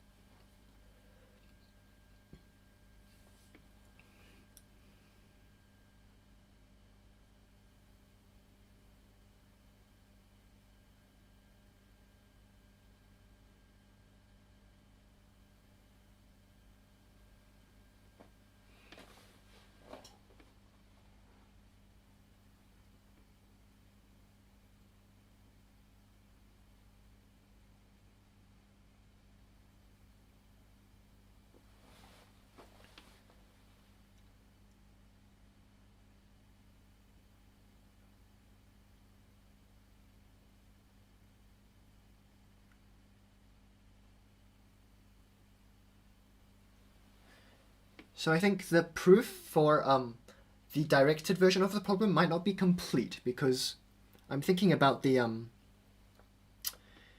directed version of the problem, and I said like to prove that problem you put two people at the square width out degree 2, and they keep walking until they reach the square width in degree 2. Yeah, because that has to happen because it's a loop, right? Yeah, so what I'm claiming is that those two people have both walked a path, but I don't know if that's true anymore. I mean, it should be true because otherwise the problem... I mean, okay, Yeah. I'm hoping it's true, but... Because so if you put two people at any square in the undirected version of the problem, like practically every green square has an out degree of 2 and in degree of 2, but still there are no distinct paths between any 2 points. There's only one unique path between any 2 points. Yeah.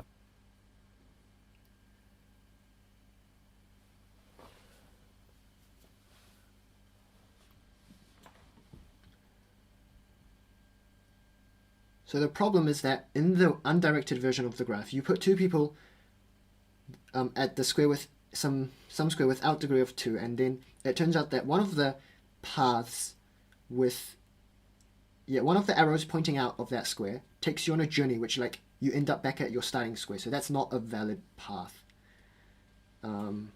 So why can't that happen when you have more arrows than you have squares?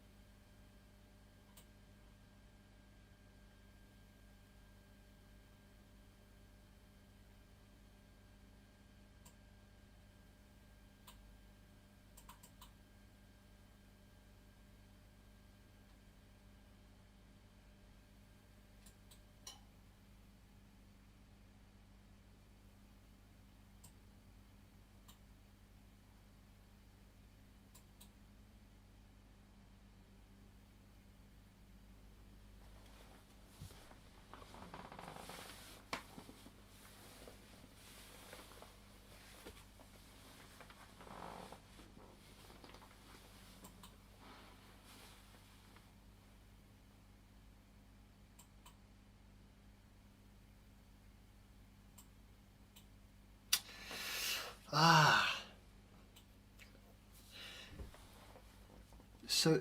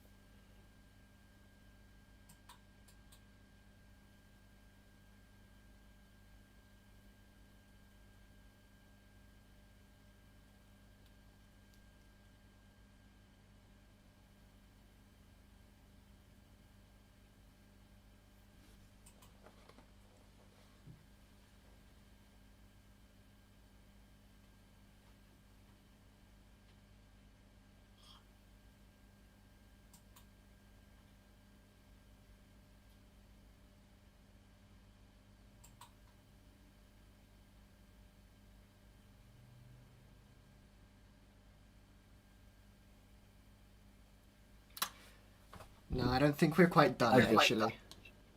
And it's time as well. Kind of, yeah. That's a big rip. Whatever. I'm not too sad about it. This question looked really hard.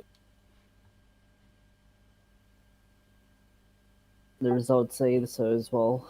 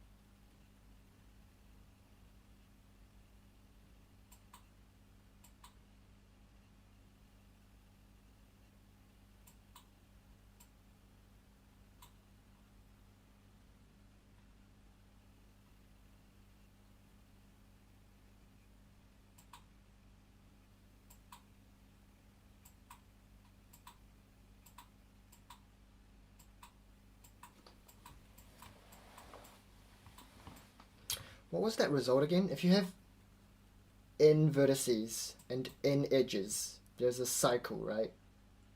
Yeah.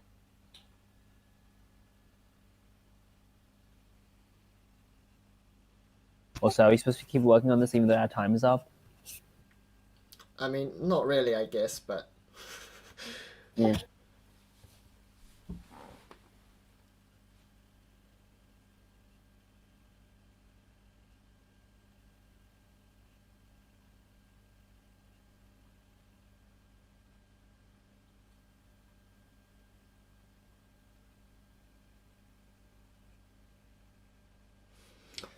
I don't know. I feel like I'm pretty close, and it would be a shame not to solve this problem. So, I don't know. Fair.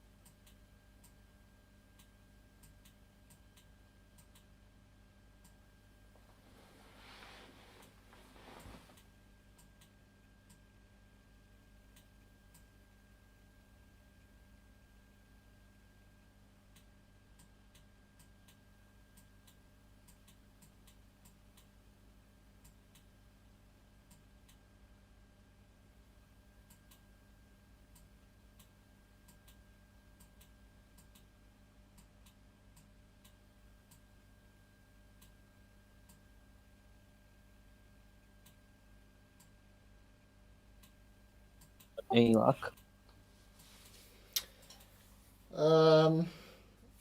Not really.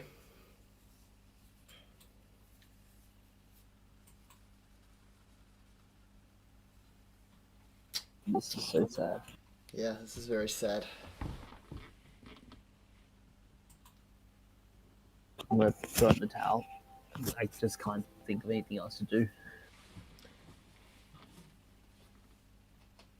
Yeah.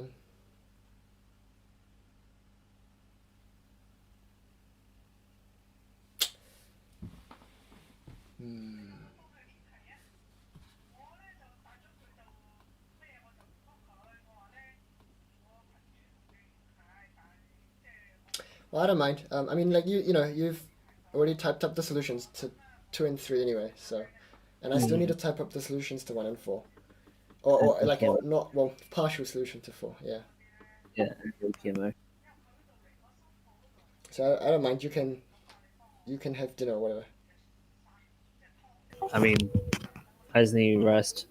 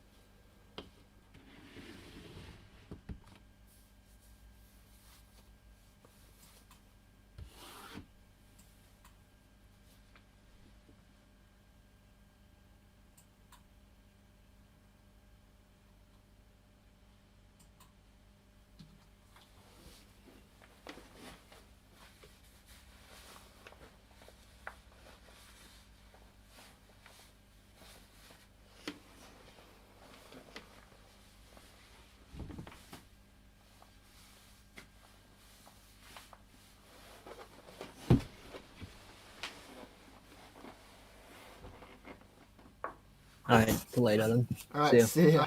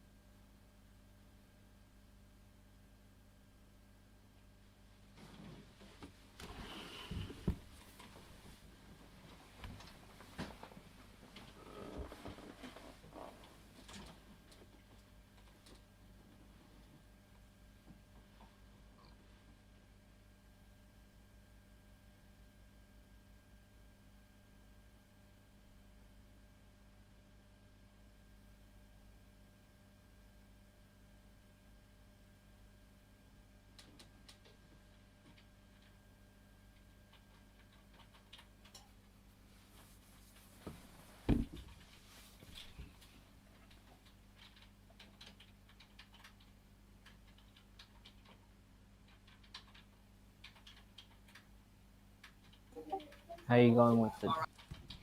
Still going. I'm writing up question 1. Don't worry about it. Sorry? I'm writing up question 1. Ah, thanks.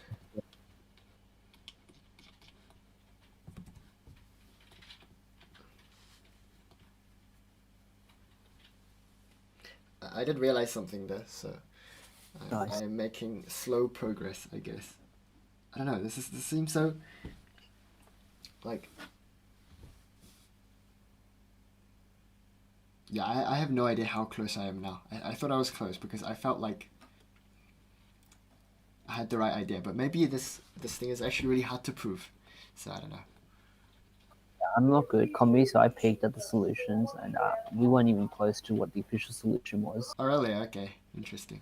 But you might find an alternate solution. Sorry? You might All right, find an right. alternate solution because that's how comedy is like. Yeah, But apparently, this yeah. is made by some guy who's notorious for making difficult questions. Oh, okay then. Yeah, difficult comedy questions, as in.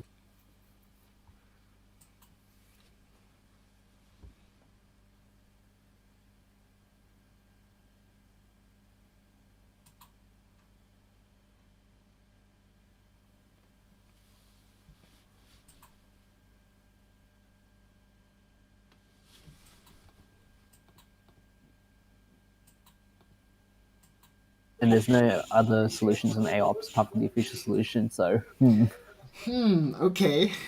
That's a rip. because I was looking on the AOPS just to see maybe there's like an inspiration for it, motivation. Oh, Nothing. okay. Oh, rip.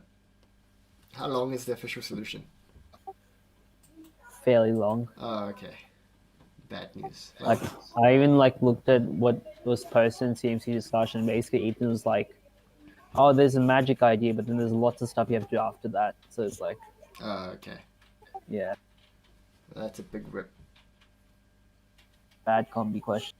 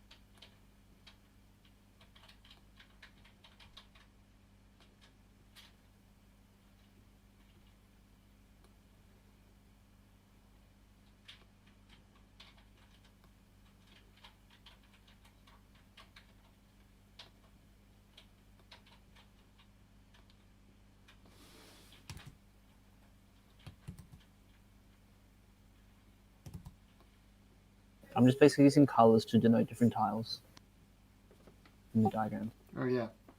Yeah.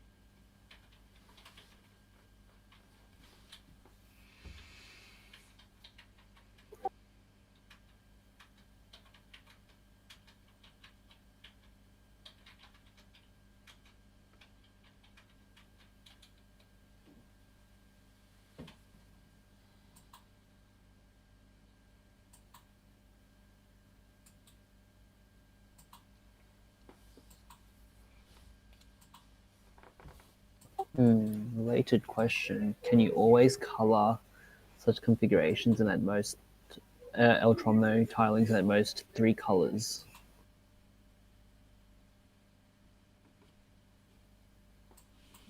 I think you can. Interesting.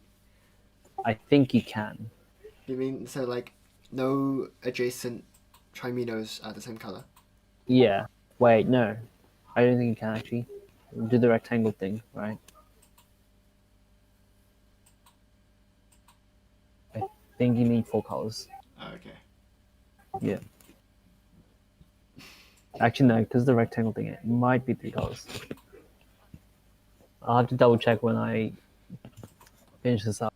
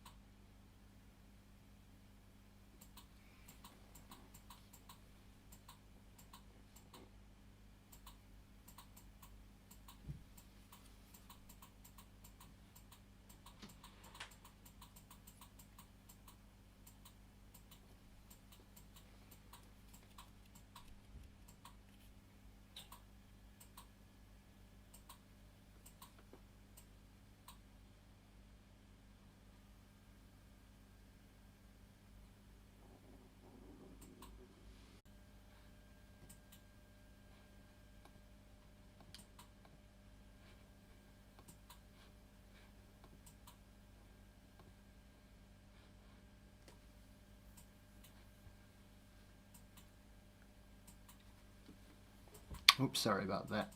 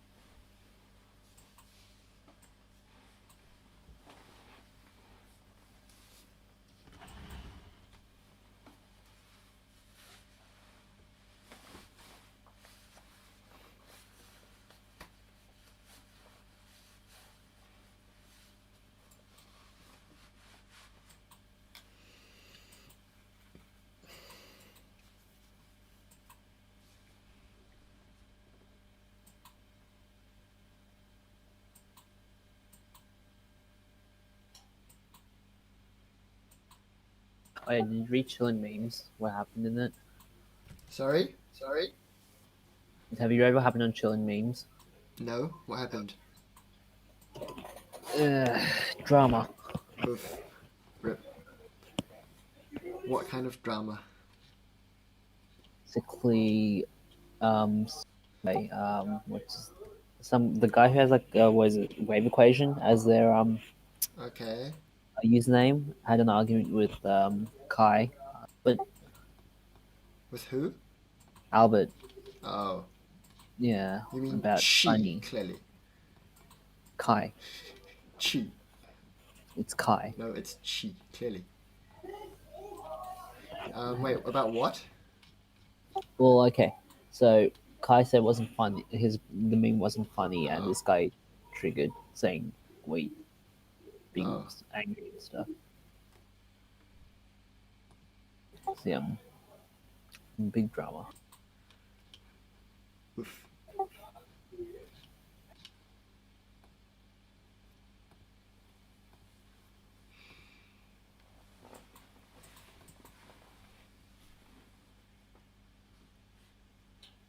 Yeah, like people were saying that the memes are pretty bad, and they are. Like I agree, Okay then.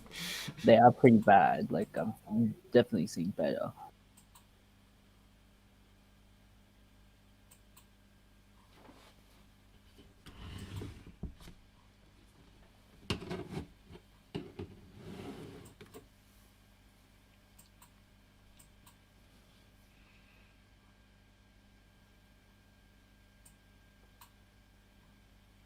Yeah, so it started firstly with Kevin Kadrigu. Um, sorry, he said that it wasn't funny. That it's pretty boring memes. Oh. Okay. Uh,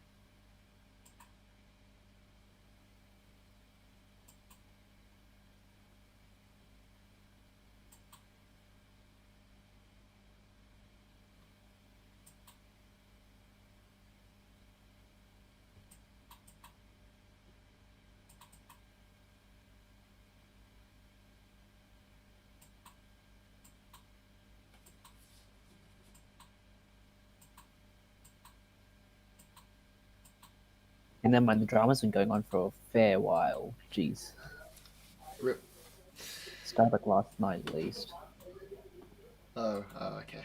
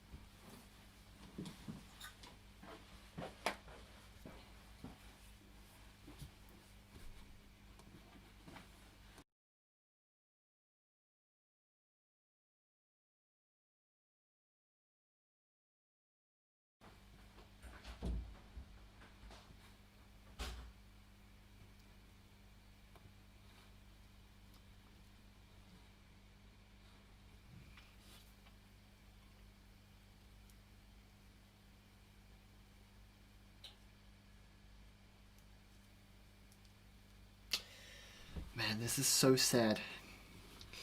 The thing is, like, I would actually be surprised if there is no solution using this method, because, like, it's like every test example that I've done, this monovariant holds. So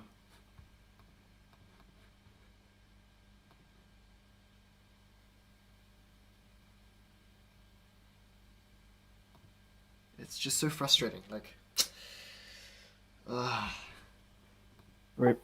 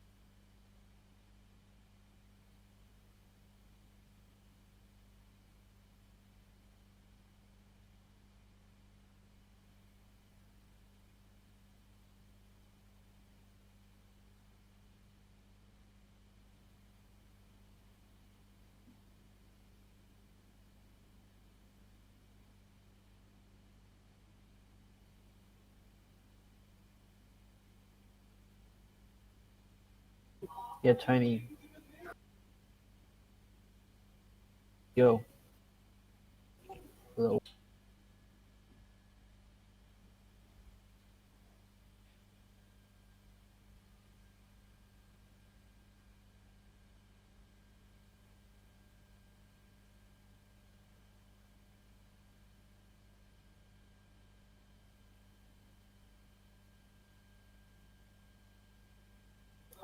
Yo.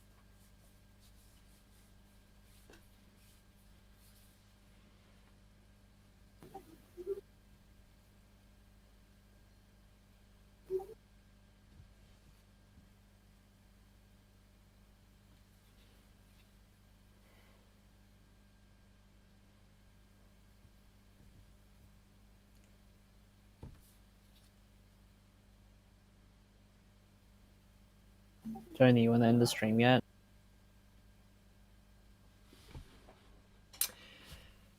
Ah, this is sad. Alright, well, I guess. Also, yeah, you saw the messages, right? The messages you sent? Yeah. In DMs? Yep. Yeah. I saw. If you want to look at that, you can.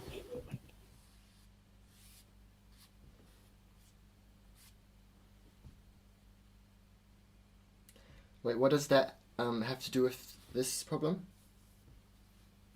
Motivation. Oh, okay. Interesting. It's not a solution. Is it like motivation to the official proof? No. Ah. Oh, It's wait. another solution. Wait, so there is another solution? Yes. Oh, interesting. According to Ethan.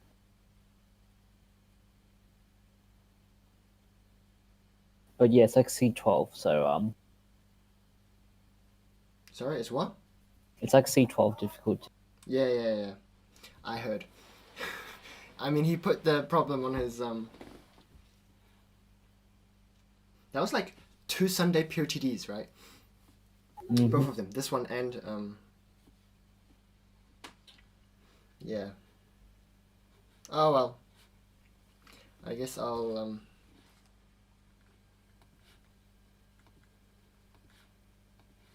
type up the partial, I guess. Where's it? This one.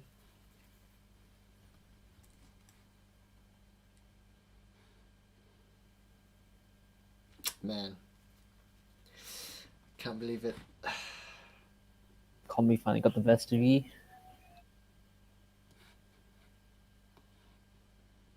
So close yet so far.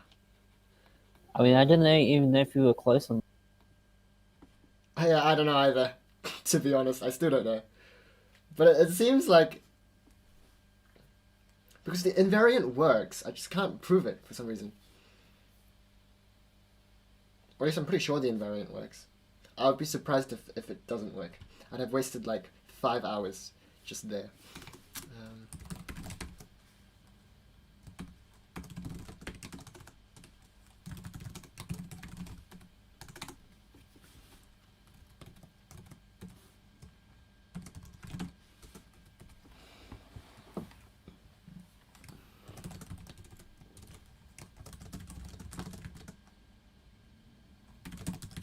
I'm almost done typing up question 1.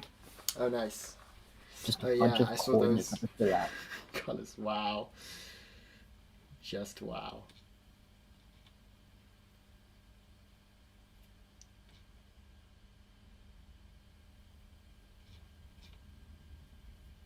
I mean, I may as well fill this out considering you haven't done the APMO one.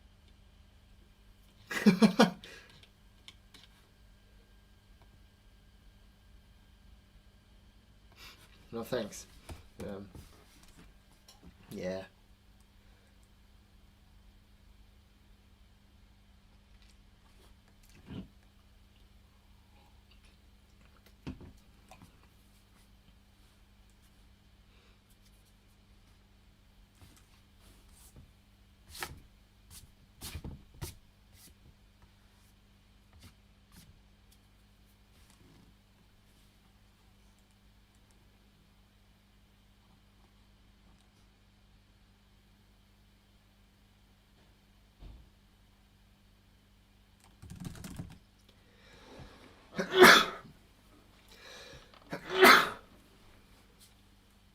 Corona. There's no. Sometimes I forget that other countries still have coronavirus. Nice flex.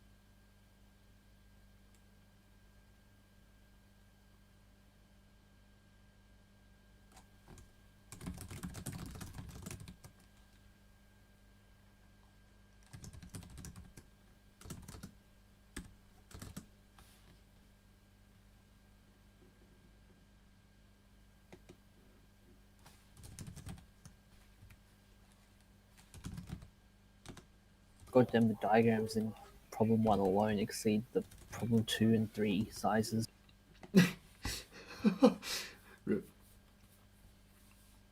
Oh well, last case to put in n equals 11. Wow.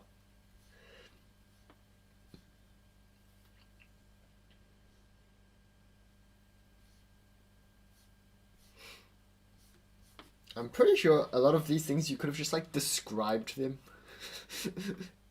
How would I describe them? Like the bit where you showed how to do a 2x6 and a 3x6, you can just describe that, right? You can just say we can do a 2x3. Yeah, but I could just say, okay, using these, just tile. Done. Yeah, but like at least if you describe how you do it, then you know they know you know how to do it. Yeah.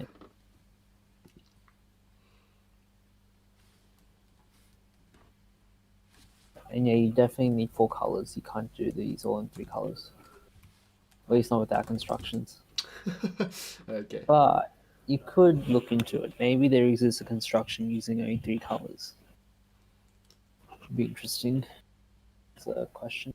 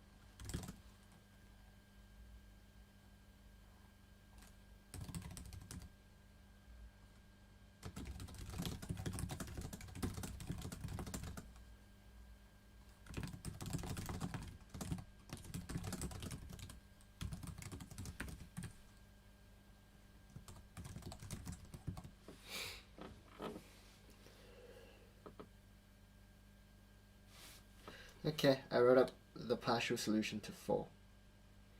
Yeah, I'm almost done with this. If you want to help me finish this off, Lol. Oh my god. Okay, what do you need basically I'm to just, do? filling in the coordinates. Oh If my you want to fill god. in the colors, Oh that would my be helpful. god. Basically, it's like from the bottom right to the top right.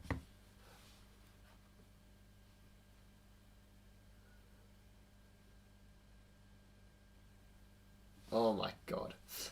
I'm sure you could have used like some macro stuff. Yeah, if I knew how. Or like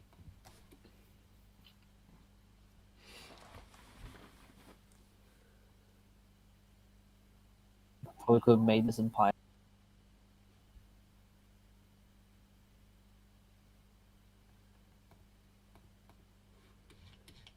Basically, there's one for every square.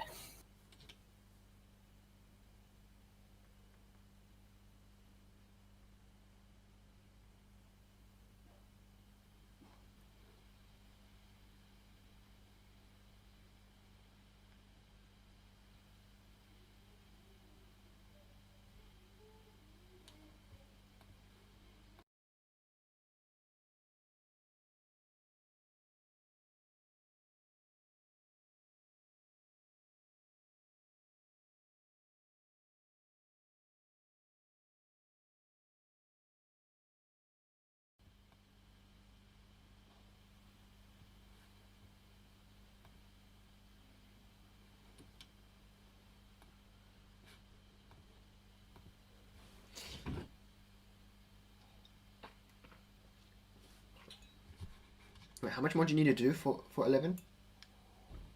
Well, basically, you fill in the colors. They're going like left to right, bottom to top. The squares. Each one's an individual square, and the construction's on the slide, so you can just copy from there. Oh my.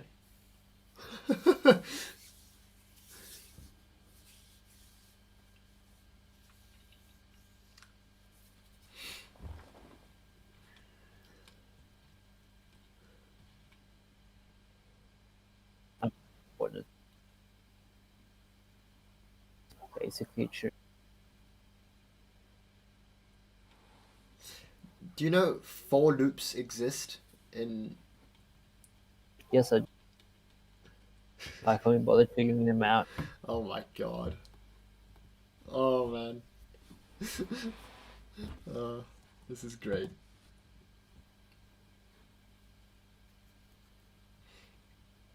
Wow, some improvement. Loops also exist just in general later. I also have no idea what is happening, so I'm not. Fine, I'll do it myself.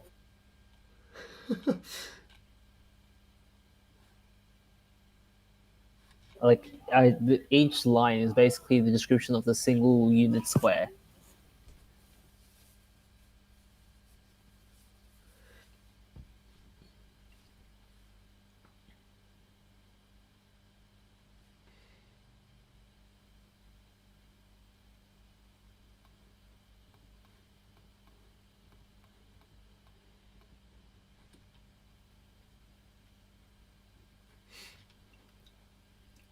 Did you redefine n as n minus 1 or something? Oh, I just said staircases of size n.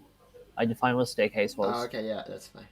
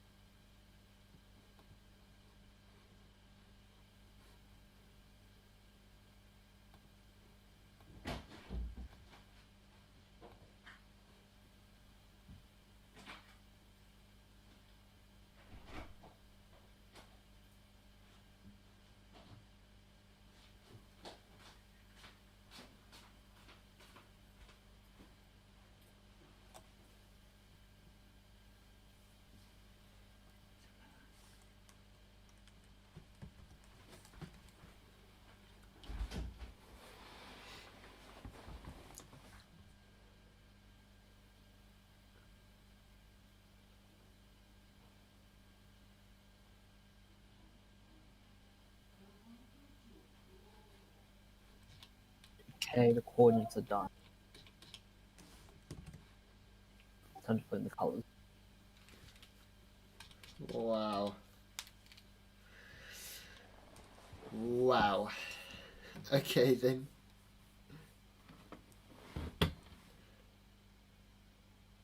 If I remember correctly, yep, the bottom layer was just, wait. How did you get 11 again? 3 divides m implies n plus 2. Right, so we did the m plus 2 construction. Yeah, okay, that.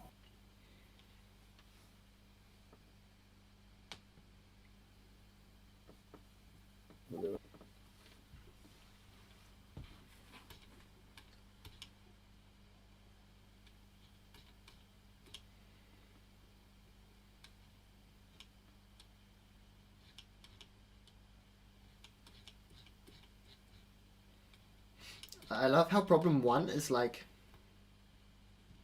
literally 4 pages, and problems 2, 3, and 4 is like 1 page. Yep. Because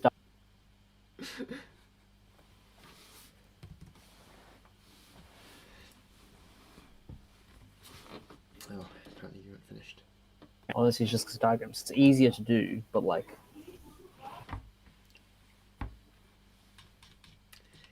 Yeah, I swear you did not have to do this, but okay. Oh, man. I know. Oh, wow, how did this...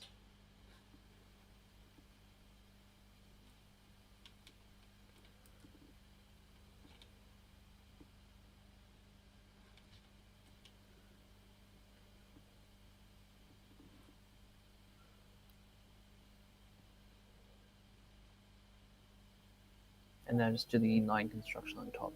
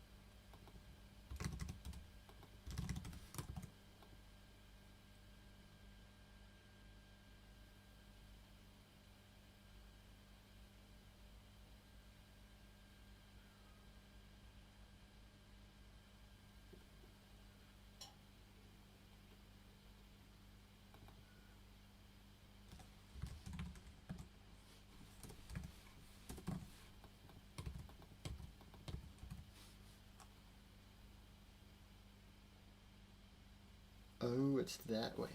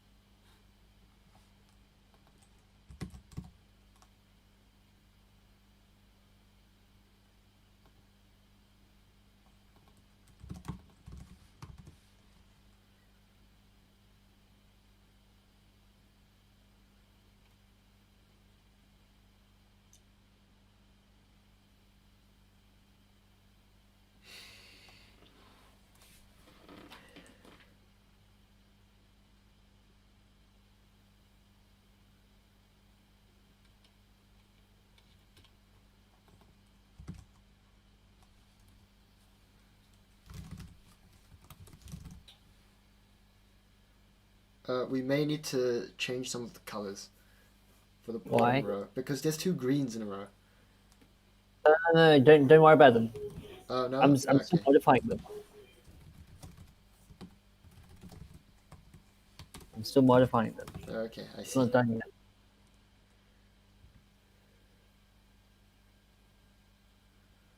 As you can see, it's not valid tiling at the moment, right?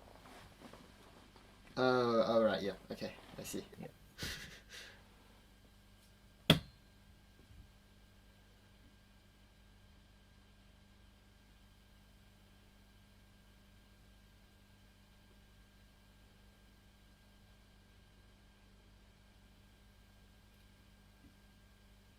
Okay, but the first 4 rows should now be valid.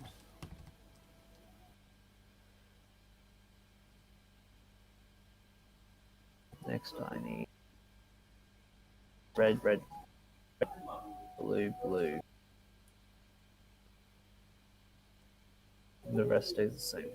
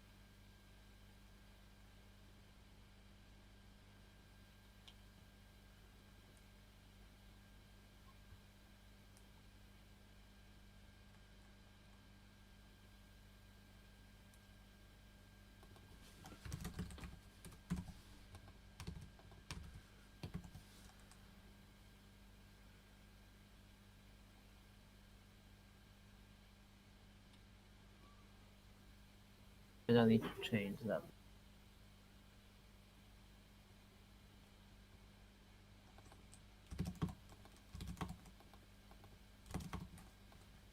Oh, okay. Hey, finally. Oh no, no, wait. There's that yellow thing, yellow-blue thing in the. What'd you do? There's like a blue, Yeah, green, I see green, it. blue. I see which line is this? This is in 1, 2, row 3. So it'll be. I found it. Yep. Blue. Green, blue. Yeah. This one. Yeah, it's that one there.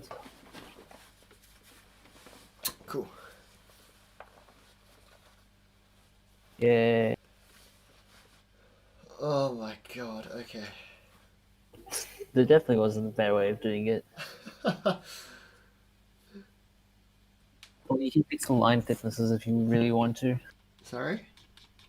Some of the lines are thicker than the others. Yeah, exactly. Because they were Yeah. twice.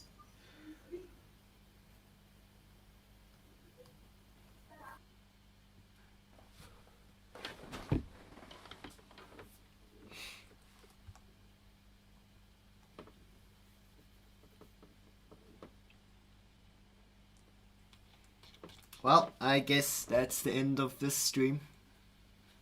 Oh, is this still stream? Yeah, we're still streaming. Oh. So I guess we end the stream. Yeah.